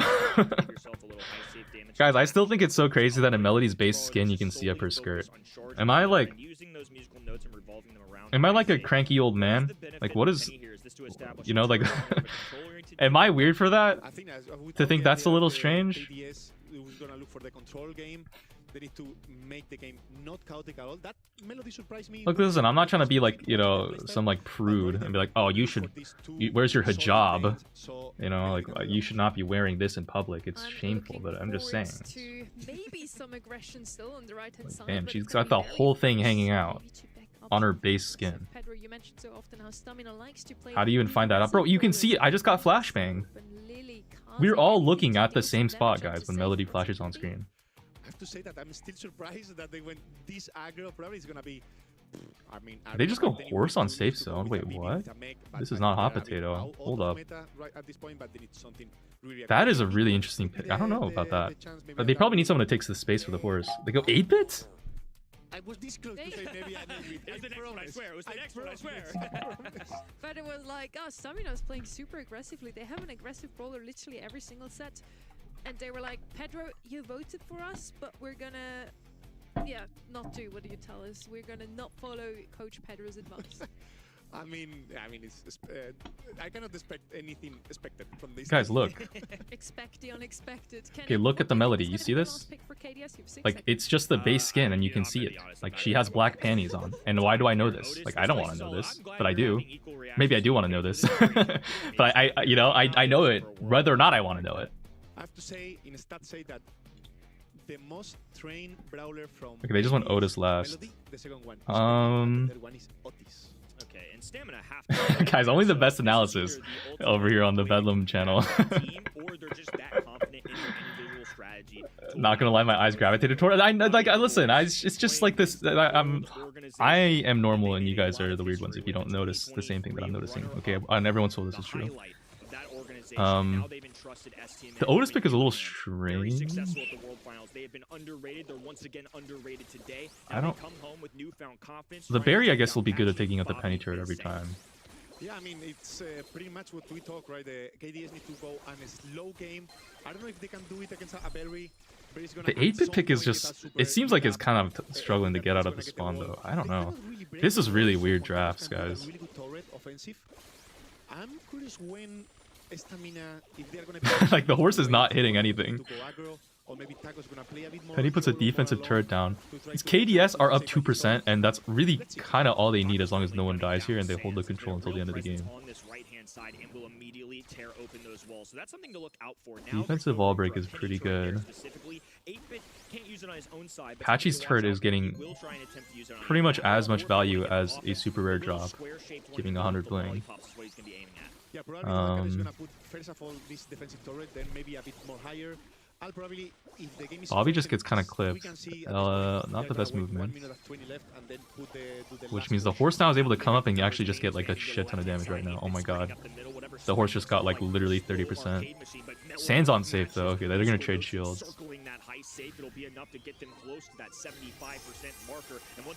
Tacos with a hyper cult on the safe though. KDS are up. Guys, what is the Otis doing here? It's not even like Stamina to have some aggro brawler to counter. It's so weird. Down a turret. Tacos can't break the walls on that left-hand side. That's part of the benefit of the indestructible. I'm sure that's why KDS have enjoyed using this. Do you think Miko would have been a bad pick? It's a little bit trickier, especially when you like I don't know. They had like a last pick. It could have gone anything. Maybe double aggro is no good. A lot of damage. Sansa is still full HP, 3 nodes on, and if he manages to survive a bit, he's gonna do insane amount of damage on safe. Oh, and a nice takedown on Colt. Pain still hasn't been able to really focus down that penny turret. In fact, that ice cream splatter just short of the mark. So 6,800 still remaining. STMN have to be the final ones to strike. With 10 seconds on the clock, they do have a Barry hypercharge. One Kolos there. Oh, Barry gets clapped by the penny barrel. Hold up. Sands goes in. Yeah, that's a KDS win. Beautifully done by KDS. That one kill made all the difference. Yeah, that was all about that kill. Maybe he was a bit low to go. Maybe he should have healed up 1 or 2 ticks with his ice cream and then go. Sorry. Sands with like the short shorts and a hoodie on. There was a really good kill from Rose perched up on the fucking lazy boy. That's making a little more sense now that I see a penny turret down on the map. As you pointed out, Barry has to be laning that. So look what they do. Pain are actually immediately going to that left-hand side, because if they do establish a penny turret, he can just throw down a few ice cream cones, immediately take that down. So Penny is significantly less valuable. Her turret is the his hands with the melody pants. KDS too, actually. If they come, Sans will feed. So if they don't, I think Patchy will. Maybe they trust that Patchy will. Oh, those are some nice shots from Patchy. But I think it's easier for Stamina to wait a bit. Oh, Patch doesn't get the last. Okay, Sands finishes it out. Turret's on the point. It's like Patchy just going for aggro turret placement. Even if it doesn't, you know, stay alive that long, it at least gets some pretty good. Oh my fucking god. It gets some pretty good damage. Oh, Penny barely gets cooked. Weird Sand super there? I don't know. Interesting. Oh, Bobby with a really amazing clip though on the horse. And Patchy is, especially Patchy is punishing a lot that aggression, right? Not only that he's making out of space, but he's kind of doing some damage on the save, getting some kills, and it's looking really good for KDS at this point. Now Pain just sprinting down this left-hand lane. Patchy forced to back away with low health. Otis whips the super. This is looking like a really bad situation for KDS. I feel like pinch out the horse, in my opinion. If Sands like supered for the horse, that would have been better value, because the horse right now is like in a really amazing spot that he's going to get so much damage. Sands was just kind of walking back and forth there. He's using super anyways to pinch out the horse, right? Like if he did it sooner, he would have saved his team like literally a shield.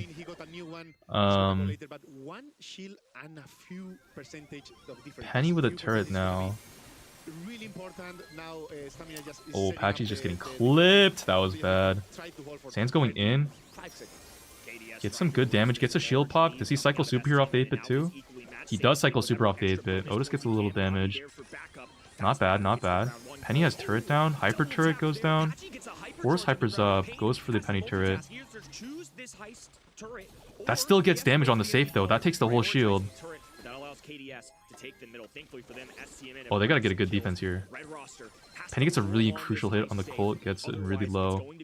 Lotus Gadget comes out. Oh, Melody Super goes in. Okay, that's GG. Damn, okay, KDS with a pretty strong start, guys. Goats of NA.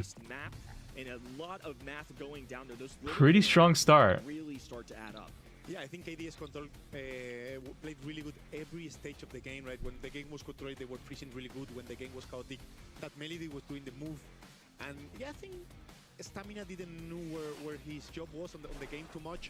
They tried, their playstyle and didn't work. They tried over and over. I think they should have realized that. Guys, not the best. Even if you need to stay 20 seconds, not doing anything, and then you go the last 10, was gonna be worth it. That yeah.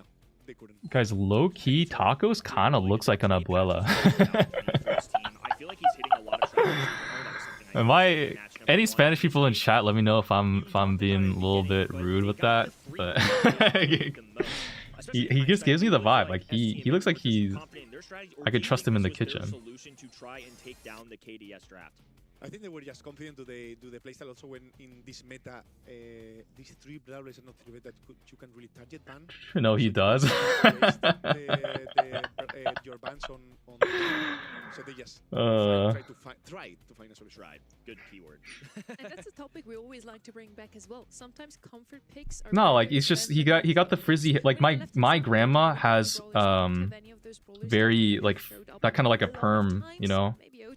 She like perms her hair to get him like really frizzy and kind of shortish. Those are just the brawlers that they love to play.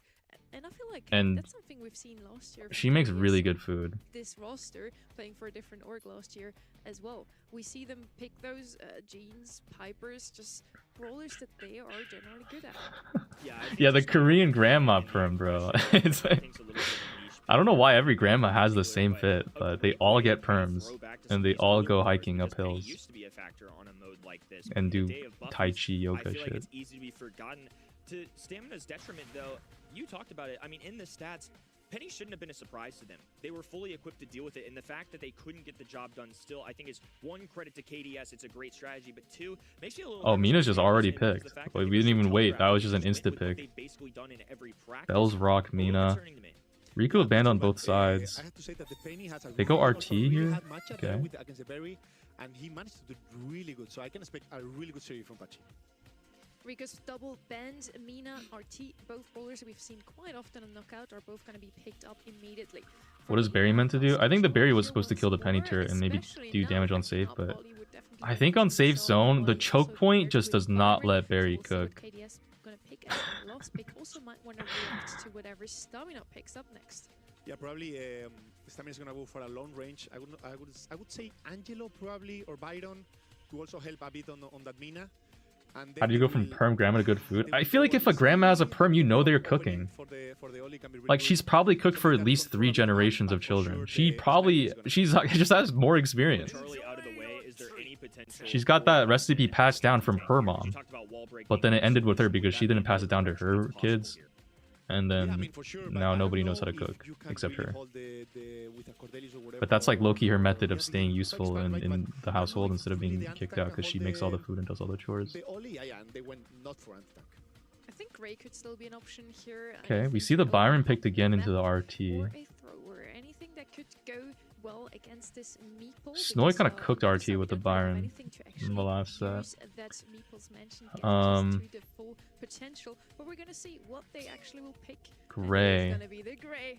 I have it too, Pedro.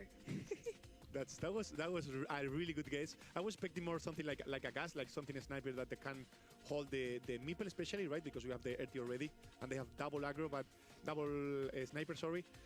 But the Grey can really break a bit the map, and can help. That TP could help the Oli to go. Oh, we'll see what happens.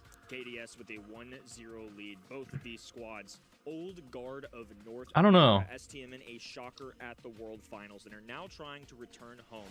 Prove that they've still got it. They weren't the best in North America last year, though. That was a storyline for them. They definitely I mean, they got very lucky to make it to a guaranteed World Final spot, but they certainly proved their worth when they got there. Yeah, I mean, they are not playing, any of these teams is playing bad, right? But they... I think the Grey Hook is going to be good into the Meeple, I guess, if he camps up behind like a wall with Super. And it does go through Mina Tornado Ball too, so that's always nice. Yeah, they need to... don't know what's the best matchup for each other. This is gonna be a bit crazy that Stamina got the mid right now. They're trying to push oh, that's an insane pinch. Body block from Bobby. Wait, do they both die here to Meeple? No shot.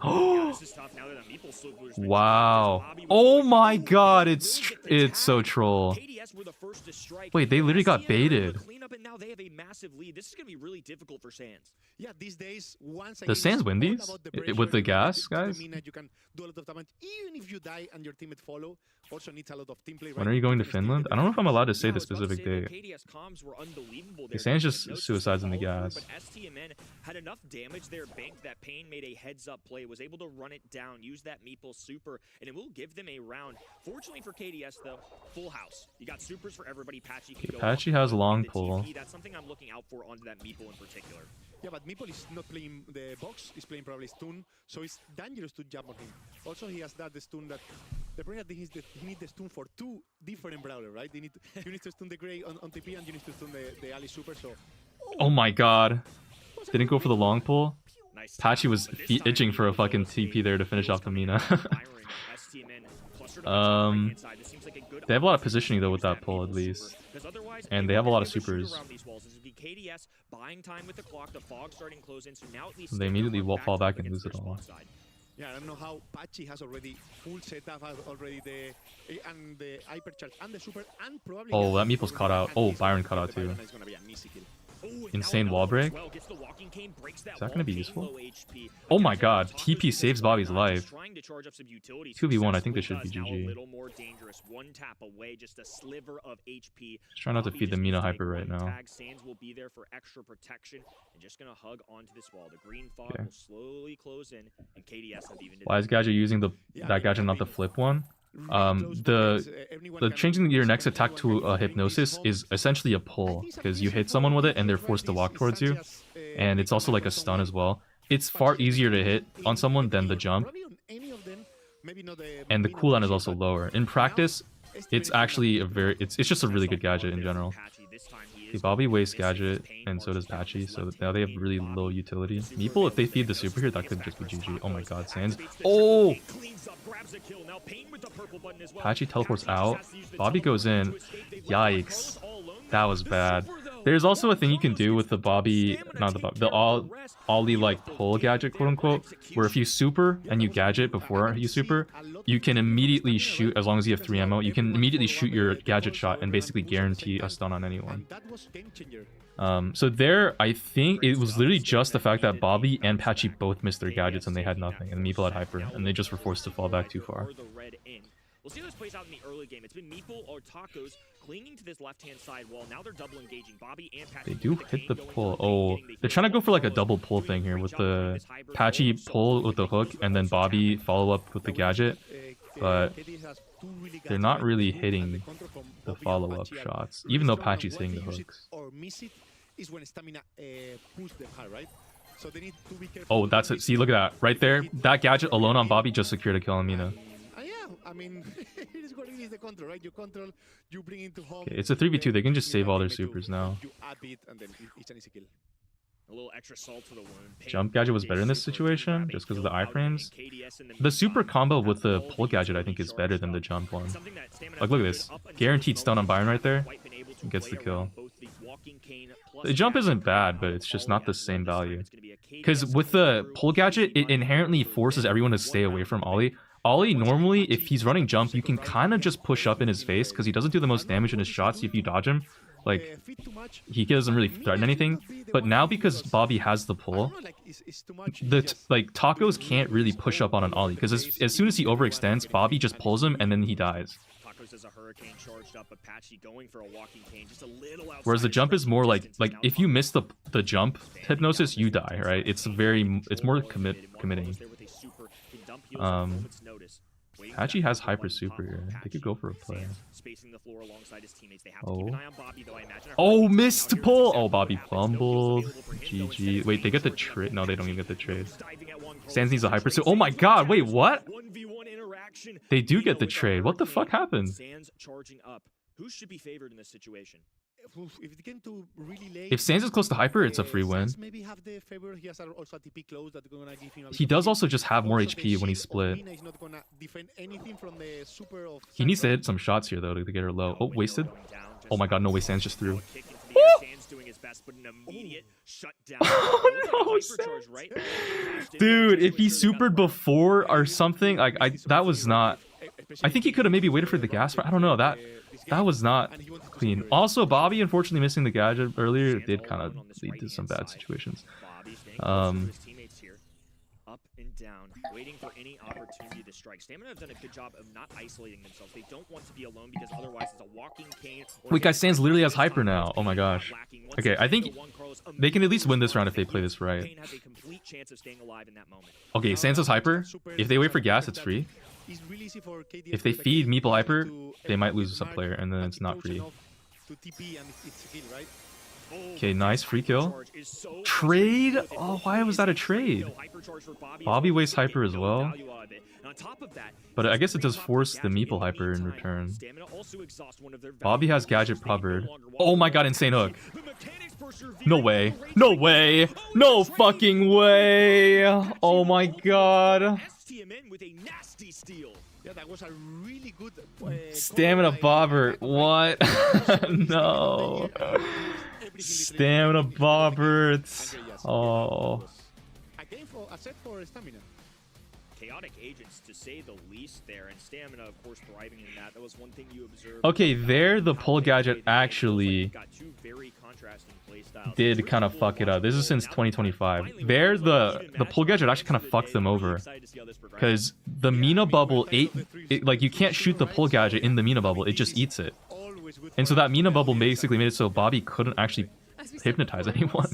That was just bad, yo. Also, the fact that Bobby died to Juan Carlos there was so bad. like the Ollie did not cook. Sans also dying here. Tragedy. Like, actually tragedy. Like, look at that. That Mina bubble just did... Like, that's so fucked. Ollie is ass? I mean, not necessarily, bro. Like, Electros cooked with the Ollie. Still some good stacks, and you can see it here. Really even. I mean, Bobby, guys, before this game, Ollie had 100% where he was picked twice and won both games. Like, Ollie is not bad. It seems, according to the competitive play. Damn. Sometimes they go in there with a Cordelius on some crazy pulls. We saw that last weekend. North America do not stray. Semantic is complaining. What is Semantic? Where? On Twitter? That stuns you was a really good idea. Yeah, I mean, we can. It's really good to see how these teams play really good together, right? You can see the synergy. You can see how everyone follow up. I could see that especially on stamina, and I'm really impressed for Apache skill. Oh, well, Semantics just complain. All the pros are complaining about the lag issue. And he's trying to hold that team on his back, I think, and I don't know if it's gonna be enough. We're heading over to Pinhole Punt now, a map where it's all about mid control, so you want to have some brawlers with some decent area coverage. With Crow out of the way, I think Otis is the next best choice here. It might even be better, honestly. Otis is just super good into any tank, so definitely a solid third pick. Really covers the area and gives you that mid control. Pinhole Punt, yeah, is that map. If you have mid control, you basically already won. Yeah, I mean, probably we're gonna see that spike from KDS maybe in a minute. Oh, spike is open, yeah. Do we see the Mo with that again, or was that an Electros exclusive? So they will need to find this Poco is banned, Crow is banned. We go Mina. We see the Mina already, but we need still something that help to grant them to keep the mid, because Mina is really good at granting. They dash and they put the shield, but you need something to come. To be honest, Team Electros still looks better than both of these teams. Shh. Guys, you haven't. Bobby is just warming up. Okay, he's a set 4 and 5 player. You can't roast him right now. You just haven't seen what he can really do. Not sure it's going to come in here necessarily for KDS, but especially with Otis out of the way, it does allow STM The potential that is dormant within KDS. You just gotta hear them out. From both sides. That's a very control-oriented composition. Guys, they lock in more towards the later half of the year. They're more of like a monthly final 8 and 9 kind of players. On pinhole punts at the moment, I feel very good also at keeping that area control. And as you said, Pedro, Mina can get you the area, but Meg can actually hold onto it. Maybe follow up with something to support her even more. The longer Meg can actually stay in her. Okay, wait, the Meg pick is a fascinating choice. Wait, what? Meg into Otis? Now on the right hand side, we already have the Otis, Pierce. I don't know about this. Shelly, but of course something completely different. Mo, also brawler with all hope is lost. Bro, goal condition. Really important. You see the Max picked again with the bow? That would be kind of a cool little combo. You need to have those tools to get the kills, get the pressure to make those goals for like possible. Part of composition building in Brawl Ball especially, you need those goal scorers, and I think having Mo as a little flex option, Buster. Nice. Buster, one that I definitely didn't expect. Any intuition here, any gut reaction to that? I mean, I'm loving it because, yeah, we can see completely different approach to the same map. We see this stamina full aggro, and we are going to see so really good synergy, right? Once Mo has the super, Buster is going to come behind. If Otis is able to mute someone long range, Mo is going to jump. And in the other side, we have KDS, full traditional. We have this Meg and Spike. Mina obviously is a new brawler, but this is still that we'll see what happens. Kind of playstyle where make just space for others just to hold them up. And once again, that's something we see so often from this roster. They stick with the good old proven brawlers, Spike and Meg here. And then maybe in the past it was a Mortis. He's banned out though, so now they're going to go with Mina, another one of those brawlers that can go in aggressively, easily, and can get out of danger. I mean, guys, Mina's Mina, right? Like, surely she just carries. It's actually well-rounded. Yeah, I mean, sure. Let's see who is able to win this playstyle matchups. But I'm gonna go with Stamina. I think they have much more tools. They have more chances to go die. Patchy on the Spike also. Buster, a really unique low-key kind of just shutting everything down right now. To some degree, it feels like a round. I just didn't expect to see him on something like a Brawl Ball. Bobby going to be pioneering. Is Bobby going speed and shield? Oh, he's just going shield and... Tacos gets a takedown now with a reflective shield. Okay. We'll back those boots off. Sand's just going to have to retreat. Just not really sure what the Meg is necessarily for here. Meg gets demagged. They have some good positioning. They can't quite go for a goal. Sand's supposed to be close to super though. He has it now. Unfortunately dies to the Buster. Yikes. They sent Tacos straight at Sands. It's a great decision. It's now Payne can toss this ball over. Oh, okay. They don't get the goal. As now Sands is able to grab it completely. They moved it over to the left-hand side instead of stamina with mid control in the ball in their possession. Cactus forces 2 shots from Tacos and he gets knocked back and can't heal. God damn, bro, that life plant Cactus is so fucking strong. Patchy gets pulled, doesn't go down, gets the kill on the Buster. Bobby's pushing up. He can low-key score this if he gets the kill here on the Conquer. Okay, he still gets the goal. Patchy wastes hyper though.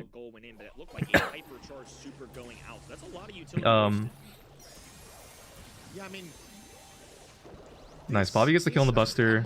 That might be another goal. Oh, spaced it from the Juan Carlos shot. Even shoot and dash and went for the goal that he wanted to. Again, passive draft, passive. Mega is hyper now. That low key can be quite threatening because you can kind of cycle Mega hyper like crazy. Spike is just zoning so hard though. Honestly, the Spike Mina is just doing so much. Wait, low-key they could have scored. Super to try to finish off the Otis. Doesn't quite get the kill. Patchy, I think, wasted another hyper here, unfortunately. Doesn't get anything on the Buster either. Mina does kill the Mo. You see Bobby just get DMAC, does get the kill off on the Otis though. And 3v1 on the Buster should go down. Nice. Again, a team wiping.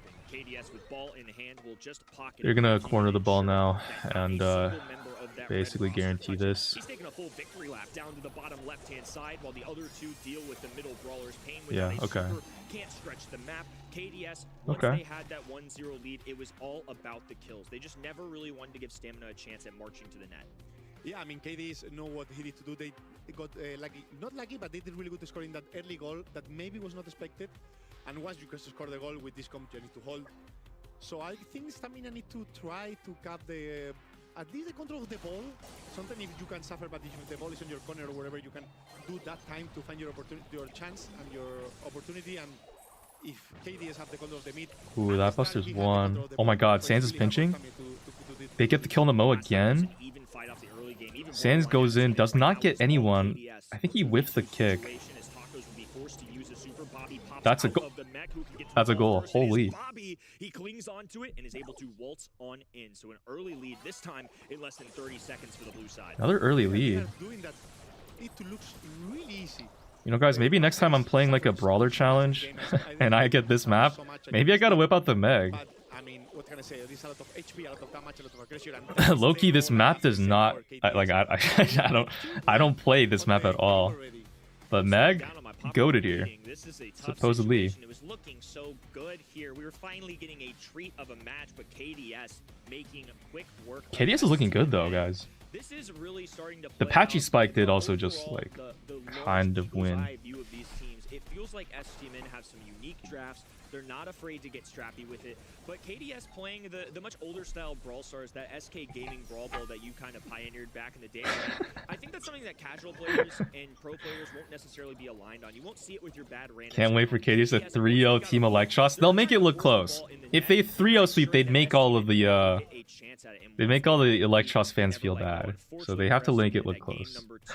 It was just so dominant from KDS, they were able to shut it down in about 45 seconds. If KDS that was not Meg, it was just Mina and Spike. I mean, kinda. We're gonna have one team picking some of those. But you can't deny that Meg definitely held her own though. She did hold her own. New team, fresh ideas, and completely different draft. That's such an exciting grand finals. Still, Stamina, if you win, it's gonna be super nice as well. Yeah, I have to say that KDS is playing this old playstyle, but they are being able to manage well against the new ones, right? Against the aggro, against the surprises, and they are playing it really good, and I'm loving this, yeah. I can't believe you stole my popcorn, Kenny. Look, you handed me they get popcorn? If I am told to eat on the casting desk, you rest assured, folks at home, I will deliver. I am a solid caster. Say what you think it's any good? I can eat. Popcorn is really easy to fuck up. You want some too, Pedro? No, fine. And the way you fuck it up is just by getting it from a bag and not freshly popping it. Oh no, we're heading over to Double Swoosh now, another map where we oh shit, Double Swoosh. Wait, I know this map. Neuron activation. Tell them Delta Room tomorrow? What? Like, there's a new chapter coming out tomorrow, or you just want me to play it tomorrow? Some of these bowlers are just, yeah, a mainstay. Insta-pick Sandy. Right away. Steve, I can do it too. Here, take some popcorn. Great call. Thank you. Great call. I deserve that now. I mean, Double Swoosh, Sandy's a really good flex, really good pick in the early draft. Pros have been whipping up the Sandy and Gem Grab a lot. We're seeing a Sandy renaissance. For control is good, for vision, you can play it as a mid, you can play it as a side. It's really I swear, people saying Delta Room tomorrow now. And KDS playing safe, playing don't risking anything expected from them. So Sandy being picked up too. Now one of the brawlers that's been a little bit more popular this second weekend in K Otis gets shut down. It's a little bit harder to run, but a lot of the times in Pro Brawl Stars, they're going to be using. And wait, Mortis was open. Steal gems. So as a result, STMN, maybe this was the intention all along, but when Mortis is available, it's hard to pass up on. They take Otis, who is typically anti-aggro or tank. The mute button would normally shut down Mortis. That's why you're seeing it in combination. Spiker actually doubling in on this one, so KDS can not pick him up here. Also be one of the okay. So far following that, do you think do you kind of just have to go Cordelius here? Or like, how do you shut down a Mortis these days? Like in a lane, you can win with like Shelly, but how do you prevent the Mortis from just switching lanes? They go Terra? It's so, we actually predict their draft because this is the exact same draft we've seen for the last 3 years. Yeah, but actually, it's kind of easy, right? You need to an anti-tank with anti-tank are open, Spike. You play the Silksong DLC? I don't know. Right? The Spike, Tara, and Shelly. You need Spike is banned, so 50-50. You go for the Tara. I don't know if I have the time. Yeah, Ember and Spike are both banned out. Tara's the only logical option. Or you pick something like a Hank like yesterday, you know? Ooh, don't tempt me with a good time now. If we saw a Hank coming out of KDS, that would Charlie, they're going double pet spawner? Instead of it's a Charlie, unless Bobby goes Vision, but I don't know if that makes the most sense. Maybe into the Mortis, it doesn't really matter. and Charlie can safely drop a Cocoon gadget if she needs to hold on to those gems. I'm sure that's the intention. Yeah, I can see a really good last pick as a Janet. It's mid laner. You also are safe against the Cocoon, safe against the Tara.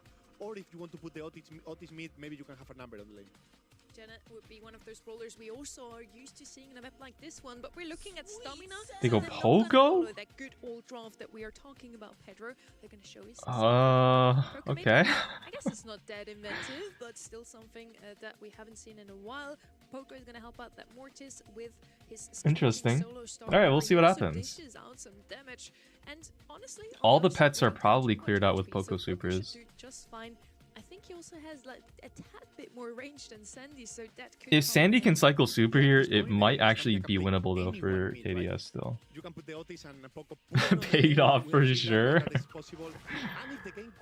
I don't know. I mean, it kind of depends on how many Sandy supers come out and if this Mortis just completely 1v3s. Just one set away from going to a grand finals. Last year, Bobby and Okay, Mortis starts off with a weird gadget and nothing. won the monthly finals. The only team other than Elevate and Tribe Gaming at the time. Okay. Mortis is about 3/4 of the way to super. Now on the right-hand side can operate well. They're actually playing Sands is trying to sneak for some supercharges, but he's not getting any. Bobby is beating out the Otis in the gem grab battle in the mid. Oh, Bobby misses the shot, does not get the trade. Bobby's missing some shots on the Poco right now. Probably has vision gear though, so he's able to probably scout. Bobby has hyper super already. Terrapole comes out to deal with the Mortis. Nice, that's some nice hits for Sands. Terrapole to break the grass. Gets muted, but still gets the kill with the Sandy pinch. Another super cycled. I don't know about that Cocoon, if that was a waste or not, but I feel like that was low-key a waste. I don't know, but... KDS just need to shoot some teams just auto-aim a bit even, and you will have super and Apex so soon, right? So often. And now we are oh. Sands' gadget kind of just got early pop there. But I think those are gems are just free. Yeah. Wow, okay guys, KDS are looking good in this first set so far.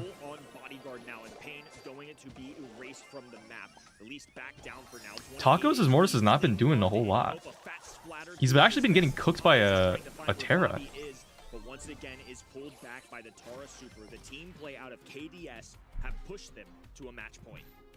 Yeah, I mean they're playing really good together, really packed, right? I don't know. They see the Mortis or the Poco coming, they just pinch. They feed a lot. If they don't get the kill, they make the I feel like I've seen Mortises do more, so they get but time, they get supers, they get hypers, like, really good. And I don't mean like more for the enemy team by delivering 4 gems. I mean more in terms of like zero ping, insta swipes with like some crazy combos and super chaining and whatnot, dashing out of Terra pulls and everything. You know, like we're not seeing a lot of magic happen. Like he's getting pushed back right now by Terra. He trades, okay. Sandy has super. Poco's low-key pushing like crazy right now. Hold up. Terra just uses pull to take that kill. Honestly worth. Terra's probably like 3/4 of the way to her next super anyways now. Gadget there, pinched Mortis. Healing pet right now is just pumping crazy heals into Patchy from behind. KDS are deep in enemy territories. STM trying to expand. Now Sands dangerously close to dying. One Carlos there to strike. Like what Mortis he like what was that super? he missed the super entirely. He didn't get any heals. He didn't get to kill the Terra. Like that was just so bad. Okay, Terra kind of wastes hyper there. Get the game back so they are not out, because remember that this match point for KDS. Feels like the first signs of cracks though. Patchy used a super Gadget to save his life against the Mortis, holy. Hyper Sandy super. Mortis goes in, does not do anything again. No shot, guys. He's playing Mortis like the Buffy gadget still charges super. But at least it burns the clock a little bit more. It's allowed Mortis to respawn. Pain can properly sit on this right-hand side, but KDS know exactly where they are. Yeah, I mean, Tacos when aggro tried to make a bit of time. He gave gems to... Oh, no miscommunication. Pressure, but now oh my god, they wasted everything. Oh my god. Wow, okay, KDS actually kind of threw that. That's really bad. Lucky break, bro. Kind of a low impact Mortis finally making getting a lucky break. Yo, that's fucked. That's fucked, man. Tacos with one of the top 5 probably this month. Yeah, that. I'm asking myself now, was that a one-time thing, or they are able to repeat? Nah, that's diabolically bad. They don't seem like they can win this map. Charlie Super and Terra Super, both of them wasted. Holy. It's amazing what good gameplay can do. Despite how a draft looks, despite how things go down on paper, that is not how Brawl Stars is played. Tacos, a little bit of magic, trying to keep STMN alive. But right now, all of a sudden, it's looking like a little juice in the veins. STMN have taken 3 gyms. KDS are nowhere to be found. They can't even enter the grass on their side. This is a completely different game, right? The Stamina decide to go much aggro, don't double stack, just taco dance a bit, Pain can get some. Oh my god, guys. The mental is so shattered. Oh my god. Have not been able to move a muscle. Bro, their mental is so bad.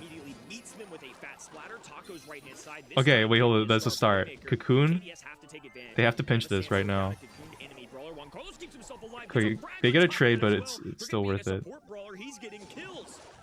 Okay, they get the kill on the Mortis. Alright, they're clawing it back.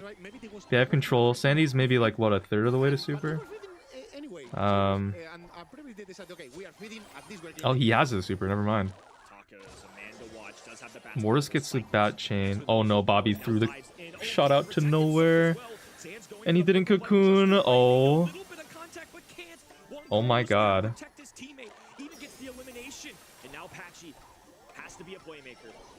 Does that hit? Oh.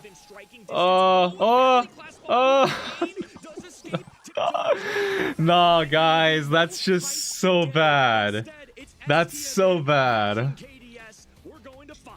Yeah, that was crazy. The Pepe, they should not have win this game, but this was all about the skill deep, right? That's so bad. Yo, I can't even like what do you do there? So bad. So bad. We're going to set 5. We're going to set 5. I'm so happy, honestly. Stamina. That's so bad. Waking up and they are making guys, okay, no, but you have to understand that you understand that Bobby's just trying to make it interesting.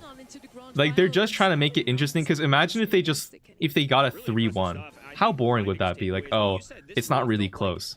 But now that it's a 2-2, a 3-2 is like, that really gets your rocks going. Or now you're like on the edge of your seat. You're like, oh man, I wonder what's gonna happen. Even though obviously KDS are gonna win this. That interaction probably completely changes. Yeah, I would do actually the opposite. You just wait a bit, talk with your teammates. Remember, you have teammates, you need to talk. Just go. They're joking, set 5, I have no hope at all. Nah, man, like... And then everything is broken, so the Charlie's closer. Like, you just gotta believe. Listen, Mortis is a broken brawler, okay? The Mortis carried that game. Like, they clearly... It's just like, Brawl Stars is a no-skill game, and it's pay to win. Because Mortis Buffy's obviously just had a free matchup there. There was no way that Stamina were not winning that with Mortis pick. Like, you guys have to understand, it wasn't even close. It was so one-sided to Stamina. Because Mortis is so obviously pay to win brawler broken. Like, there was no answers there. That's crazy. I mean, yes, that pop-up play was really important. Poker almost never went down there. That's super important when you are the temp carrier. Yeah, oh my god, and dude, the last set is bounty. For me, he was the hero on the shadow, right? Oh no, guys, it goes to a bounty game. So he was pretty much doing a lot of pressure on the sides. Also, we saw how he was keeping the enemies alive. Also finishing allies with the super.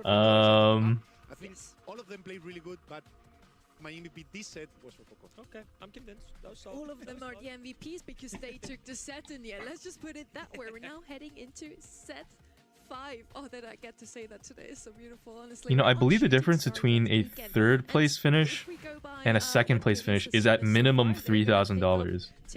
So that might actually be a $3,000 losing play.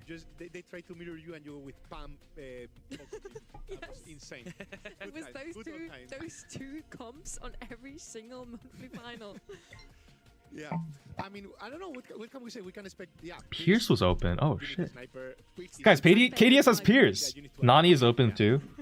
But even the bans, Bell, Byron, still like all bans, right? I mean, it's gonna be interesting. Two immediately escape. It's Pierce and RT is the other one I'm looking out for. It's shown up in Shooting Star in North America at least a little bit, and in our other weekends as well. I don't know if these two teams piloted a lot. I imagine it's because it's banned a ton. It's something that pro players have certainly prioritized. Angelo, another one that I feel like is a must-remove on this map. So for this 2-3 turn... Guys, Pierce surely wins, right? We have to find a way to match Pierce. That is a great Okay, they go RT. I think this is a good start to this, but I wonder if they go for something... Like, guys, surely Pierce wins these. RT is a safe and solid pick It's here. Pierce on a It's sniper definitely map. I mean, like, come on. answer Like, to that's that just Pierce the... better. That's so Yeah, I free. mean, but still, you don't really stop the Pierce, yeah, right? So you need a bit more. Even you go super aggro. They have Pierce, Bedlam says in vain, not knowing stamina takes this set. Wow. If you go the gas, then your mid is Such all a about the last pick. such beautiful pros. But So Camila, wrong you though. start, right? I go this lane. KDS has this in the bag.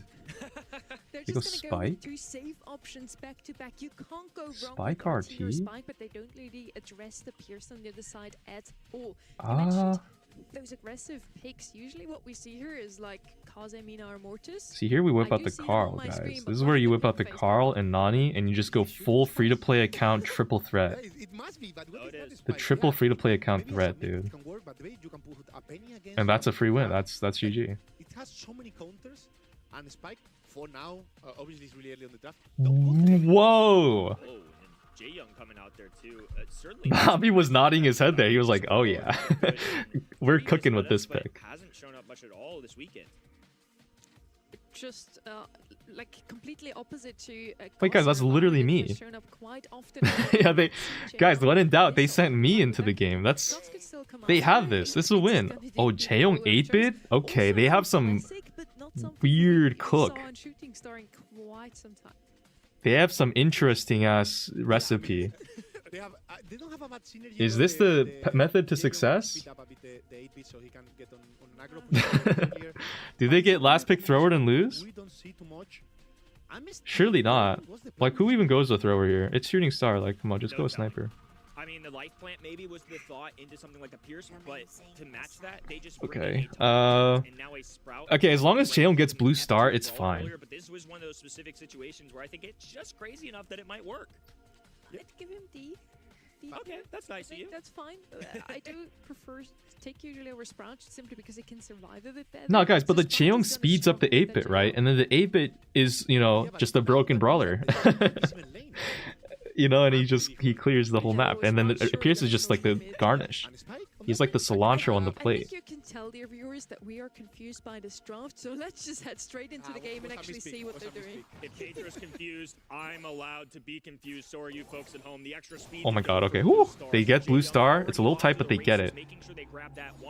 So now they have to play a really tight defense here. Bobby BS on the Pierce. Guys.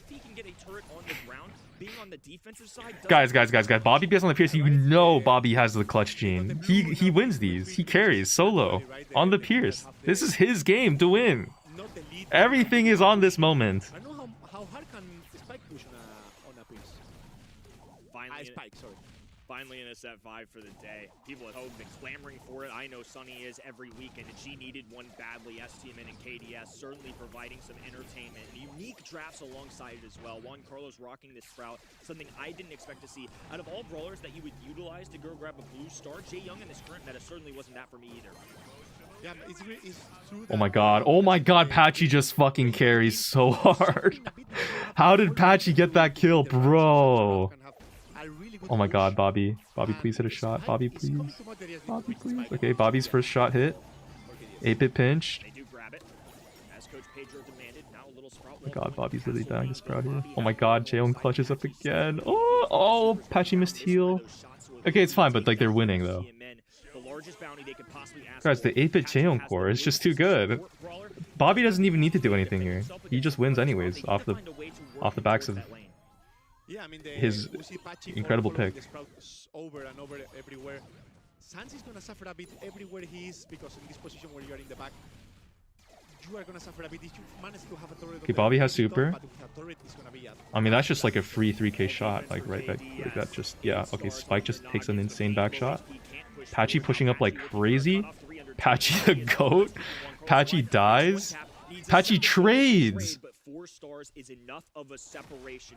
KDS sitting a little more comfortably now that they're on. Guys, the issue is Bobby has a girlfriend. That's the problem. Once again, right, they're gonna get the blue, come and be back. Then it's all about how the See, that's why only single lonely incels like me can truly portray the might of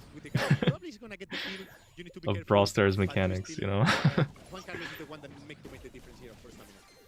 Oh wait, Bobby just got some crazy taps though. Hold up. He just needed a warm-up game. He's a game 2 and 3 player. He just blocked his girlfriend right before locking this game. W kill. There we go. The Pierce just locked in. Bobby just making light work of that left-hand lane. Yeah, that Spike is gonna suffer the whole game. Bobby now have the if Spike get the wall that he's putting now, that now he got the wall, now he can put a bit more of pressure. But as soon as Vatic get one slow, it's gonna be another thing. I can see the disappointment on your face. You are definitely a coach at heart, but now STMN have a chance. Finally in positioning on this left-hand side. Bobby can't shoot around walls. They're trying to pin him on that side. Juan Carlos has a super available, trying to cut off all the enemies. Bobby will have to dash for the right-hand side. Oh no. Patchy, a nice juke as well. Super oh no. being out as well. How is Patchy surviving? Oh my god, what the fuck? Juan Carlos just goes for oh my god. Not one shot hit. What is this? What is happening? I don't. Maybe the strat was about getting the lead and doing anything different. I don't know. Let's see. Maybe in the walls in the top. Spike can do a really good job. But retreating too much, no? They don't want to. This is hard to. KDS to have too much space, so they are for now holding the mid. Juan Carlos to watch. Shuts Sands down on the right-hand side. His will be waiting for him. Now Sands can slowly trickle his way up the middle of the map. Juan Carlos with 3 stars in the head. Certainly somebody that KDS have to grab. Yeah, I have a good news for stamina. Spike can still die once. Now twice! Plenty of cushion left. Red roster, sitting pretty. 4 stars ahead as Bobby has to find a way to maneuver around this hypercharge for Tacos just for extra insurance. We got what we were asking for all weekend long. Give us a set 5 in North America. This one going at the maximum distance. STMN, doubted by many. KDS, finally, Bobby has the start to the year he's looking for, but he could have called it slightly early. Sure, round 1's nice. Quarterfinals is great, but if you have aspirations for a Brawl Cup, for a Grand Finalist to be the first of the year to take a dub, you have to get the job done here. Yeah, and it's not only about team play this time. I think you all need to pop off skill. Bobby needs to tap that spike. Juan Carlos needs to touch and put the pressure once again really good. They all rely on the teammates, and it's just they're gonna be able to get the kills again. Like situation, but Juan Carlos in pain, working this left-hand side. Patchy once again. There's just no shots being hit. To the middle of the map as Tacos remains unmoved, still holding down the right. Damn, guys, like Pierce is only really good if you hit shots, you know. Like if you miss shots on Pierce, it's actually so punishing because like you have no ammo. So you really need to be hitting shots on Pierce to make it work. Otherwise, you're just like what you're shooting like 3 times every fucking 10 seconds. Like it's not great. Oh my god, insane pinch. Holy shit. That was a wasted super from Bobby. Not great. You called it. Should have been a kill. Patchy was dead to rights, and somehow he escaped. Oh my god, no. Please hit shots, please. Please hit shots. What's going on? Where, dude? What's going on? What is happening, man? The shots are just going so wide. Same goal. Patchy with the blue star is Oh my god. main priority. Gotta feel bad though. They could be the ones sitting on defense, a little more comfortable, and now they just have to fully press on offense. Yeah, Juan Carlos, I don't know if he should Oh my play god. Maybe he needs to push on the lanes, and he needs to make the move right. Okay, that's a shot. Dropping a hypercharge. Bobby cut No. off the oh, he can't move a muscle. The heels No. down he goes. No, no, no, no. Stuffed in the bottom of spot. Oh, nasty No, no, no. What? How on earth No. survive? Nonetheless, Bobby goes down so close to a perfect start of the year for his squad. Instead, it is STMN shocking North America once again. A poetic grand finals ahead of us. Old guard versus new blood. I have so many questions. I have so many. How did that spike work? First question. the win was not because of him, but how it did work, how that Patchy hold alive so long on the right, and who died? We have to see that in that replay, please. And Pedro, you mentioned how the Spike was suffering. KDS kept rotating Pierce onto Spike, and it was painful to watch. Wow. Just wow. I mean, there were so many little interactions. Like, Patchy today has been an unbelievable player, especially playing some unorthodox ones alongside that. How many times did we call out, Patchy should have died? Look at this right here, 50 HP. Juan Carlos, of course, has him dead to rights. That's a moment where it didn't go well. But how many times did we see him in that little corner towards the end game there? It was so close. Literally, one play cost them all, but this sprout wall was what came in clutch. Nearly nasty work out of Sands to TP there and couldn't quite grab a kill. Patchy with 1,000 HP, but it's Bobby who's actually out of place. That's gotta hurt so bad. Yeah, I think he expected Patchy to die, so he wanted to get the refrag. Also, he had that white shield, so he wanted to use to get the kill, but he don't get the kill. And he yeah, dude. That's the huge issue here. Oh my god. But yeah, Patchy, more often than not, survived. I already saw him dead, and he somehow had a super available at the right time. Also held on to the times. That's just brutal. The automatic healing to kick in. Is your mental? No, I mean, my mental's fine. Like, I'm not, fundamentally, I'm not the one playing. I just feel bad, like, for... I feel pretty bad for KDS, you guys. Patchy put out, like, back-to-back-to-back generational performance, and he doesn't win is a fucking tragedy. That's really sad, actually. You should be able to tap the Spike a bit. I need to watch that again. I think he has the most kills because those curveball shots actually. Like, it's just, you know, it's sad too that Bobby wasn't also not dodging shots that well.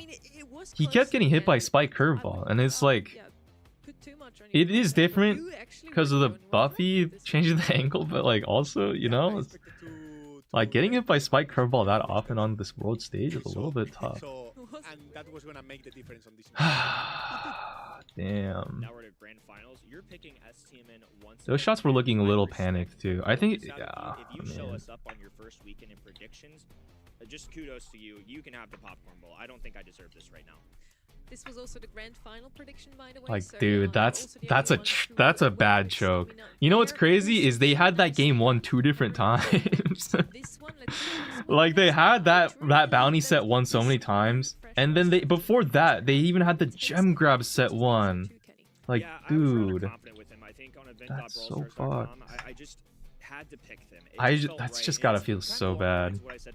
That's gotta feel like so bad. Them winning it all, then too late, and watch them break out and regret it. I think this is a team that possibly could prove me right. Yeah, I think these predictions are going wild. I was the last one, the only one picking stamina for finals, and yeah, I think I trust. I respect it. Let's have one more look also at our bracket of NA. This is the season opener still. We're in February. And yeah, Team Electros made it through to the grand finals. We predicted it to happen, but I'm sure that most people that just tuned in here fresh without any knowledge did not think that Team Electros would make it all the way. Same goes for Star. Yeah, I mean, it's a surprise. Oh, man. At least for me, in the games of Electros, these new kids came really strong. They're gonna give everything to win, right? When you have this anger to show. Well, you know, guys, I'm sure they're just warming up. You know, I'm not actually. That just makes it more sad. I'm not even gonna say that joke. That was just bad. You know, no way around it. That was just bad. Poorly done. Poorly executed. A lot of mistakes made. After they had some pretty W drafts, and you know, Patchy honestly putting out a goated performance. It's just difficult to watch. It's just difficult to watch. Once more that he is the man for your grand final. It's gonna be back, yes, for the most exciting match. Oh wait, hold up. Sorry, did my predicts? An increasing number of sets played in each match. We had a bunch of 3-0s, then we had another set played. We got to a set 4, we got to a set 5. Wait, guys, I'm sorry. I fucked up the prediction. My bad. Yeah, it was not long enough. And now I hope you are ready for our grand finals. It's Team Electros versus Stamina. Who would have thought those two teams now standing in the February monthly finals? How often did we see any of those players in the monthly final? Final last year already. Yeah, like a submission breakfast, period 5 like minutes. a Yeah, my zero- bad. I a- fucked that a up. big old goose There you egg go. is Should be what open I'm now. looking at. Zero time. I don't know. I'm trying to find new ways to say we saw him 0-0. Okay, but times Electros across like the surely entire last sweeps year. this though. Team No, Electros, they weren't like even if we're in being the so for tournament. real, All-Star Snoy kind of hovered around I have not as seen a a, chink in Electros' was making armor an impact, to but like STM any is degree where they together would lose as this game. roster sort of rode the quarterfinals a lot. Could be wrong though. Making it to the semifinals. You know, on everyone's soul, we're all inning on Those stamina here, four but that we watched over the last 2 weekends, we have some new players. Some yo, new what's up, names. Eternal? Yo, Eternal, what's good? This year is going to be awesome. I'm so excited. I mean, yeah, it's gonna be a crazy year, a crazy run from all of these teams. I also hope that in long term, this all classic teams came back together and are able to fight to these Jones. And I hope that happens in every region. I'm sure you hope that the You gotta classic visit teams Bobby's are Discord. It's gonna getting make it wild in better. there. Oh no. Oh no, bro. But yeah, let's chat a bit more about these two teams. What was their semi-final? How did they win Okay, today? wait, sorry. And why was it 3-0? I don't know if I should show the Discord. Some key messages. Team Electro is I see a message in here that says, being a Bobby fan is like being jerked off by a hot supermodel, but only ever being able to just about reach the peak of climax before she stops, and you never get to achieve the glory of orgasming. literally, that's on every map though, so they didn't repeat that. KDS one more set, so I guess they are better than Tribe. Spike on Sovereign match because it's comfort picks. These guys don't have anything. I'd still let Bobby hit after his throw, and then someone responds with a glazed donut. It's really hard to expect something from them. For both of those teams, they ban out Immortus quite often. He is one of the strongest buffy brawlers in the game at the moment. And what you just mentioned for Team Electros is also true for Stamina. They like to show us different brawlers on pretty much every single map. Yeah, I think Stamina is a bit different because they Damn. the synergy that these brawlers have in common. And Stop being kind and shit on him? No. Why? I'm not here to shit on any particular player. I don't have anything against the player, guys. I mean, Stamina, you have this berry, this 8-bit that give power to the allies. Pocos. wow, bro. Even the And Electros is a bit more skilled. even the admin, guys. Bobby's admin is in announcements at everyone saying dreams are over next month. It is. We know Snowy sweeping STM and 3-0 anyways. What the fuck? That's crazy. Dude, it be your admins, bro. Team Electros are the rookies still. Such a doubter. Do you feel like that played a bit of a role in that public vote? I think so, right? They're not as familiar names, not as familiar faces in North America, but we've been familiarized. Honestly, with the Discord is pretty, Today, we've seen like, some it's of our not as favorite teams active fall as to I them thought it already. would be. And, you know, it's been a bit disappointing. One of those that I was hoping would make it far today was Vatic, but once you see the bracket, you realize There's only like a okay, few yeah, people it just typing at a wasn't meant time. to be. They have to face Team Electros. They have to get through this new blood. These ridiculously skilled players that I think really what impressed me was their final set versus Tribe Gaming, where they pretty much skill diffed every single lane. It's like you put it, Pedro. It wasn't necessarily the team play that carried them there. It was their individual skill on those lanes on Bell's Rock.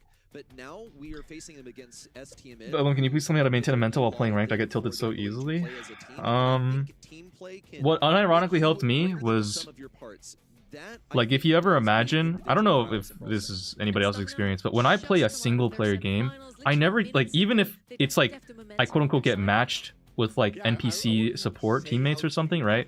I never get mad at my teammate if it's like an NPC, right? Like, I don't know if a good example, but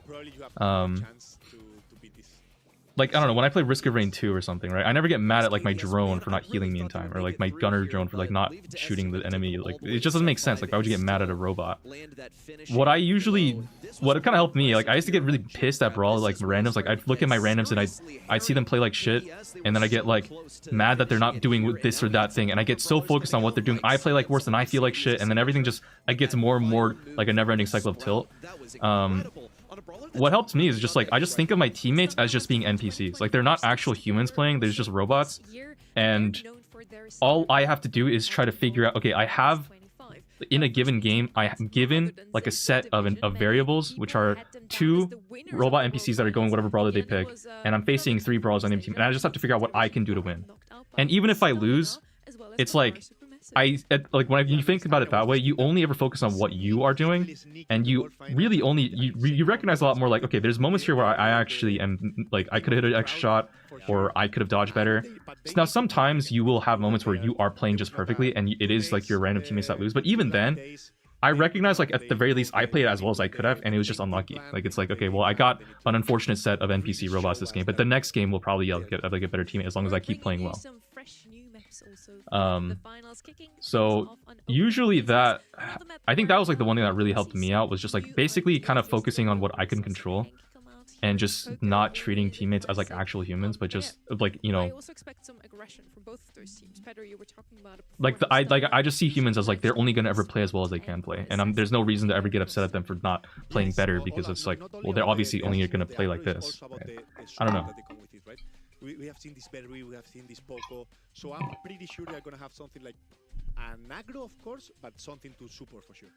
Yeah, thanks for the advice. I'll try to keep that in mind. Yeah, I mean, matters here on open business. A lot of times you'll see the combos like, I think the big thing is like whatever can get you to not focus so much on your teammates and just focus on your own gameplay. Because fundamentally, no matter how mad you get at your teammates or how much you shoot at them or whatever happens, they're not gonna change. Like, it's not like they're gonna lock in the next round the more you shoot at them, right?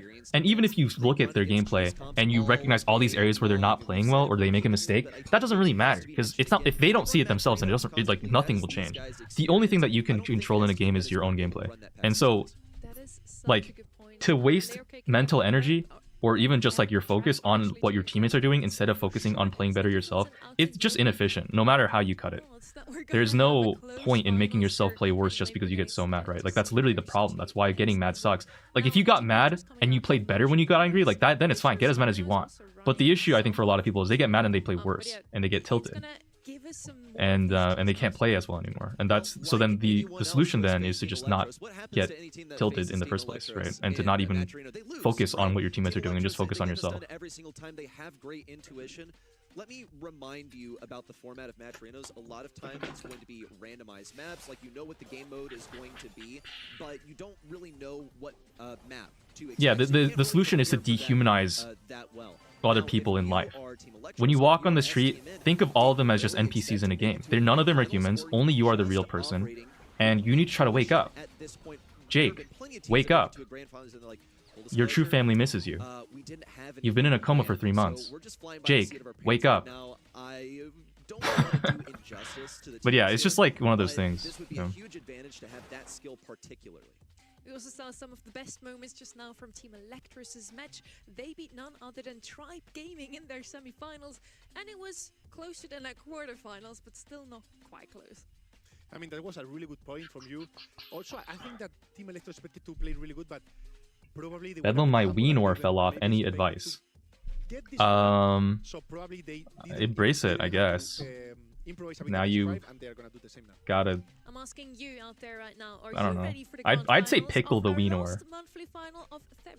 Because like that's kind of a rare delicacy. I think here's the thing: it's immoral to eat people, right? Like, because obviously you're causing harm if you eat a person. Like, that's a fellow person you're eating, and they probably presumably are not okay with that, or you're at least limiting their ability to do things if you're eating a part of their body.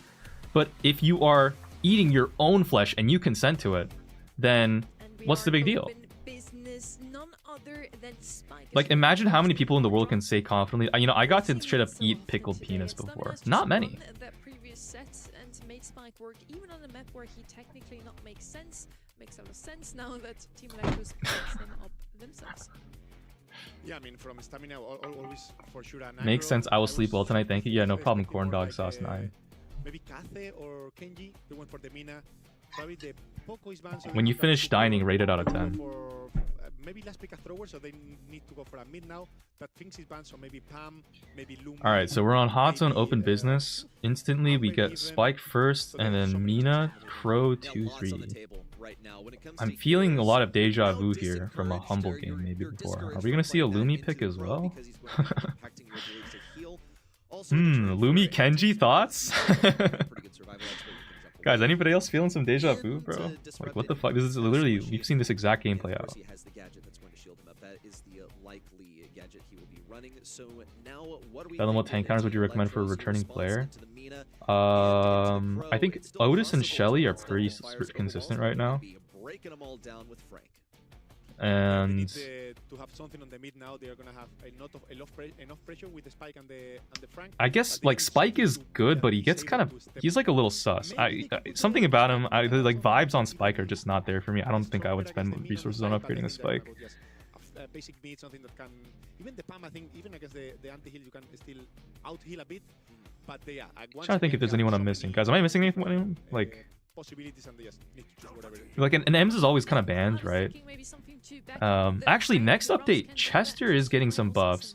I think Lou is getting buffs, and I forget, there must have been some other ones too. I forgot.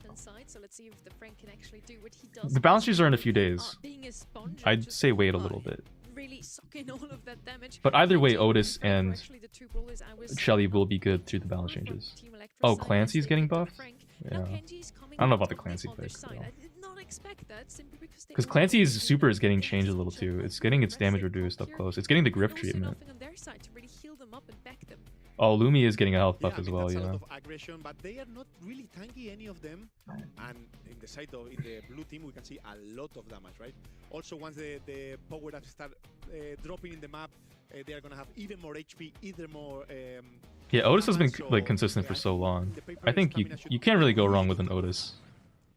Team Electros and STMN predicted to be the unlikely contenders in the grand finals, but they've earned Whoa, their noise chances canceling? the same, and only one can be crowned your first month North American champions in this Oh my god. of BSC Okay, no, guys, surely guys, if Snoy's team somehow lose to Stamina after Stamina gets the craziest boost in the semis.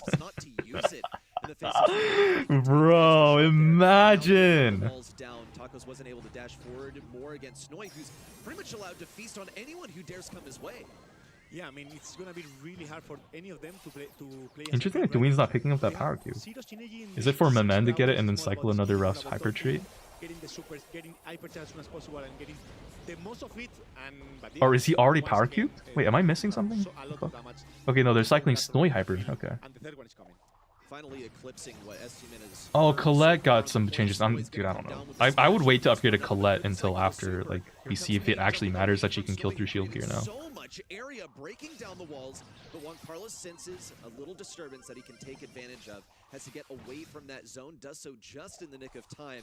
Team Electros still have the advantage right now, but STMN creep on forward. Oh my god! Double Frank stun in competitive play? I have never seen that before. I think I actually have not seen that before. Guys, have you ever seen a double Frank stun in competitive like that? Like max range? That's crazy. Be alive on the point. In fact, that's kind of the objective of Hot Zone in Is it necessary to be good with a wall breaker for ranked? I mean, you want to have one available for sure. Yeah, I mean, if the match is full open, they just need to I think in general though, it's mostly in a range context. So like Brock on, specifically when you're facing a Juju, so you can break her grass or break the walls for like a throw or last or late pick, I guess, or even an early pick. Brock is just really consistent right now in the wall break at the range. Colt is also okay as well. If you are a good Colt, going Colt as an option is also pretty solid. And then Ruffs also is not bad at all. In fact, he's probably one of the better ones. Just because he's so versatile too. You can go the Rocket Rain or the Sandbags and they're both really good.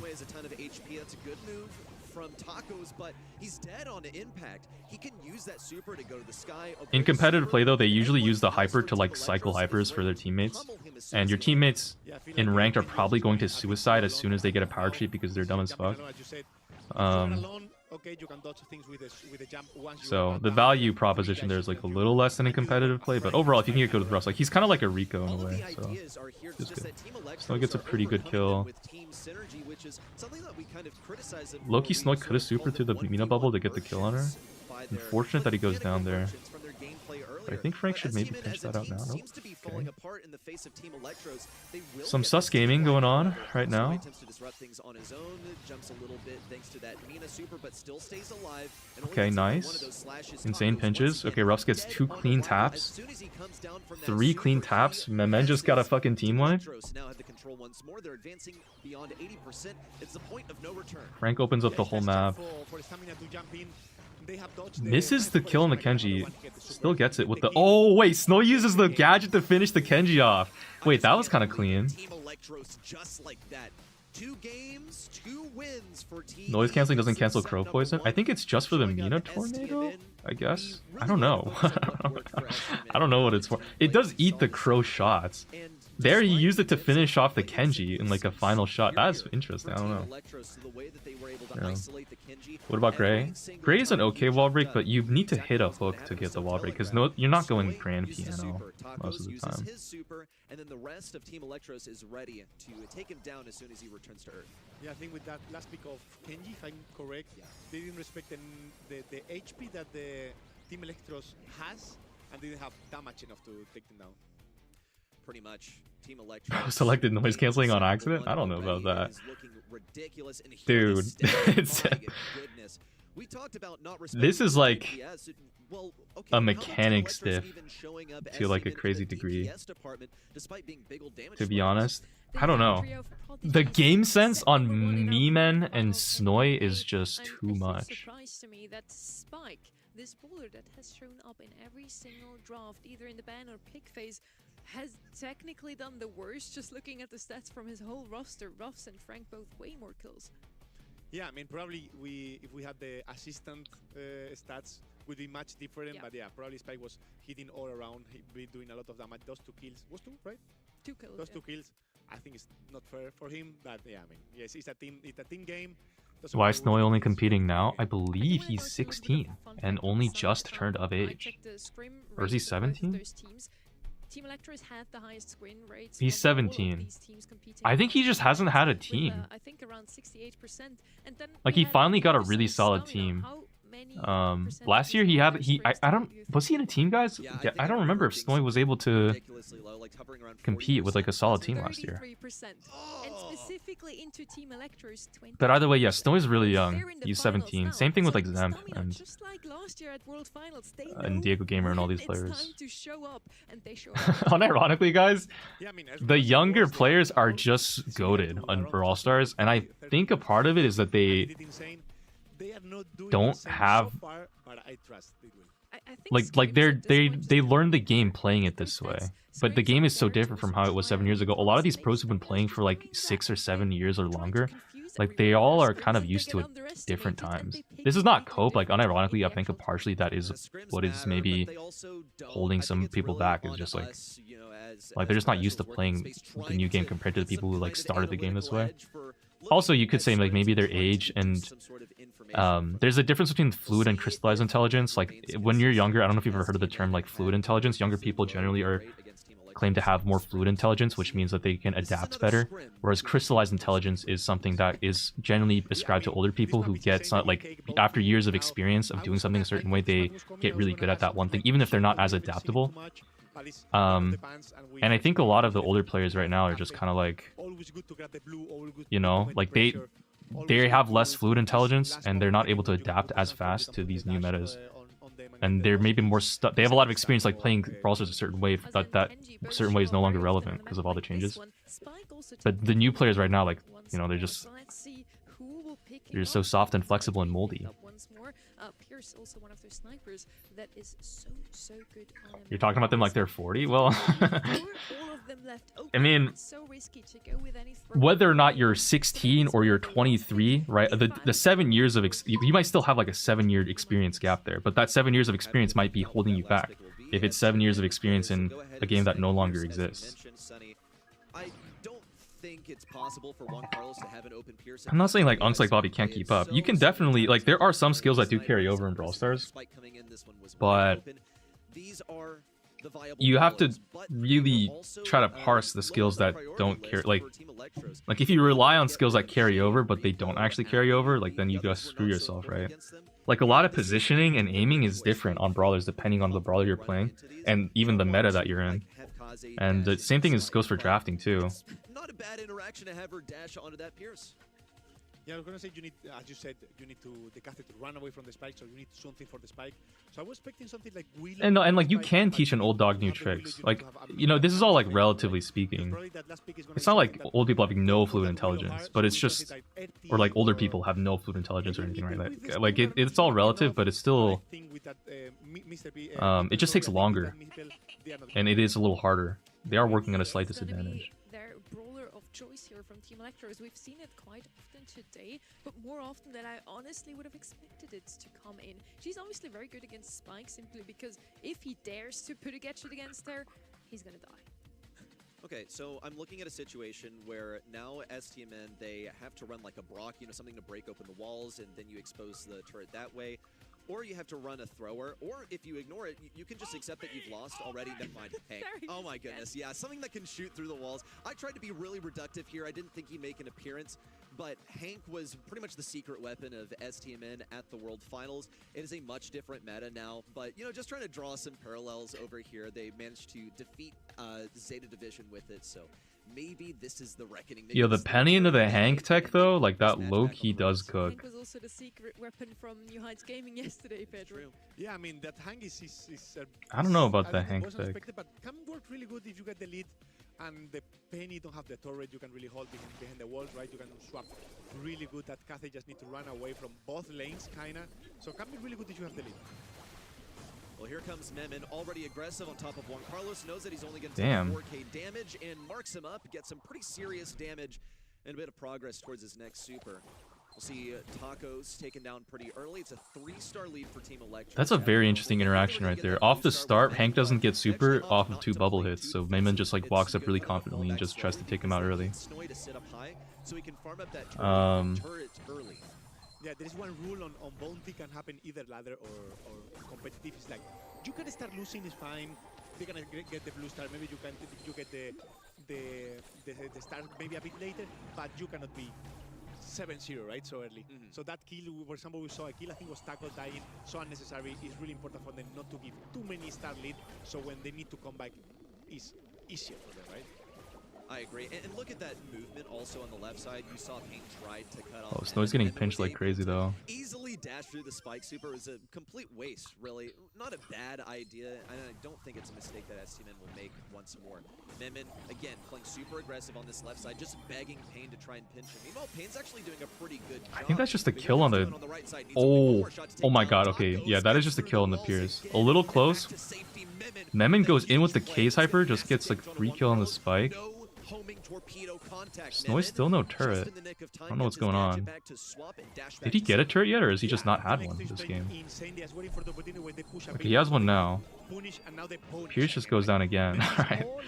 It's looking brutal, guys. 12-2 is diabolical. Like, Stamina just have no early game, but they have no way to push either into a penny, like, meeple case. Like, what are they? How are they gonna push this?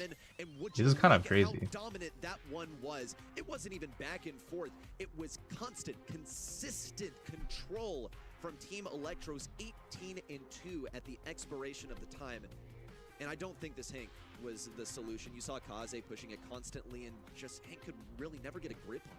Yeah, but I think it's more about how the Kath is playing, right? He's playing like the hardest matchup that they have, which is the hand. They need to stop the hand from the push. If hand get the walls, then all stamina will push, and Memon is playing really good. He's just holding a bit, getting fit, and as soon as they stack, he dash, he gets... That's a free kill on the Hank right there. Damn. It's insane how they're playing. Is he gonna go and flank the Pierce too? Holy. This matchup, but it's costing them stars every single time.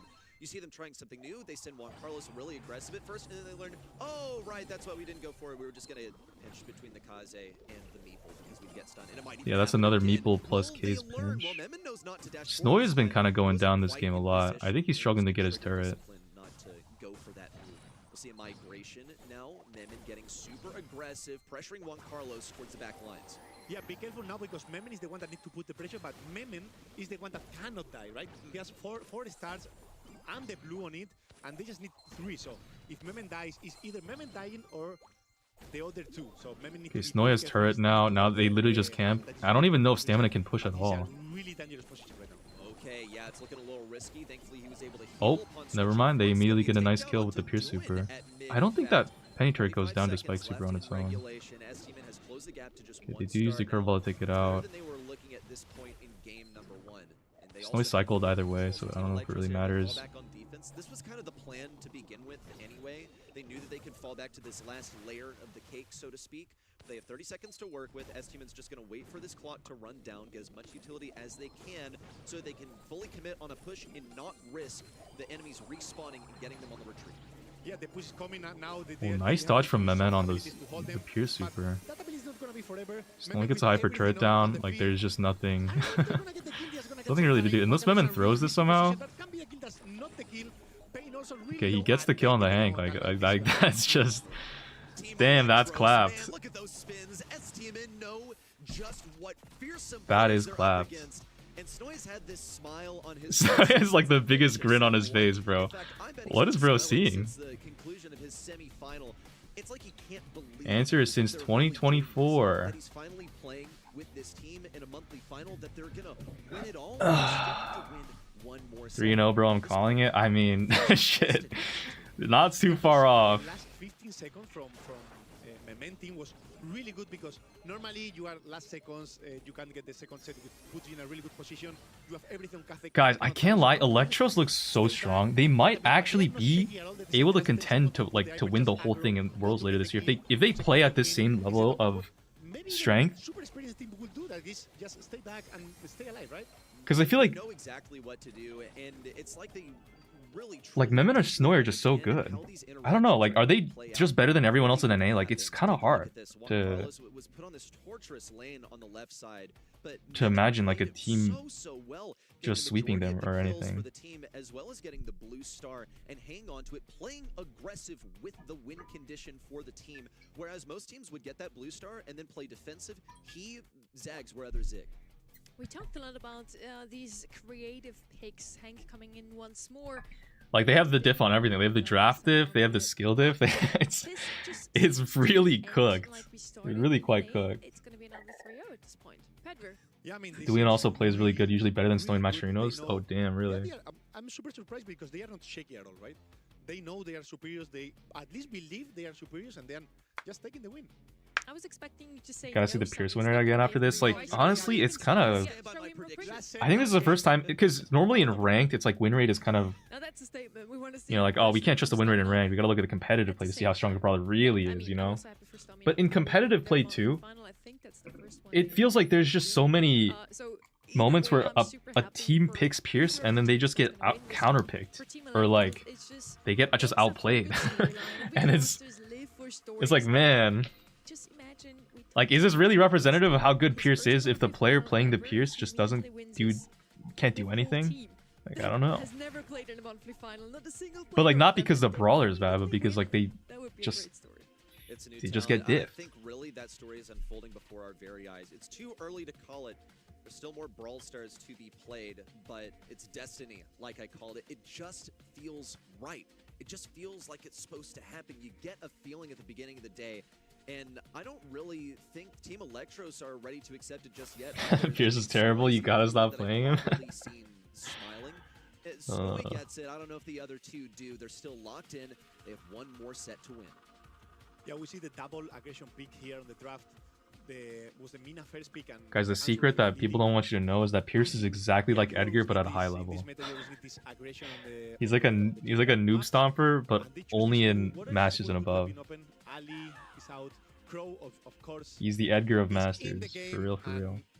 In competitive play, he's secretly terrible. I mean, not on mid, but Death Trap for me just screams Ruffs every single time I see the map. So good on any lane. Mo is also something that shows often. Jude actually cooked with no Pierce nerf. Next is left open. Oh man, I think you that's crazy. Pem whenever we talk about Death Cap. Okay, this is a Pierce game though. Like, honestly, this is straight up a Pierce game. Go Pierce Cord. They go RT. Okay, I expect the NA Erti, which is the RBM Erti, right? This Erti that just popped the super put the ass on the back and just walk straight forward as a tank. Did So Pierce maybe even get it works meaningful against nerfs the now? Lily. Will Bonnie be meta after the Only buff? occasionally does it Maybe. give us insight into what is I going on think- in the minds of the players, and RT is a really safe selection here. I think STMN sense that they're losing. Yeah, honestly, control, yeah. losing I think she'll be control over good. this I match. Also going for the roughs to don't know break yet, those obviously, walls because and the get their the playing patches style haven't hit. really, But aggressive into a from pretty Electros. fairly aggro Also, meta, their Bonnie defense Hypercharge should pretty just much plays clean, spot because the it's Lily a for the guaranteed kill on entire game. anyone It's if you gonna be a just true get the test stun, of their right? comms to keep track of this brawler who's migrating to all these different bushes around mid whenever she can. Yeah, I mean, they don't have too much range, though. If the See, they have Crow mid, Lily lane. I mean, super much of the time, so you don't have range. You can maybe get used to a Sandy or something, some mid range. Even put the Crow on I the wonder what side they're gonna and pair with connect mid. this. They could go support or So aggro. They get go fit. Frank. I didn't expect a tank against the Erty, right? Okay. Against the Mina. It's fine against the Mina, but you're gonna fit a lot the Erty and the Raph. You will have power all around the map. Strange, but you know, I don't know. We know how dangerous it can be. Kind of similar. Guys, like- Stamina showed us Like in their the draft first knowledge. I game, mean, I'll but trust, now I guess, it's Electros on Electros this. going for double aggression. They want to put a lot of pressure on the opponents, giving Crow the time he needs to. Bonnie upgrade on the free free-to-play? Let's see if it's actually gonna work out, and if it doesn't, they still I have don't the know. Lily You kind of that need can Bonnie come in with the Hypercharge to Shadow make her work, and though, and kill I don't the know if I want to spend 5k coins on a Hypercharge. Haven't needed to buy a Hypercharge myself yet, and I don't want to either. Hypercharge, it is bad business. It takes up such a large area. Deathcap Trap looks like the perfect map to get control of mid with the utilization. Snowy misses Buffy. Doing pinches. Wall is broken. Doan didn't even have a scratch left on him. Memon also aborted exactly when he needed to. Juan Carlos wasn't able to get the takedown, and look how Memon's playing this radius around Juan Carlos. Juan Carlos can't attack him, so Memon's just getting his super and hypercharge for free. They've had to concede ground, but Memon plays this complicated interaction to get Juan Carlos pretty low. Doesn't go his way, however. STMN have a commanding lead so far. Yeah, we see Snowy needs to hit like a Buffy, and then that's like a free kill. Alright. Alright, well, they just got... Okay, now they have mid control. Let's see how this goes. Kids can get the gen, right? So it's all about stamina, being Walls able are to hella pinch broken. it They're off, pushing get the super kills, deep right now. and don't get swapped. Oh, man. They're getting Okay, smacked in the back left corner for now. No Snowy pinch on the about to Mina, run out of unfortunately. HP. Lily However, Gadget's Memon going in gets for the into RT. Shadow Realm. Now behind RT Juan Carlos. split. Juan Carlos saw it coming. Now Snowy manages to avoid that super from A Tacos. Tacos TH Pavement threads tip the £2 needle. through Avoids the Super Chat. hypercharge from Hi. Snowy, but still Hi, falls. Pavement. Thanks It's for the fine £2. because Doan dodges this shot from Juan Carlos. He's able to jump away whenever he needs. 2 gems to win it. They need Frank to get back out here, and now they can just play for tempo. Claim the gems that spawn closer to their side, and then make a slow retreat back to their spawn. Yeah, now when Juan Carlos have the hypercharge. Oh, no. it's a bit better for Oh, them, okay. because it's easier for them to pinch, but Doan Lily does don't jump have out. all. The hypercharge, he RT gets the hyper kill. comes Juan Carlos out. is still really low. Memon doesn't Can quite stay get the alive. kill. He will probably get the super again, get HP, and then super again to get the ass on the field. This is a very close game. Now for STMN, if they can keep control here, then they can take this one. But here come the hypercharges. Crow early hyper doesn't get super. Wonder what that was for. Just movement speed boost?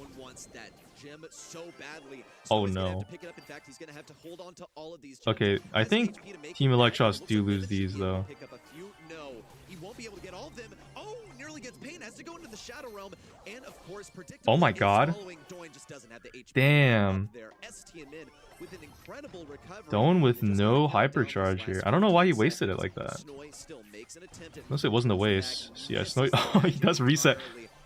Way off the mark. It is going to be an interruption, and now Wait. Global Brawler on STMN will be able to hold these gems, but Team Electros don't seem to really have a way. He had to waste Gadget Yeah, I to mean, push we up got here. I don't know. open, right? So, maybe Frank need to not open in the next game.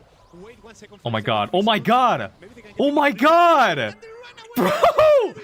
Oh my god, bro. The Memon took the RT into the Shadow Realm, and then Doan and Snowy were just able to pinch out the fucking Mina. They're still able to mechanic their way to the enemy side. Bruh, nah. Like they're just better. Like what? They're actually just better. Electros are running the show. Dude, Snowy's just smiling. He's not even sweating, bro. What the fuck is that? He's so happy. I think Stamina have the win there, so they need to get the gems, get the pinch, especially played really good as a team. Because yeah, if not, Electro will get. Yo, the Snowy gems. looked like he just snorted Adderall, bro. What the I fuck? sound like a broken record here, Yeah, but Snowy is high, bro. He's got like the eyes wide. Like he's like, something that was Like an amphetamine stare, bro. 1,000-yard amphetamine stare. Not that he's obvious. I'm not saying he's doing like substances. I'm just saying. Bro is geeked. Gave us a pretty shocking run through the World Finals in 2025. Beyond our showrunners, I would say, in Team Electros, even in month 1, seemed like they could bring that same glory back to the North American region. Okay, I mean, Ricardo do that really risky move here. Okay, interesting. Snowy just turns around and tries to focus on Juan Carlos to get the legs down, but unfortunately they don't get the hit. That wall just barely covered the RT ass. I'm getting hammered by Frank. Why Team Electros thinks that is the best for them? I think it's not the best. It's easier for Stamina to play as a team to do that pinch on the allies to keep them. Snowy cooks the Mina. Kill them as soon as possible. Getting tapped by Juan Carlos right now. Oh, Juan Carlos is tapping. Waste hyper on a single Frank kill? Was that worth it? Does take a lot of space. Electros are down gems again. Snowy gets the kill. Lily just poking. Oh my fucking god. Oh. Oh my god. Dude, how? Like what the fuck? Every time. They just let Stamina pick up the gems, and then they just so confidently walk up and just take them. Oh wait, Memen actually just fucked up. Do we wasted hyper? Jumps in. X9J? Oh my god, wasted hyper from Memen. Oh, and he's in a bad spot, yo. Overextended. Snowy body blocks. Whips Buffy. They have to stay here. They can't. Okay. Wow. Oh. Alright, this game, like, I think they're just fucking around, bro. No, they're literally just fucking around. Like, what the fuck? They're playing this shit like ranked.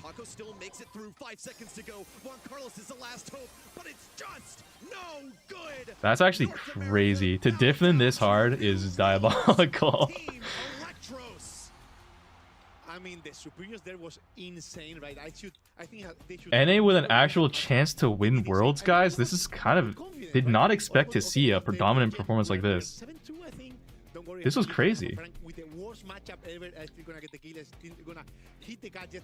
I'm still gonna get my very first Monday final. He looked so sad for Juan Carlos. I am covered in goosebumps from head to toe. Please, what were those two photo finishes in these two gem grab games? I think the last 40 seconds of both of those we should actually clip and show again. It was a back and forth. We had so many resets. Like, it was a back and forth, and it was like kind of close, but also like man, I don't know. Somehow Team Electros just always seem to be confident in just taking the gems back, even when they're down like to the last 2 seconds on countdown. Like, they just walk up and just take them back. I don't know how they just are consistently able to do the steal. I mean, that's crazy. This isn't the hypercharge meta. This isn't the Ollie hypercharge that we were accustomed to from last year. They get it done. They heist gens from the enemy side. It's like there's no. And can you imagine, guys, in the next meta, Crow is gonna have buffies. This for me is the highlight of the Imagine, guys, in the next meta, this brawler will have buffies, and he's gonna be just like the GOAT. I mean, that's tell us that is right? Obviously, in this last map, Electros was not. Oh shit, Semantic! What the fucking raid? But they were able to. All right, wow. Yeah. So many times do the comeback, like 3-4 times. That's crazy. Yeah, and was insane.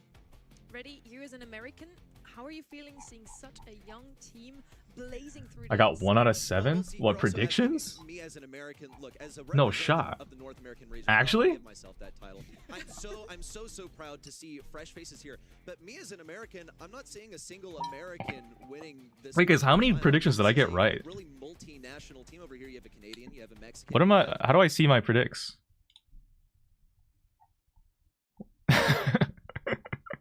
Okay, we don't talk about this. This is a correct prediction, guys. So I got 1, 2, 3, 4, 5, and I didn't get to vote on this one because I didn't realize that the predictions were already over. So guys, I mean, you know, that's like basically 6 out of 7. KDS unfortunately kind of got cooked. No, but like, okay, but like Bandit, KDS did beat Stamina though. Like, you know, like we all saw KDS did win. I feel so bad for Padgey. That's actually so sad.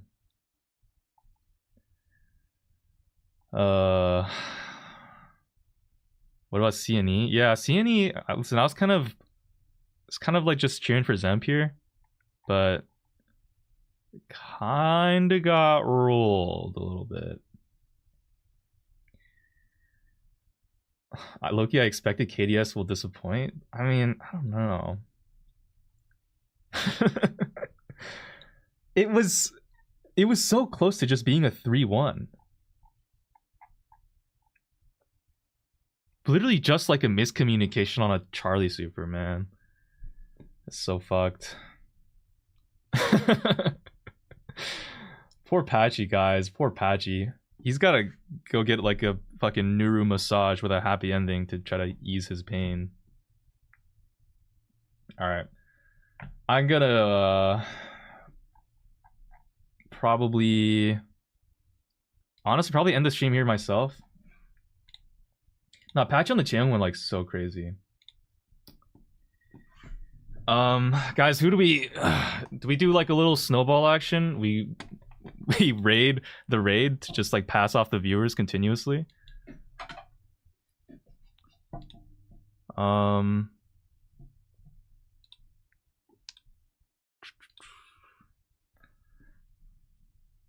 Raid Salavi. Did you see Aliani's got dropped from CNE? Didn't Aliani's literally play today? Did he get dropped today?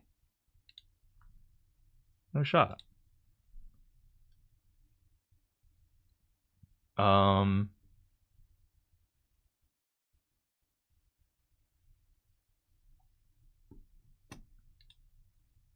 They dropped him right after? Wait, what? Hold on, I gotta see this. You can see it on Twitter.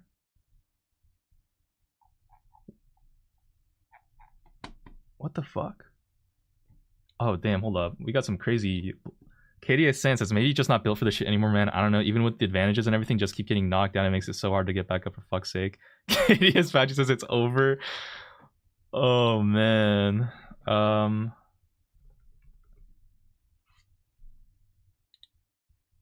just hopped on call. You said they dropped it. He's so sad. Damn. That's crazy. Like right after the monthly finals to get dropped like that, that kind of sucks.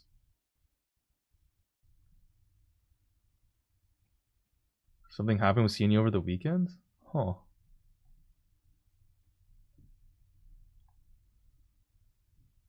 I mean, it doesn't say that they dropped anyone on Twitter.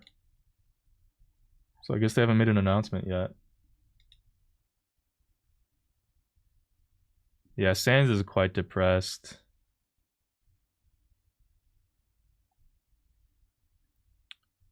Please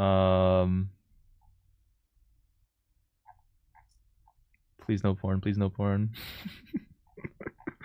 Please no porn. I don't know, are there any other interesting tweets or do we just wrap it up there? Kid is literally on Twitter, Ali post. Oh, he says I'm free agent. Oh.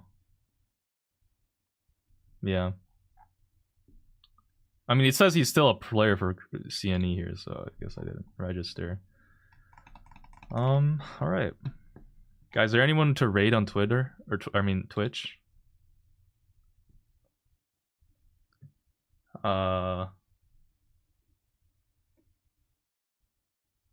Is anybody raid Ali? Ali. I don't even see an Ali anywhere. Who's Ali? What's the username? Oh, it's Ali?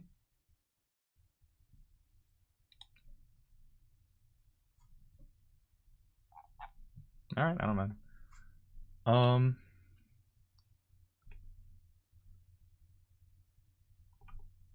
It's Ali's like a chill dude, right? I don't know who It's Ali is. Okay. Well, Bandit says that Ali is his goat, so...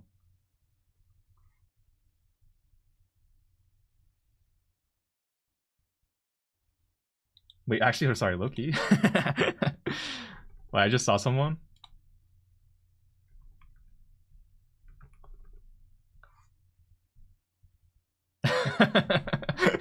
We're rating Duncan Brawl Stars. I'm gonna go see Duncan later, so. Alright, guys. Yeah, I'm gonna end the stream now.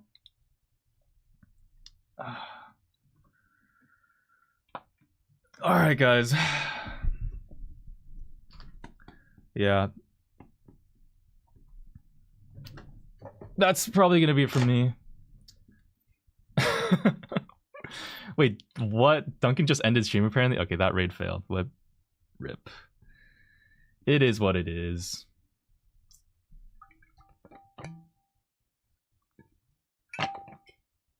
I'm gonna head on out. Monthly finals were pretty fucking hype.